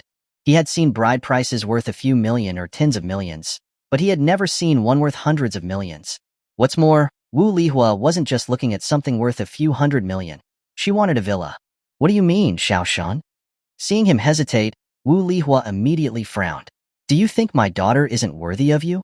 Or do you think that my daughter isn't worth this price?" I didn't mean that." Shunhe quickly explained. "How can a girl as good as Shinro be measured by money? Then stop talking nonsense and pay the deposit. Once you buy the house, I'll immediately choose an auspicious day for you two to get married." Seeing that the two had already decided on everything without even asking for her opinion, Tang Shinro's eyes flashed with anxiety. She turned to Qin Tianci for help.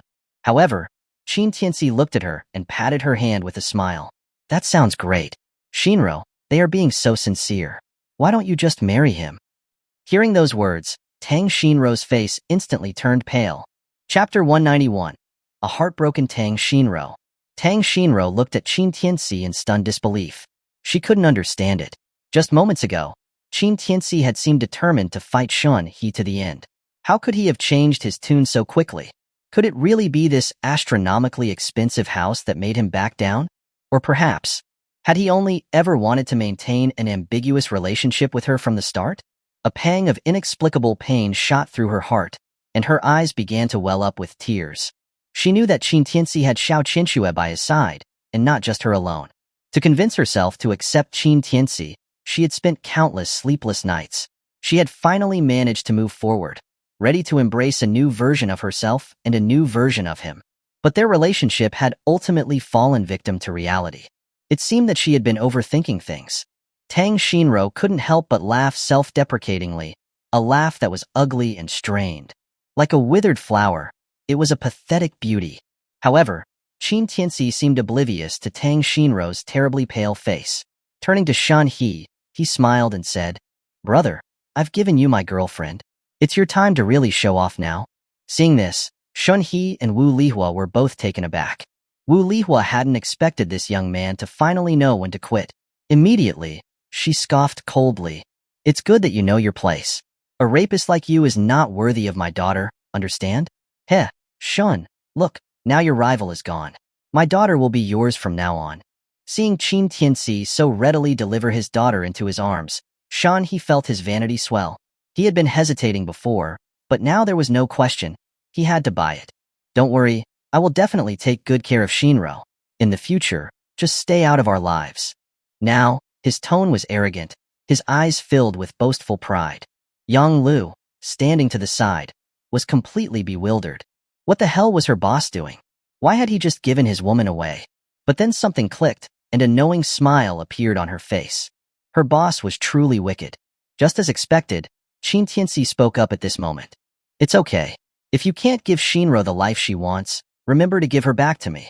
He was acting like a victim, completely devoid of any dignity. Tang Shinro's heart twisted with pain at the sight. Coldly, she said, "Do you think I'm a product? To be summoned and dismissed at your whim? I'm sorry, I refuse." With that, she stood up, ready to leave, but was pulled back by Wu Lihua. "Where do you think you're going, you stubborn girl? Shin said he'll buy the house to marry you. Are you not satisfied?" Tang Shinro said coldly, "I don't need it and I won't marry him." She then looked at Qin Tianci with a heartbroken expression. "I won't marry anyone."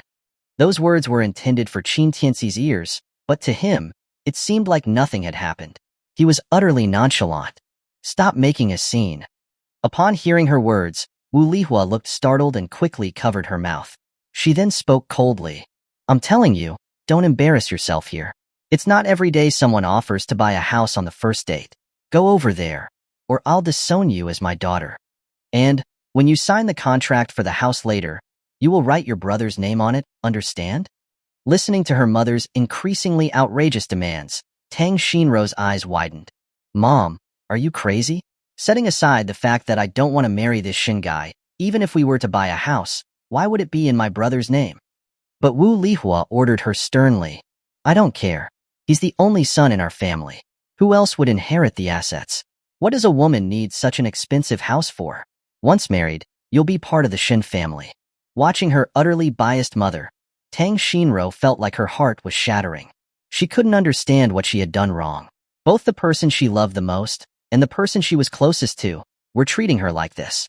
Qin Tianci heard everything, yet he remained silent, smoking a cigarette on the side, his eyes growing ever sharper. Before Tang Shinro could refuse, Wu Lihua grabbed her and pulled her next to Shun He, saying with a cheerful laugh, "Let's go, Shun. My daughter and I have come to an agreement. Let's go pay the deposit now." "Okay." Shun He cast a provocative look at Qin Tianci before turning to Yang Lu and asking arrogantly, "Where do we sign the contract?" Yang Lu had been watching the scene unfold. Hearing that Shun He wanted to pay the deposit, she asked with a smile, "Excuse me, Mr. Shun, would you like to purchase a villa or a large flat?" "A villa, of course. Do I look like someone who would buy a large flat?" Shun He's tone was arrogant. Though he put on this bold act, His heart was actually bleeding inside. Taking out hundreds of millions to marry a wife. If his sister found out, he would be severely criticized. Yang Lu nodded with a smile. Very well, Mr. Shan. Please pay the deposit here. Shen he was taken aback. You haven't even given me the price, and I haven't even chosen the location of the villa. What deposit should I pay? Yang Lu explained patiently. Mr. Shun, all properties here are allocated by lottery. And, before you can enter the lottery, you need to have your funds verified and pay the deposit. It's not a matter of choosing where you want to live. Upon hearing this, everyone, including Tang Xinro, was stunned. Wu Lihua immediately went forward and shouted, What's wrong with you? I said we were buying a villa, not an apartment. Why is a lottery needed for that? Of course. Yang Lu maintained her professional smile, then pointed to the crowd of people in the sales office and said, You can see how many people are here in our sales office right now. They are all potential buyers. If there was no lottery, wouldn't that be extremely unfair? Upon hearing this, Wu Lihua was dumbfounded. It wasn't like she had never seen the world. Her family owned a large number of properties, including several luxury homes.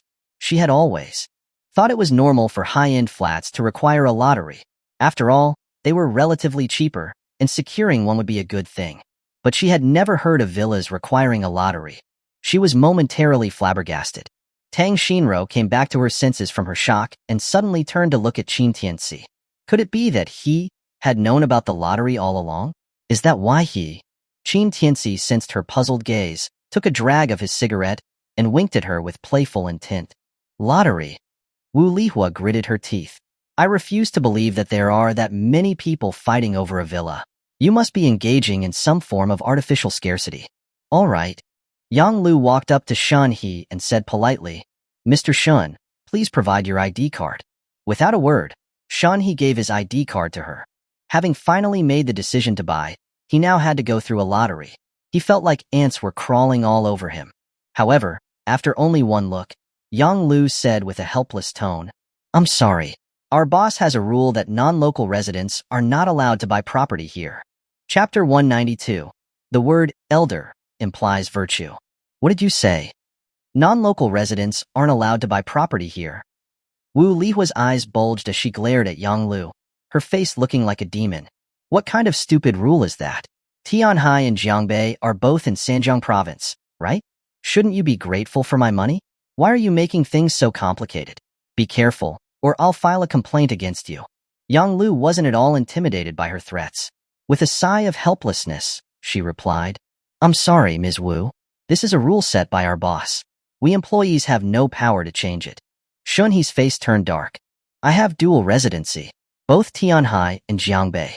Does that mean I can't buy it either? I'm so sorry. Yang Lu apologized again. We only accept customers with a single residency, and it must be an original Jiangbei residency. Outrageous. Shin He immediately got angry. Pointing at Yang Lu, he yelled, Are you messing with me? After talking to me for so long, you're telling me I'm not even qualified to buy here. Do you believe I'll smash this entire sales office to pieces? He had initially planned to show off in front of Tang Xinro, but after all this back and forth, he was being told he wasn't even qualified to buy a house here. Shun He immediately felt he had been looked down upon, and his anger surged to his head. Yang Lu, however, didn't show any signs of fear. A smile remained on her face. Mr. Shun, don't be so agitated. These are the rules. Bullshit rules. Shun He started acting unreasonably and slammed his car keys on the table. Either you sell me the house today, or I'll demolish your sales office today. You choose. Seeing Shin He's heroic stance, Wu Lihua also began to act haughty. Shun is right. How can you be so disrespectful? Sell us the house now. Seeing their arrogant and unreasonable behavior, Yang Lu's fake smile gradually stiffened. She then took out her walkie-talkie and spoke into it. 2 more people are causing trouble. Send security to escort them out. Her practiced movements made it seem as if she was used to these types of situations. You dare to kick us out? Hearing that she was about to call security, Wu Lihua's face changed. She began to berate her angrily. You're just a lowly salesperson. How dare you kick us out? Who do you think you are to call security? Do you believe I'll call the police? Yang Lu's professional smile was now completely gone. She simply looked at Wu Lihua and said calmly, Ms. Wu, our sales office has always operated this way. Those who come here are either wealthy or powerful. Which category do you fall into? If you don't enter the lottery, you are not qualified to buy our houses. It's the same for everyone, without exception. You're a lowly salesperson. How dare you speak to me like this? Wu Lihua's anger rose uncontrollably at Yang Lu's firm attitude, causing her to shake all over. I'm sorry, Ms. Wu. While we are just salespeople, we must uphold our professional ethics. Unlike you, who got a bit of dirty money and think you're so great that you can look down on everyone. There are always those who are much greater than you. Your small fortune is insignificant to others. Yang Lu had been putting up with this woman for a long time, ever since she had entered the sales office and started targeting her boss. Now, seeing that she was causing trouble, Yang Lu didn't feel obliged to give her any face. It was a good opportunity to vent her boss's anger. Why not? You piece of trash. How dare you speak to Aunt Wu like that? Do you even want to keep your job? Shun, he threatened, pointing his finger at Yang Lu. Seeing the situation spiraling out of control, Tang Shinro quickly stepped forward to mediate. Mom, these are their rules. Why are you making things difficult for someone who's just an employee? Shut your mouth. Wu Lihua was too angry to care. She yelled at Tang Shinro. If it weren't for you bringing in this rapist, would we be looked down upon by a lowly salesperson? You useless thing. You're going to be the death of me. She didn't care about the setting and raised her hand, ready to slap Tang Shinro's face. Tang Shinro closed her eyes, bracing for impact. But for some unknown reason, the slap never landed. Slowly, she opened her eyes to see that Qin Tianci had somehow managed to step in front of her, stopping Wu Lihua's hand. Seeing that Qin Tianci had dared to stop her, Wu Lihua's face twisted in anger. You little bastard. It's none of your business how I discipline my daughter. You. Slap. Before she could finish her sentence, Qin Tianci slapped her across the face. The slap was heavy. It knocked Wu Lihua to the ground, causing nearby tables and chairs to fall over. Wu Lihua was stunned. She never expected that this young man would dare to slap her in front of so many people. Covering her face, she screamed, You little dog dared to hit me? As a mother, you don't have any self-restraint in front of your daughter. You deserve to be hit. Qin Tianci's expression was cold, completely devoid of warmth. Who did you say doesn't have self-restraint? You rapist. A motherless and fatherless thing. Who do you think you are to teach me a lesson? Slap. The instant she got back to her feet, Qin Tianci slapped her again. The blow sent Wu Lihua reeling. Tang Shinro watched as he stood up for her. Although he had hit her mother, she couldn't explain the fact that she had no desire to stop him. Since childhood, she had always been treated unfairly in her family. She had been holding that anger in for a long time. You little bastard. You dare to hit me. How dare you hit me? Wu Lihua had become enraged. She would make this rapist pay. She would make sure that he was imprisoned again. Shun He angrily shouted, How could you hit Aunt Wu? She is your elder. Elder? Qin Tianci sneered. The word elder implies virtue. It doesn't mean that because someone is old, they deserve to be called an elder. Someone like her doesn't deserve to be called an elder, and certainly not a mother. You. Shun He was speechless. He could only glare angrily at him. Even if you went to heaven, you're still a poor loser. You dare to hit someone. You're finished. Once we report you to the police, you won't ever get out of prison. Seeing that the situation was escalating further, Tang Shinro approached, her face pale. Tianci, that's enough. Just apologize to her, or she really will put you back in jail. Qin Tianci just smiled dismissively. Going to prison again doesn't matter. There are lots of talented people in there, and they are good conversationalists. Unlike outside, where you have to listen to people bark at you. Tang Shinro was speechless. What kind of time was this to be making jokes? Wu Lihua was now on her feet, and her face was contorted in anger. Who the hell did you say was a dog? You dog. You'll be a convict your entire life. You'll never be able to turn your life around. You'll never be able to live in a place like this. Is that so? Qin Tianci smiled coldly. He then turned to Yang Lu and said, Manager Yang, prepare a villa for me. Oh, and make it that villa next to the main villa, the one with the side courtyard. Transfer it directly to Ms. Tang's name. Chapter 193, Preparing the Contract. Hearing Qin Tianci's words, everyone fell silent. Even Wu Lihua, who had been barking relentlessly, now stared at him with an expression of shock. Immediately after, she scoffed. You're really good at acting, you little bastard. Even someone with Shun's status has to enter a lottery to buy a house here, and you nearly got into a fight. with the saleswomen. Now, with one sentence, you think they'll arrange a villa next to the main villa for you? What kind of thing do you think you are? Shunhee also spoke sarcastically.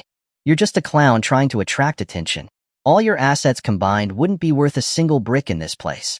What are you doing here pretending? Tang Shinro also stepped forward to try and persuade him. Tianci, stop it. We really can't afford the house here. Let's go. However, Qin Tianci asked with a smile. Shinro, just tell me, do you like the house here? This? Tang Shinro was speechless.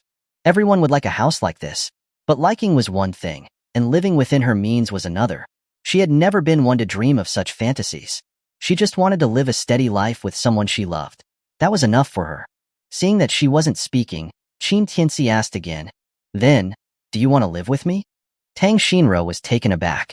She then lowered her head and said, As long as I'm with you, it doesn't matter where we live. Even if we're renting a place, I'll be happy.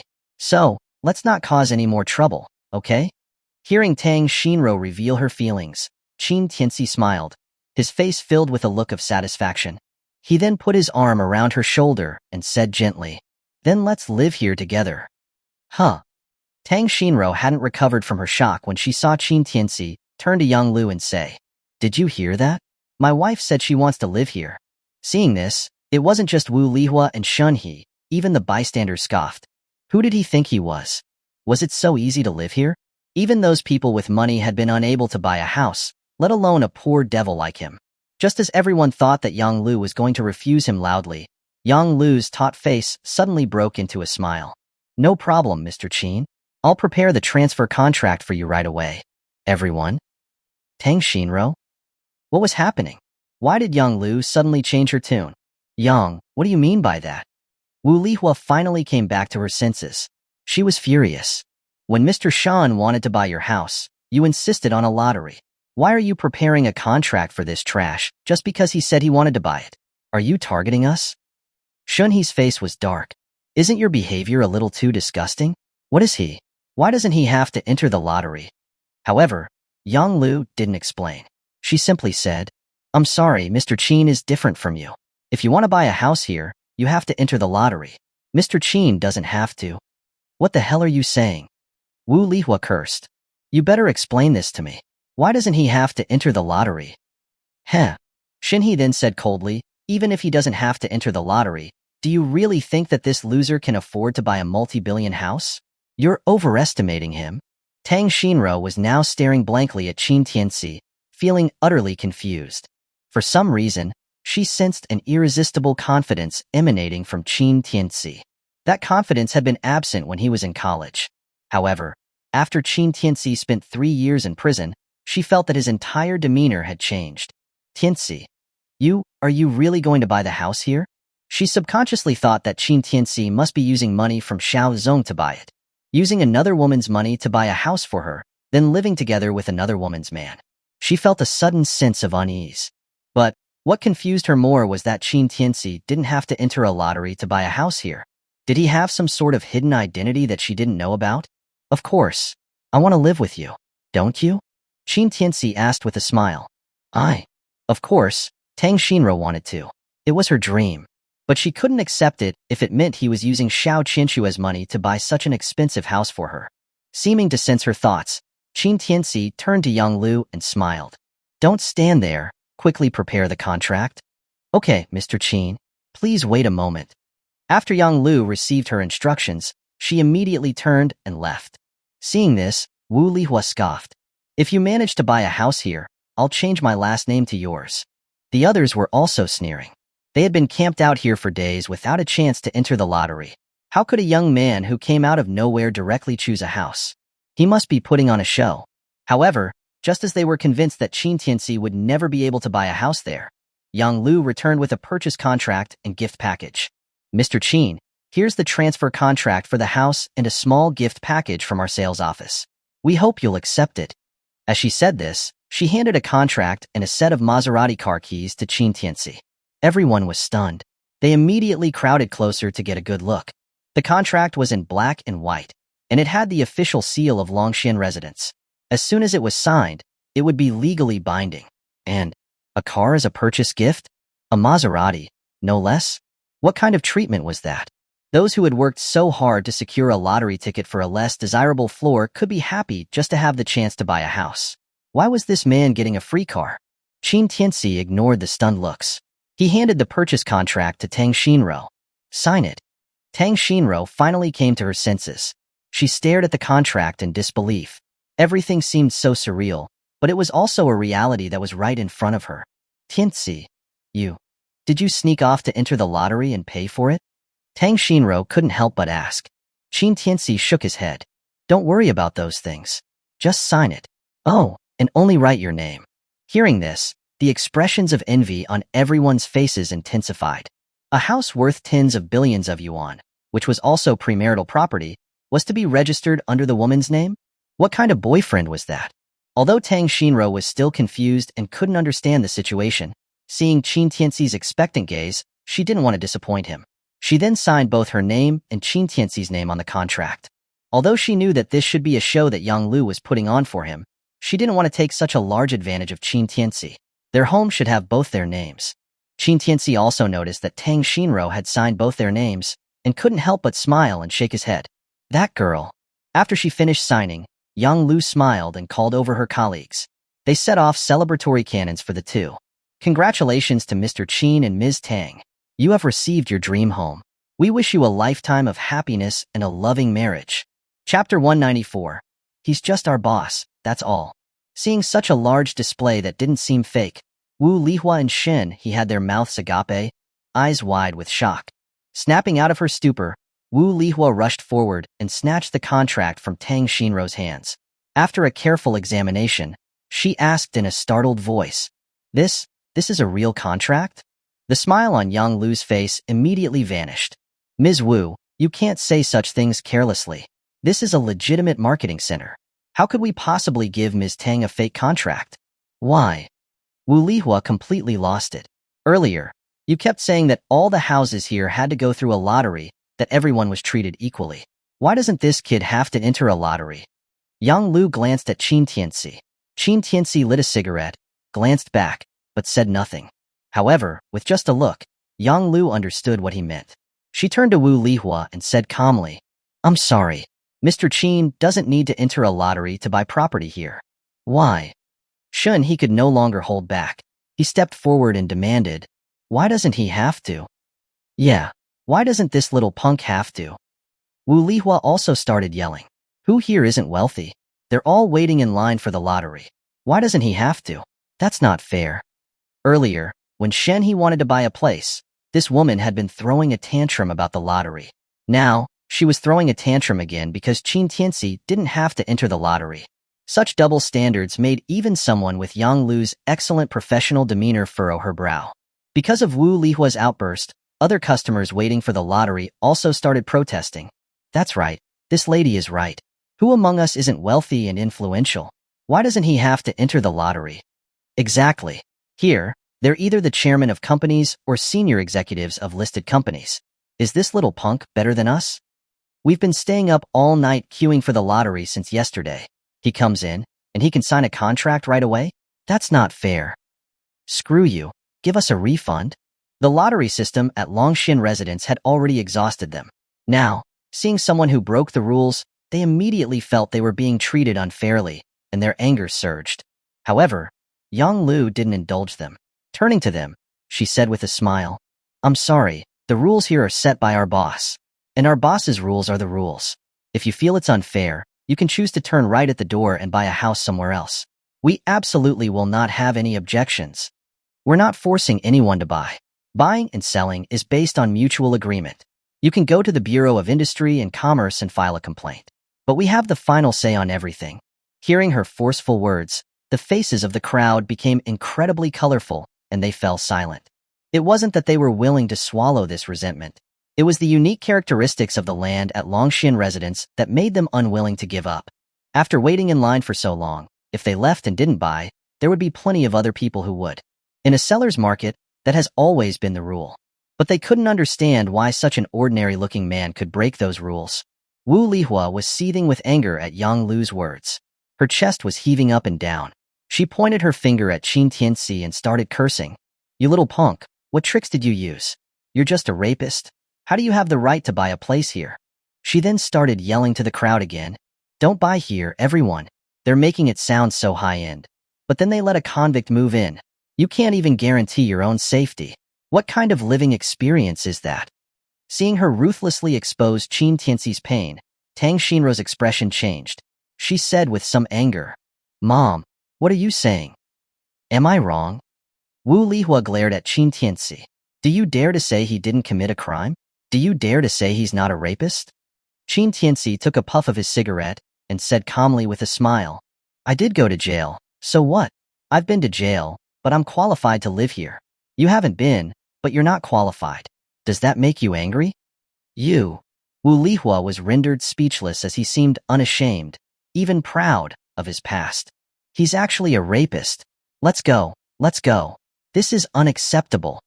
Seeing that Wu Lihua had revealed Qin Tianci's secrets, the others looked at him with disgust and fear, and they started to incite others. That's right. Let's spread the news.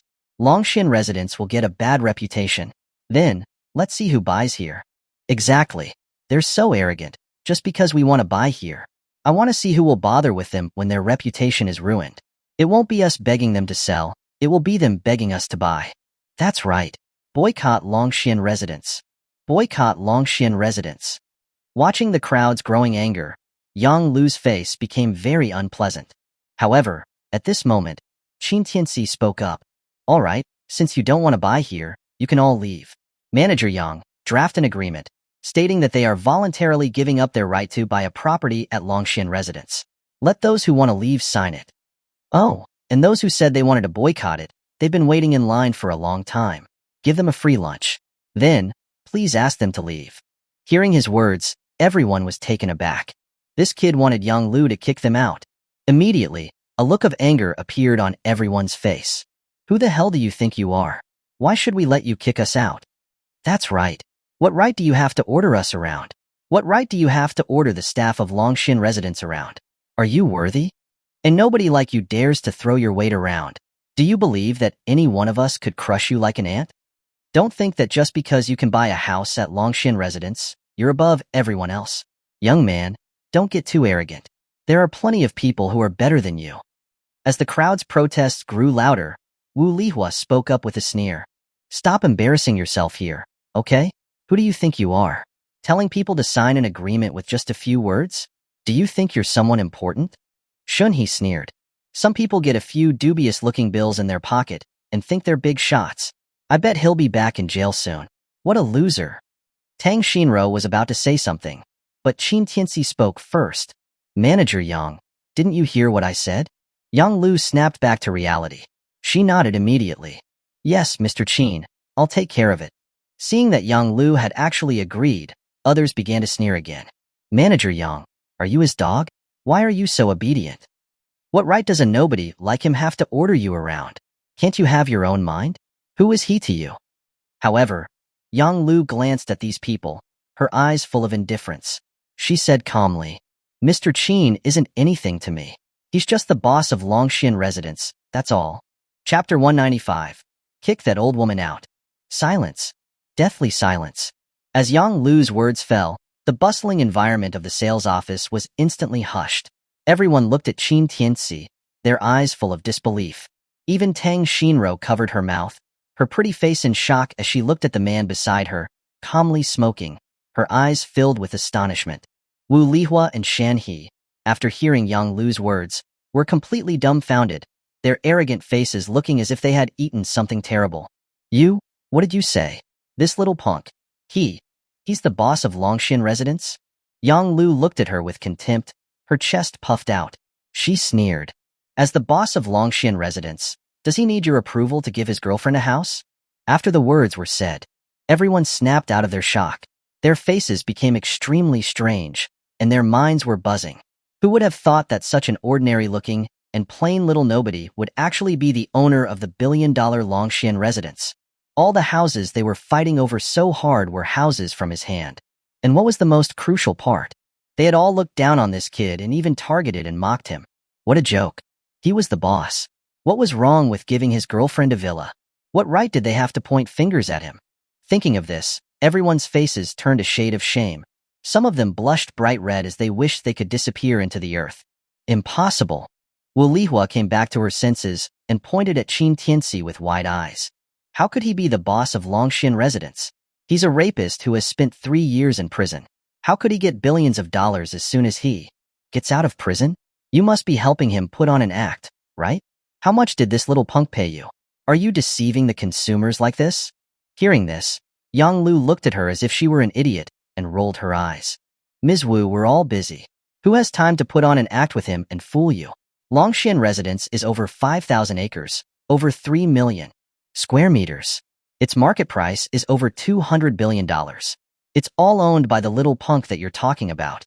Hearing Yang Lu's words, everyone's faces became especially fascinating to watch. Shun He stood where he was, looking pale and lost. The house he had desperately wanted to buy was something that someone else could give away as a gift. The irony was that he had been mocking Qin Tianci earlier, saying he couldn't afford a house here. Little did he know that the other guy was living in a different villa in the same neighborhood every day. For a moment, everyone was at a loss, and they looked at Qin Tianci with a look of panic. However, Qin Tianci didn't indulge these people who judged by appearance. He turned to Yang Lu and said, "What are you waiting for? Go over and get these people to sign those agreements. After that, send them on their way. They aren't welcome here." Hearing that, the people who had been enjoying the spectacle panicked. They quickly approached him with a flattering smile. Mr. Qin, I was just joking. Don't be angry. I've been queuing for 16 hours. You can't have the heart to chase me away, can you? Yes, Mr. Qin. We were all caught up in the moment by that woman. We just wanted to fight for what is right. Don't take it so seriously, haha. I really like the houses here. Can you please just give me a chance to enter the lottery? I'll leave immediately if I don't get a number. Seeing that everyone was trying to suck up to Qin Tianci, Wu Lihua and Shun He were utterly stunned. However, Qin Tianci just took a puff of his cigarette and said calmly, "I'm sorry, I don't joke around with strangers. It's up to you whether you want to sign it and leave with some dignity, or have me kick you out. You choose." This. Everyone never expected Qin Tianci to be so firm. Yang Lu, standing to the side, was secretly thrilled. You people who judge by appearances, who enjoy using your influence, now you know you were wrong? What took you so long? Mr. Qin, isn't that a bit unfair? One of the people about to be kicked out said, with a displeased expression. He couldn't suppress his anger. Everyone here has some status. We see each other every day. You aren't giving us any face. You're making things difficult for us. Yeah? And you already gave a villa to your girlfriend. You have to sell them anyway. Why don't you give us some of the quota and let us buy them too? That's right, Mr. Qin. Give us some face now. We'll probably run into each other again in Jiangbei in the future. We might even be able to help you one day. Your attitude is making things very difficult for us. Difficult? Qin Tianci scoffed. He then put one foot on the coffee table in front of him, his gaze full of a chilling intensity. In the next moment, he kicked the coffee table in front of him over. If it's difficult, then don't do it. With a loud crash, everyone in the room jumped back in fright. What do you people think you are? My house, I can sell it to whoever I want. Do you think you have the right to point fingers? Yang Lu. Yes, boss. Yang Lu immediately responded. Kick all these people out. Don't leave a single one. Let the people waiting outside come in. Yes, boss. After receiving Qin Tianci's orders, Yang Lu immediately called the security guards to escort everyone out. These people were complaining, but were unable to resist. They were pushed out. The sales office was nearly empty. Wu Lihua, seeing the situation, looked embarrassed. She walked up to Qin Tianci and said hesitantly, Little Qin, haha, Annie has always seen you as a dragon among men. I never thought you would be so capable. Look, it's all a misunderstanding. You won't be mad at Auntie, right? Looking at Wu Lihua's face-changing act, Qin Tianci had a hint of mockery in his eyes. No, you are Shinro's mother. Why would I be mad at you? That's good, that's good. Hearing him say that, Wu Lihua immediately sighed in relief. Annie was just trying to see what you were capable of. That's why I intentionally tested you. I didn't think you would be so powerful, haha. Although she knew that Shan He's family had a few hundred million, several hundred million was nothing compared to several billion. Wu Lihua also never expected that Qin Tianci would be able to make such a comeback after 3 years in prison. She immediately felt that her intestines were turning green with regret. However, she wasn't panicked. After all, she had her daughter. As long as Qin Tianci still had feelings for her daughter, she would be able to hold on to this golden goose. How could a son-in-law possibly get angry at his mother-in-law? It would be ridiculous. While Wu Lihua was lost in thought, seeing that Qin Tianci was no longer paying attention to her, she grabbed Tang Shinro and whispered, "What are you waiting for? Go." Tang Shinro looked confused. "Go where?" "Tang Shinro, are you pretending to be stupid with me on purpose? Hurry up and get the house changed to your brother's name. If it's registered under your name, it'll be too late." Upon hearing this, Tang Shinro's face instantly turned pale. It was also at this moment that Qin Tianci stopped walking. Pointing at Wu Lihua, he said to Yang Lu, "Find some security guards and kick that old woman out. I'll take responsibility if she dies." Chapter 196, The Captivating Sound of Heartbeats. "What are you doing? What do you think you're doing?" Wu Lihua was being dragged towards the door by several security guards, every inch of her skin seemingly screaming. But it was no use. Longxian residents had hired ex-soldiers, and there were several of them. Her arms and legs were clamped down as if by pliers, and she was completely unable to break free. Of course, the security guards definitely wouldn't actually do what Qin Tianci had told them to do, killing or crippling Wu Lihua. This was a society ruled by law. And besides, this woman could be Qin Tianci's mother-in-law in the future. If they were to seriously injure her, they, the employees, would be in trouble if their differences were ever reconciled. But Wu Lihua had been tossed out in front of so many people, losing all of her dignity. She was so angry that she cursed at the entrance of the sales office like a crazy woman. "Qin Tianci, don't you think you're so great just because you have a bit of dirty money? I'm telling you, if you don't give my son a house here, you'll never marry Tang Shinro, unless I'm dead." Listening to Wu Lihua's screams outside the door, Tang Shinro's body trembled violently. She was trying to find a way to make herself feel better. But unfortunately, she failed. Tears welled up in her eyes, and a flood of grievances poured into her heart. Seeing this, Qin Tianci turned to look at Shun He, who stood nearby in shock. "Mr. Shun, do you want me to have you removed, or will you leave on your own?" Shun He's face froze. Then, he looked at Qin Tianci with a dark expression. "Qin, don't try to threaten me. Do you think Shun He is easily scared? If you dare kick me out of here today, your sales office won't be open tomorrow." However, the moment he said that, Qin Tianci flicked the cigarette, but out of his mouth, landing it right in Shun He's mouth. Shun He was instantly shocked, jumping up from his seat. His face flushed red as he coughed uncontrollably. "Qin, king." Shin He's voice abruptly cut off. He realized that Qin Tianci was now standing right in front of him, looking at him with a smile that didn't reach his eyes. In the next moment, Qin Tianci raised his foot and kicked Shun He in the abdomen.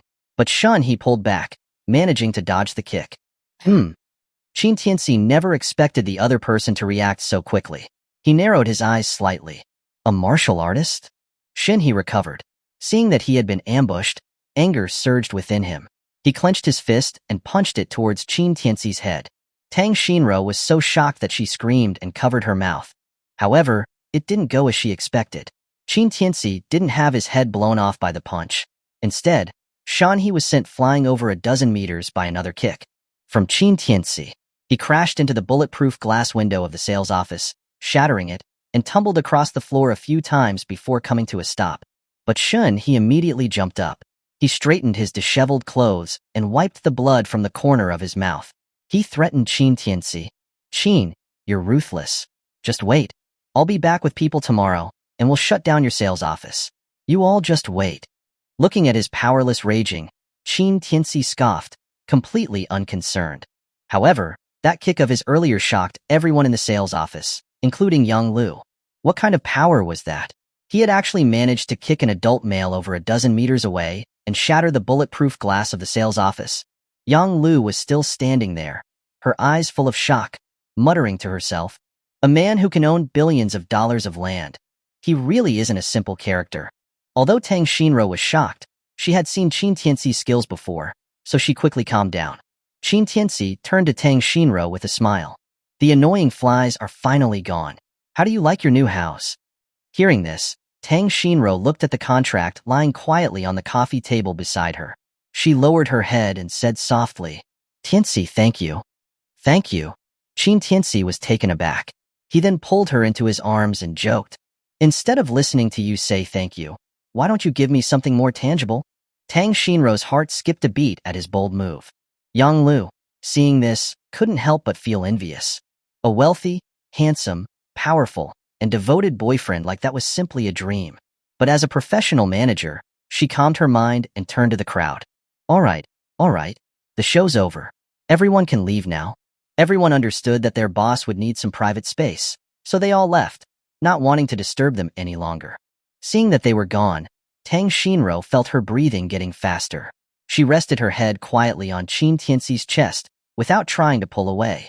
It was the first time that she heard the heartbeat of the person that she loved. This feeling was truly captivating. After a while, Tang Shinro said, "Actually, the thank you I said earlier wasn't for buying me the house. It was for protecting me in front of my mom.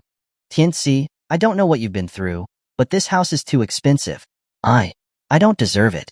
And I don't want you to make things so difficult with Xiaozong. So, let's just return it." Hearing that, Qin Tianci was taken aback. He pulled her back in front of him and looked at her, half laughing, half crying. "What do you mean by that?" Tang Shinro said, avoiding his eyes. "I know that Longshan residence isn't yours, but it has to have some connection to Xiaozong. You gave me a house like this without her permission. She'll definitely be angry." Qin Tianci laughed more helplessly. It seemed that this silly girl still didn't believe that Longshan residence was actually his. Thinking of this, Qin Tianci decided to get rid of her worries. He then took her hand and said, "Come on, come with me. I'll take you to look around the neighborhood." Then, regardless of Tang Shinro's protests, he led her out towards the residential area. But when she got to the residential area, Tang Shinro was utterly captivated by the lush forests and pathways. She swore.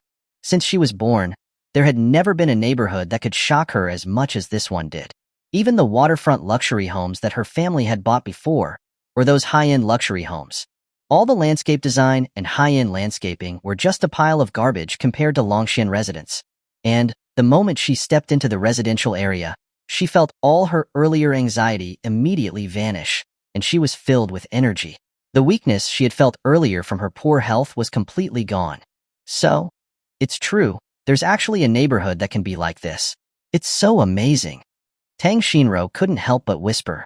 The feeling that Longshan residence gave her was like stepping into a fairy tale world, and just with one look, she was completely hooked and couldn't pull herself out. However, Qin Tianci just smiled seeing her look of surprise. This is nothing. The buildings outside are just there to serve as a buffer for the ones inside. The real magic of Longshan residence is inside. Chapter 197. A dazzling rain of fireworks. This is just for isolation? Tang Shinro couldn't imagine it. Such a magnificent sight before her was only intended to isolate the villa area from the outside world? Qin Tianci, seeing her shocked expression, couldn't help but tease her. "Tang, the campus beauty, you're at least a wealthy young lady. Why are you acting like a country bumpkin in the city?" Hearing this, Tang Shinro's face turned red. She pouted, "Tianci, is that how you talk to people?" Qin Tianci chuckled. "Back then, when I first saw your BMW X6, I wasn't this surprised. Now I've just brought you to see a house and you're acting like this.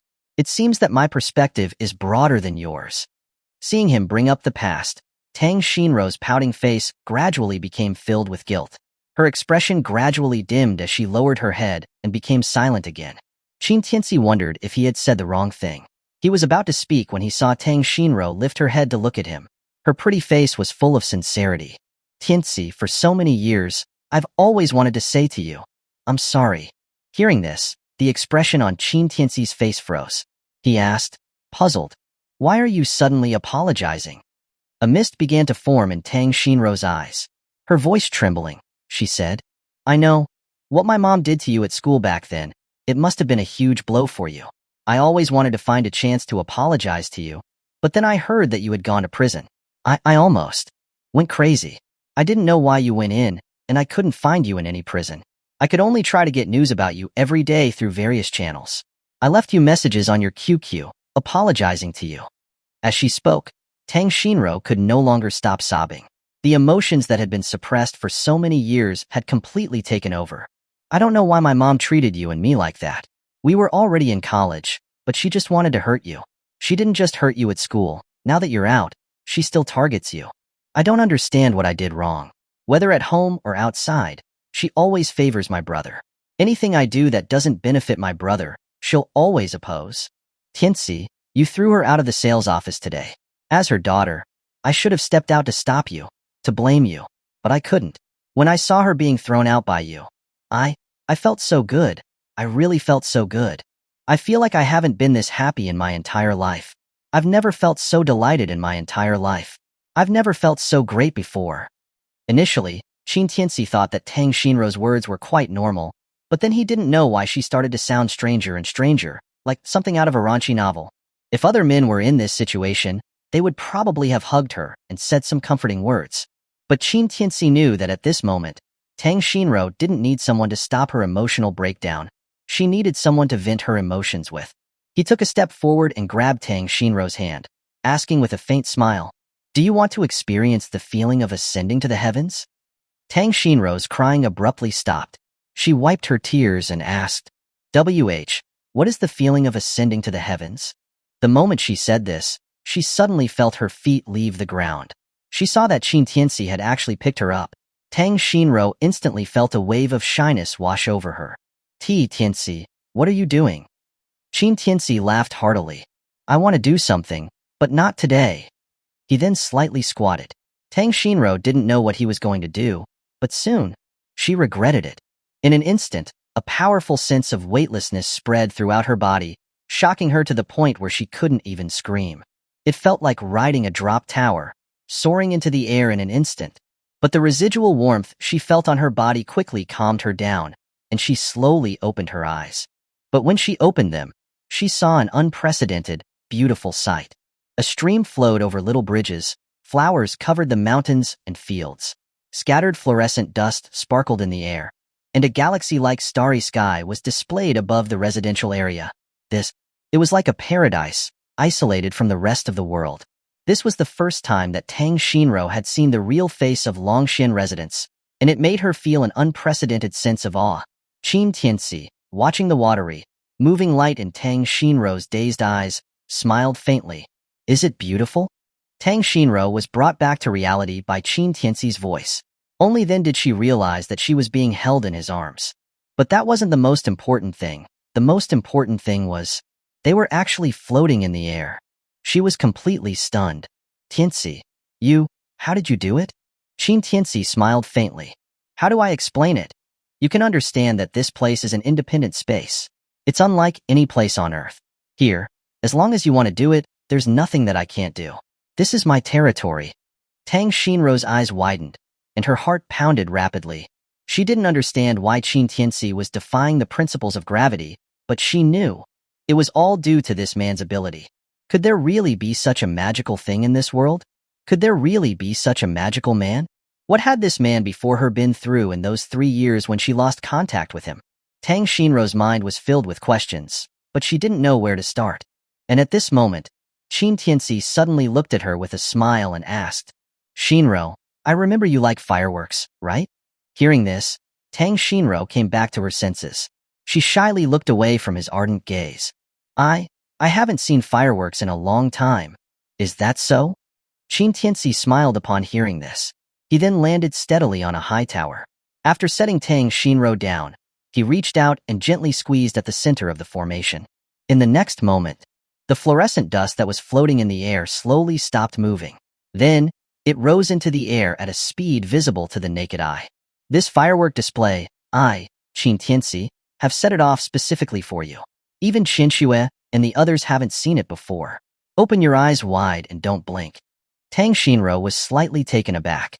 She didn't understand what Qin Tianci was going to do. But when she heard that even Xiao Qinshui and the others hadn't seen it, the unique possessiveness of a woman instantly caused her heart to race. In the next moment, Qin Tianci suddenly let go of his hand. Bang, bang, bang. The fluorescent dust instantly exploded, forming streaks of starlight that spread out in all directions. The entire sky was filled with dazzling colors, reflected on Tang Shinro's fair, flawless, perfect face. And on that face, a tear trickled down, unnoticed. Her heart that had been frozen for 3 years was completely melted in this rain of fireworks. Chapter 198. Some Hidden Facts. Inside the Longshan residence villa area, a man and a woman were sitting on a rooftop, watching the stray, scattered fireworks in the sky, feeling extremely content. Tang Xinro rested her head on Qin Tianci's shoulder. For the past few years, she had been longing for this moment of peace, but it had always remained a dream, with no clear direction. But now that it was actually happening, she felt that everything was so surreal. Tianci, do you think, am I dreaming? Hearing this, Qin Tianci smiled and scratched her nose. His smile was gentle. What do you think? Tang Xinro showed a happy expression, smiled sweetly, then hugged his arm tighter, her face blushing, and whispered, Tianci, I missed you. Hearing Tang Xinro suddenly express her feelings, Qin Tianci reached out and held her in his arms, but didn't say anything. He understood Tang Xinro's feelings, and he also knew that she hadn't been doing well over the past few years. Tang Xinro continued to murmur, Actually, after graduation, I stayed in Jiangling. I didn't go anywhere. But, sadly, you never came to find me?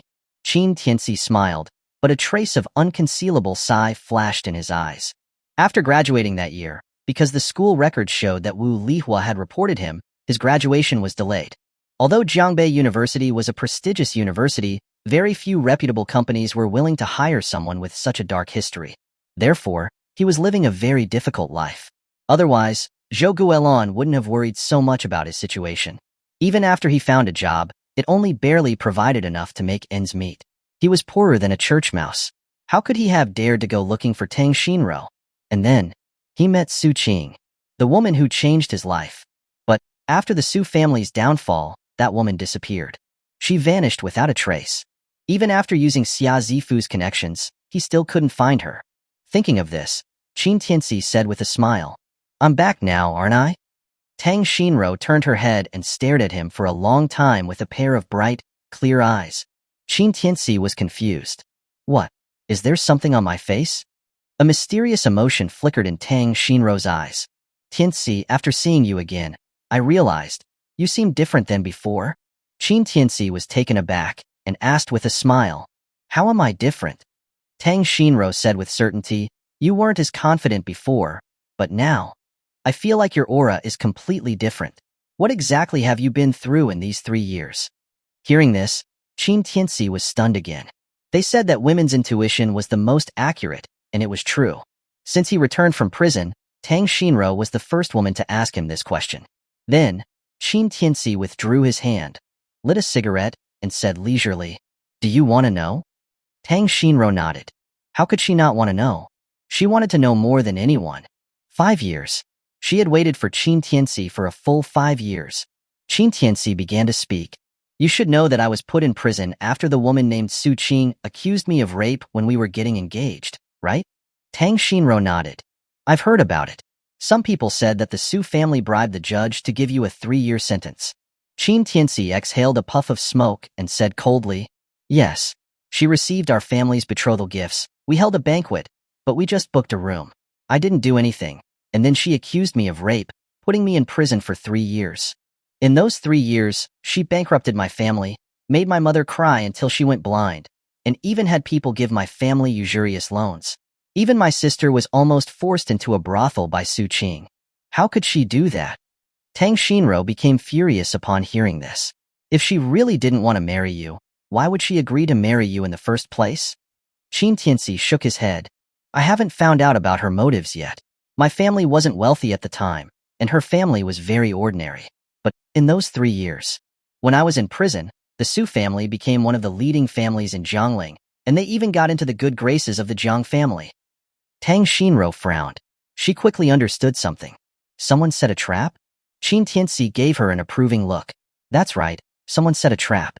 But the trap was targeted at my family. I don't understand. My mother is just an ordinary salaried worker. And I'm just a very ordinary man in his 20s, with no accomplishments. Why would they target me?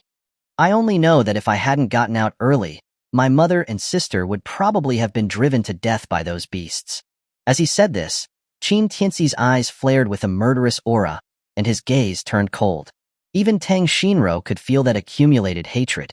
Suddenly, Tang Xinro seemed to have thought of something. Tianci, I just remembered something.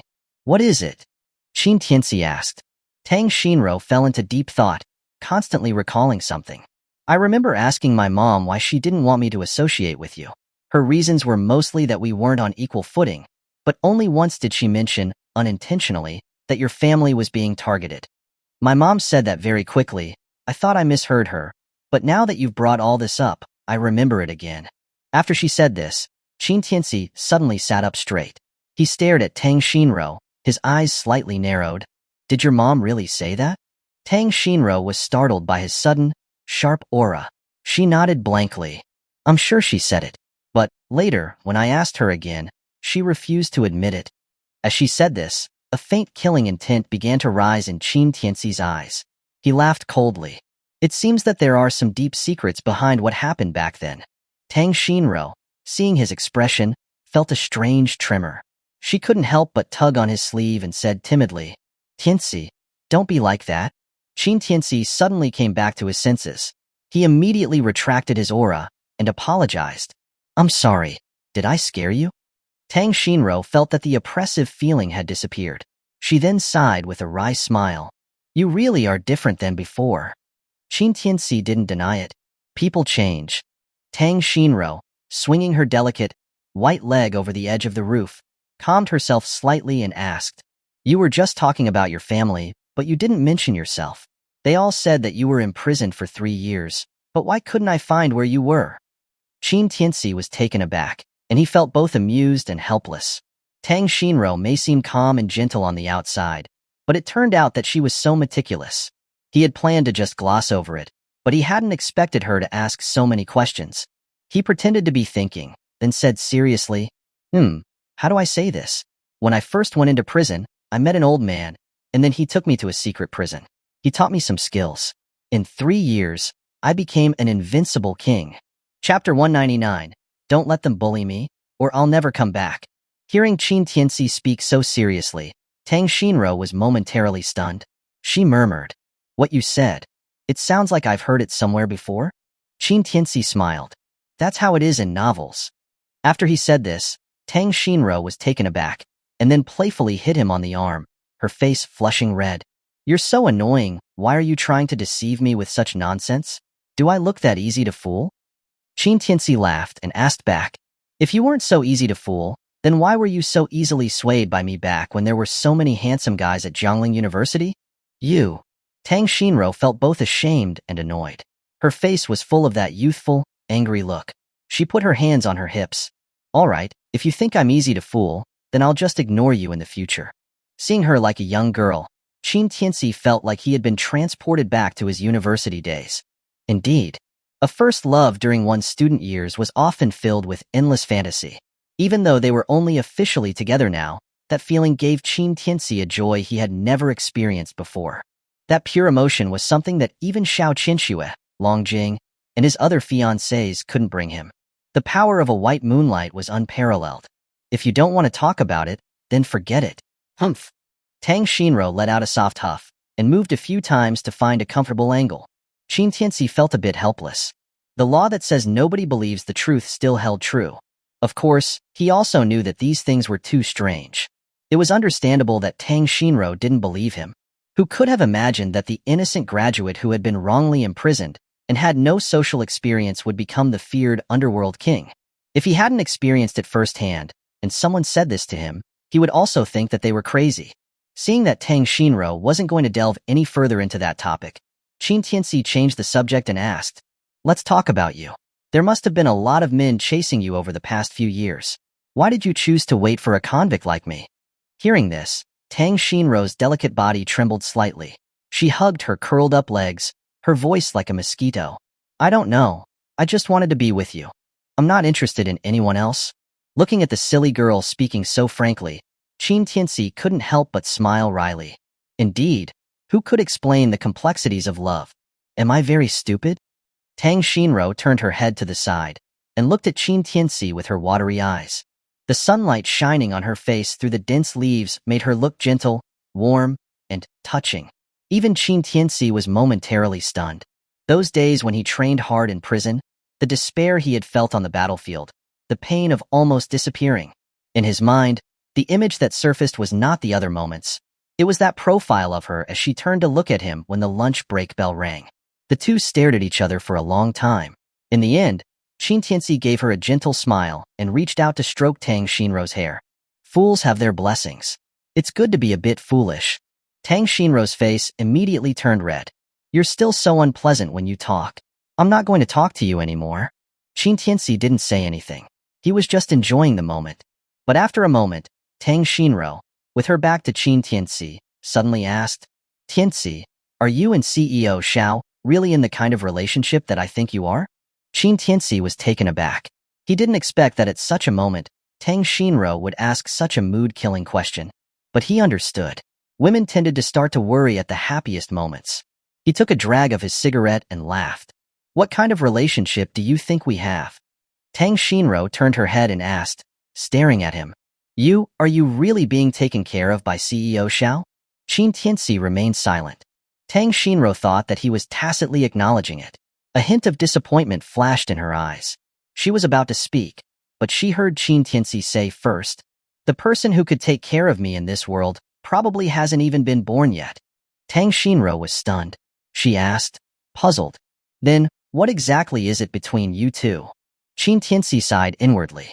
That was the biggest weakness of the White Moonlight. No matter what it was, they had to get to the bottom of it. Unlike a mature and rational woman who could discern what questions to ask and what not to ask. Like Xiao Qinxue, Long Jing, or even Lin Muxi, they would never ask these kinds of questions that they knew would make them uncomfortable. Qin Tianci thought for a long time, and finally chose to be honest with Tang Shinro. Shinro, I don't want to lie to you. After I got out of prison, someone arranged 7 marriage contracts for me. Xiao Qinxue is one of them. Tang Shinro was suddenly stunned. Her face turned pale. At the class reunion, she had heard Qin Tianci say that Xiao Qinxue was his fiancée. She had also heard him say that Xiao Qinxue wasn't his only fiancée. She thought he was bragging, but she never expected that it was actually true. In this day and age, was it still possible for such a thing to exist? Thinking of this, she couldn't help but ask. Then, besides CEO Xiao, who else? Qin Tianci took out his phone, opened it, and showed her the information of all his fiancées.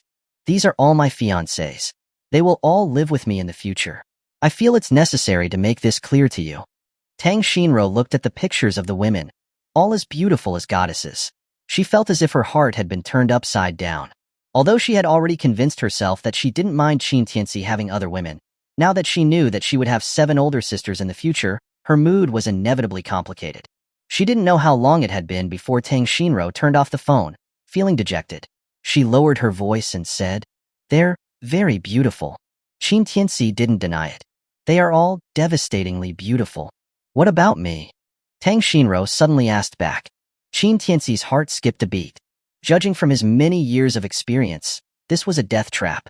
But he wouldn't let that stop him. He took a drag of his cigarette, and then deliberately sized her up from head to toe. Tang Shinro was puzzled. What are you looking at? Qin Tianci turned his head away and laughed. I'm not looking at anything. After all, I'll have to find out for myself what you're made of, so that I can answer your question. Hearing this, Tang Shinro didn't understand at first. She looked confused. But when she looked down at her lower half, her face instantly turned red as a tomato. You, Tianci, how can you be such a pervert? Tang Shinro said angrily, her words jumbled. But Qin Tianci had a completely innocent look on his face. You asked what you were made of. I was just trying to find a way to answer your question. You're still saying it.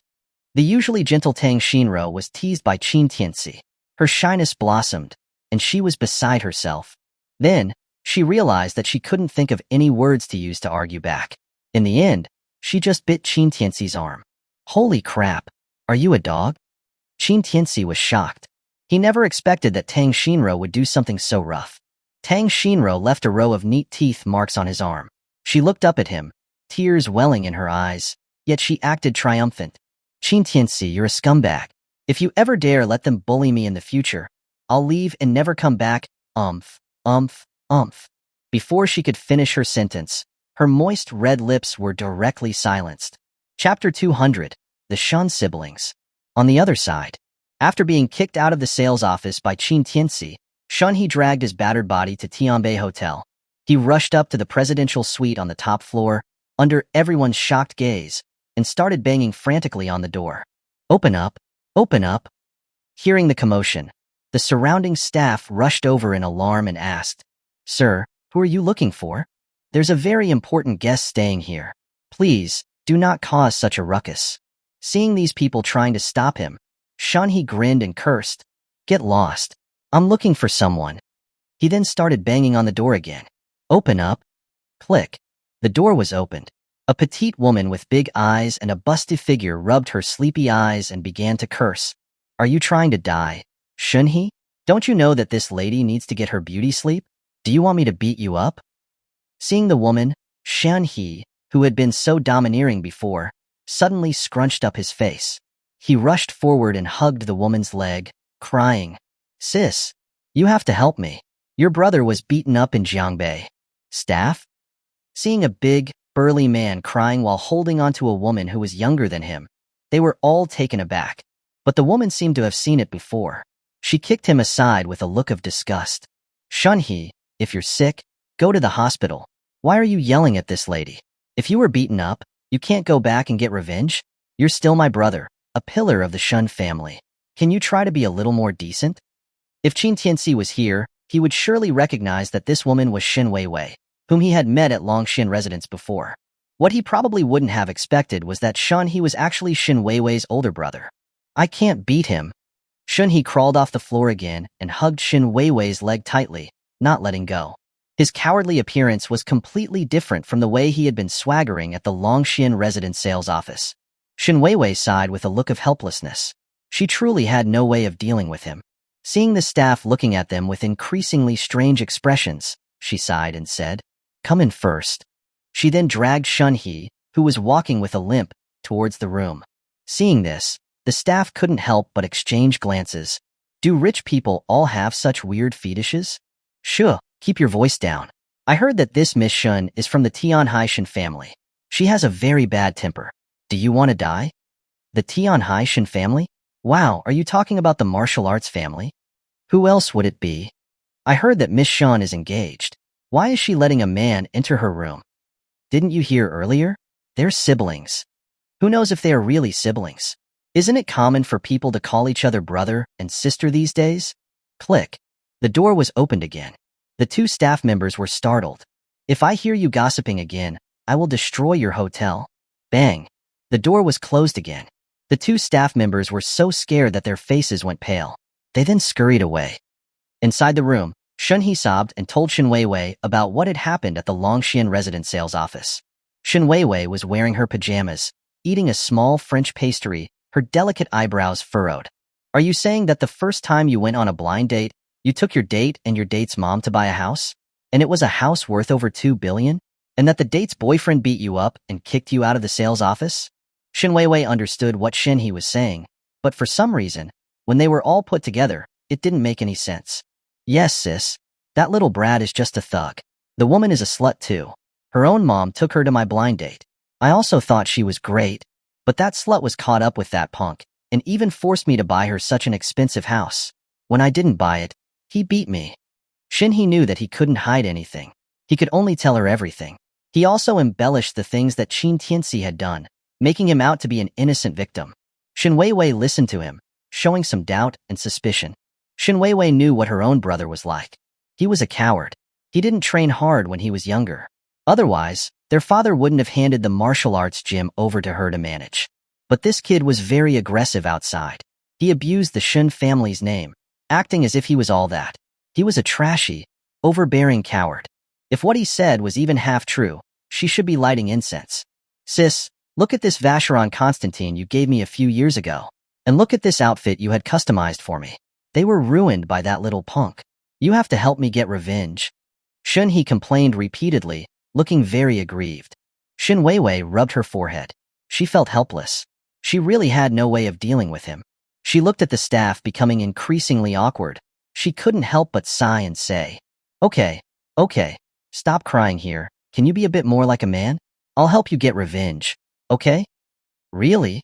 Hearing this, Shunhee stood up suddenly, his face filled with excitement.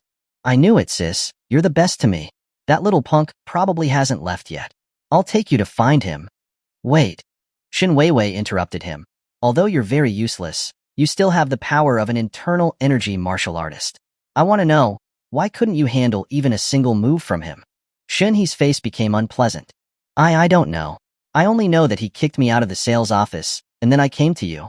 Hearing his cowardly words, Shen Weiwei felt a headache. What do you think his strength is like? I don't know, but he's definitely stronger than me. Shenhe said something completely useless. Shen Weiwei immediately jumped up and kicked him. You're so useless. Don't say you're my brother when you go outside. She turned and rushed into the bedroom. After changing her clothes, she asked as she walked out, "Tell me the name of that kid. I'm going to beat him up right now." Okay. Shunhee said, his face eager. That little punk's name is Qin Tianci. He's at Longxian residence right now. Sis, hurry and go deal with him.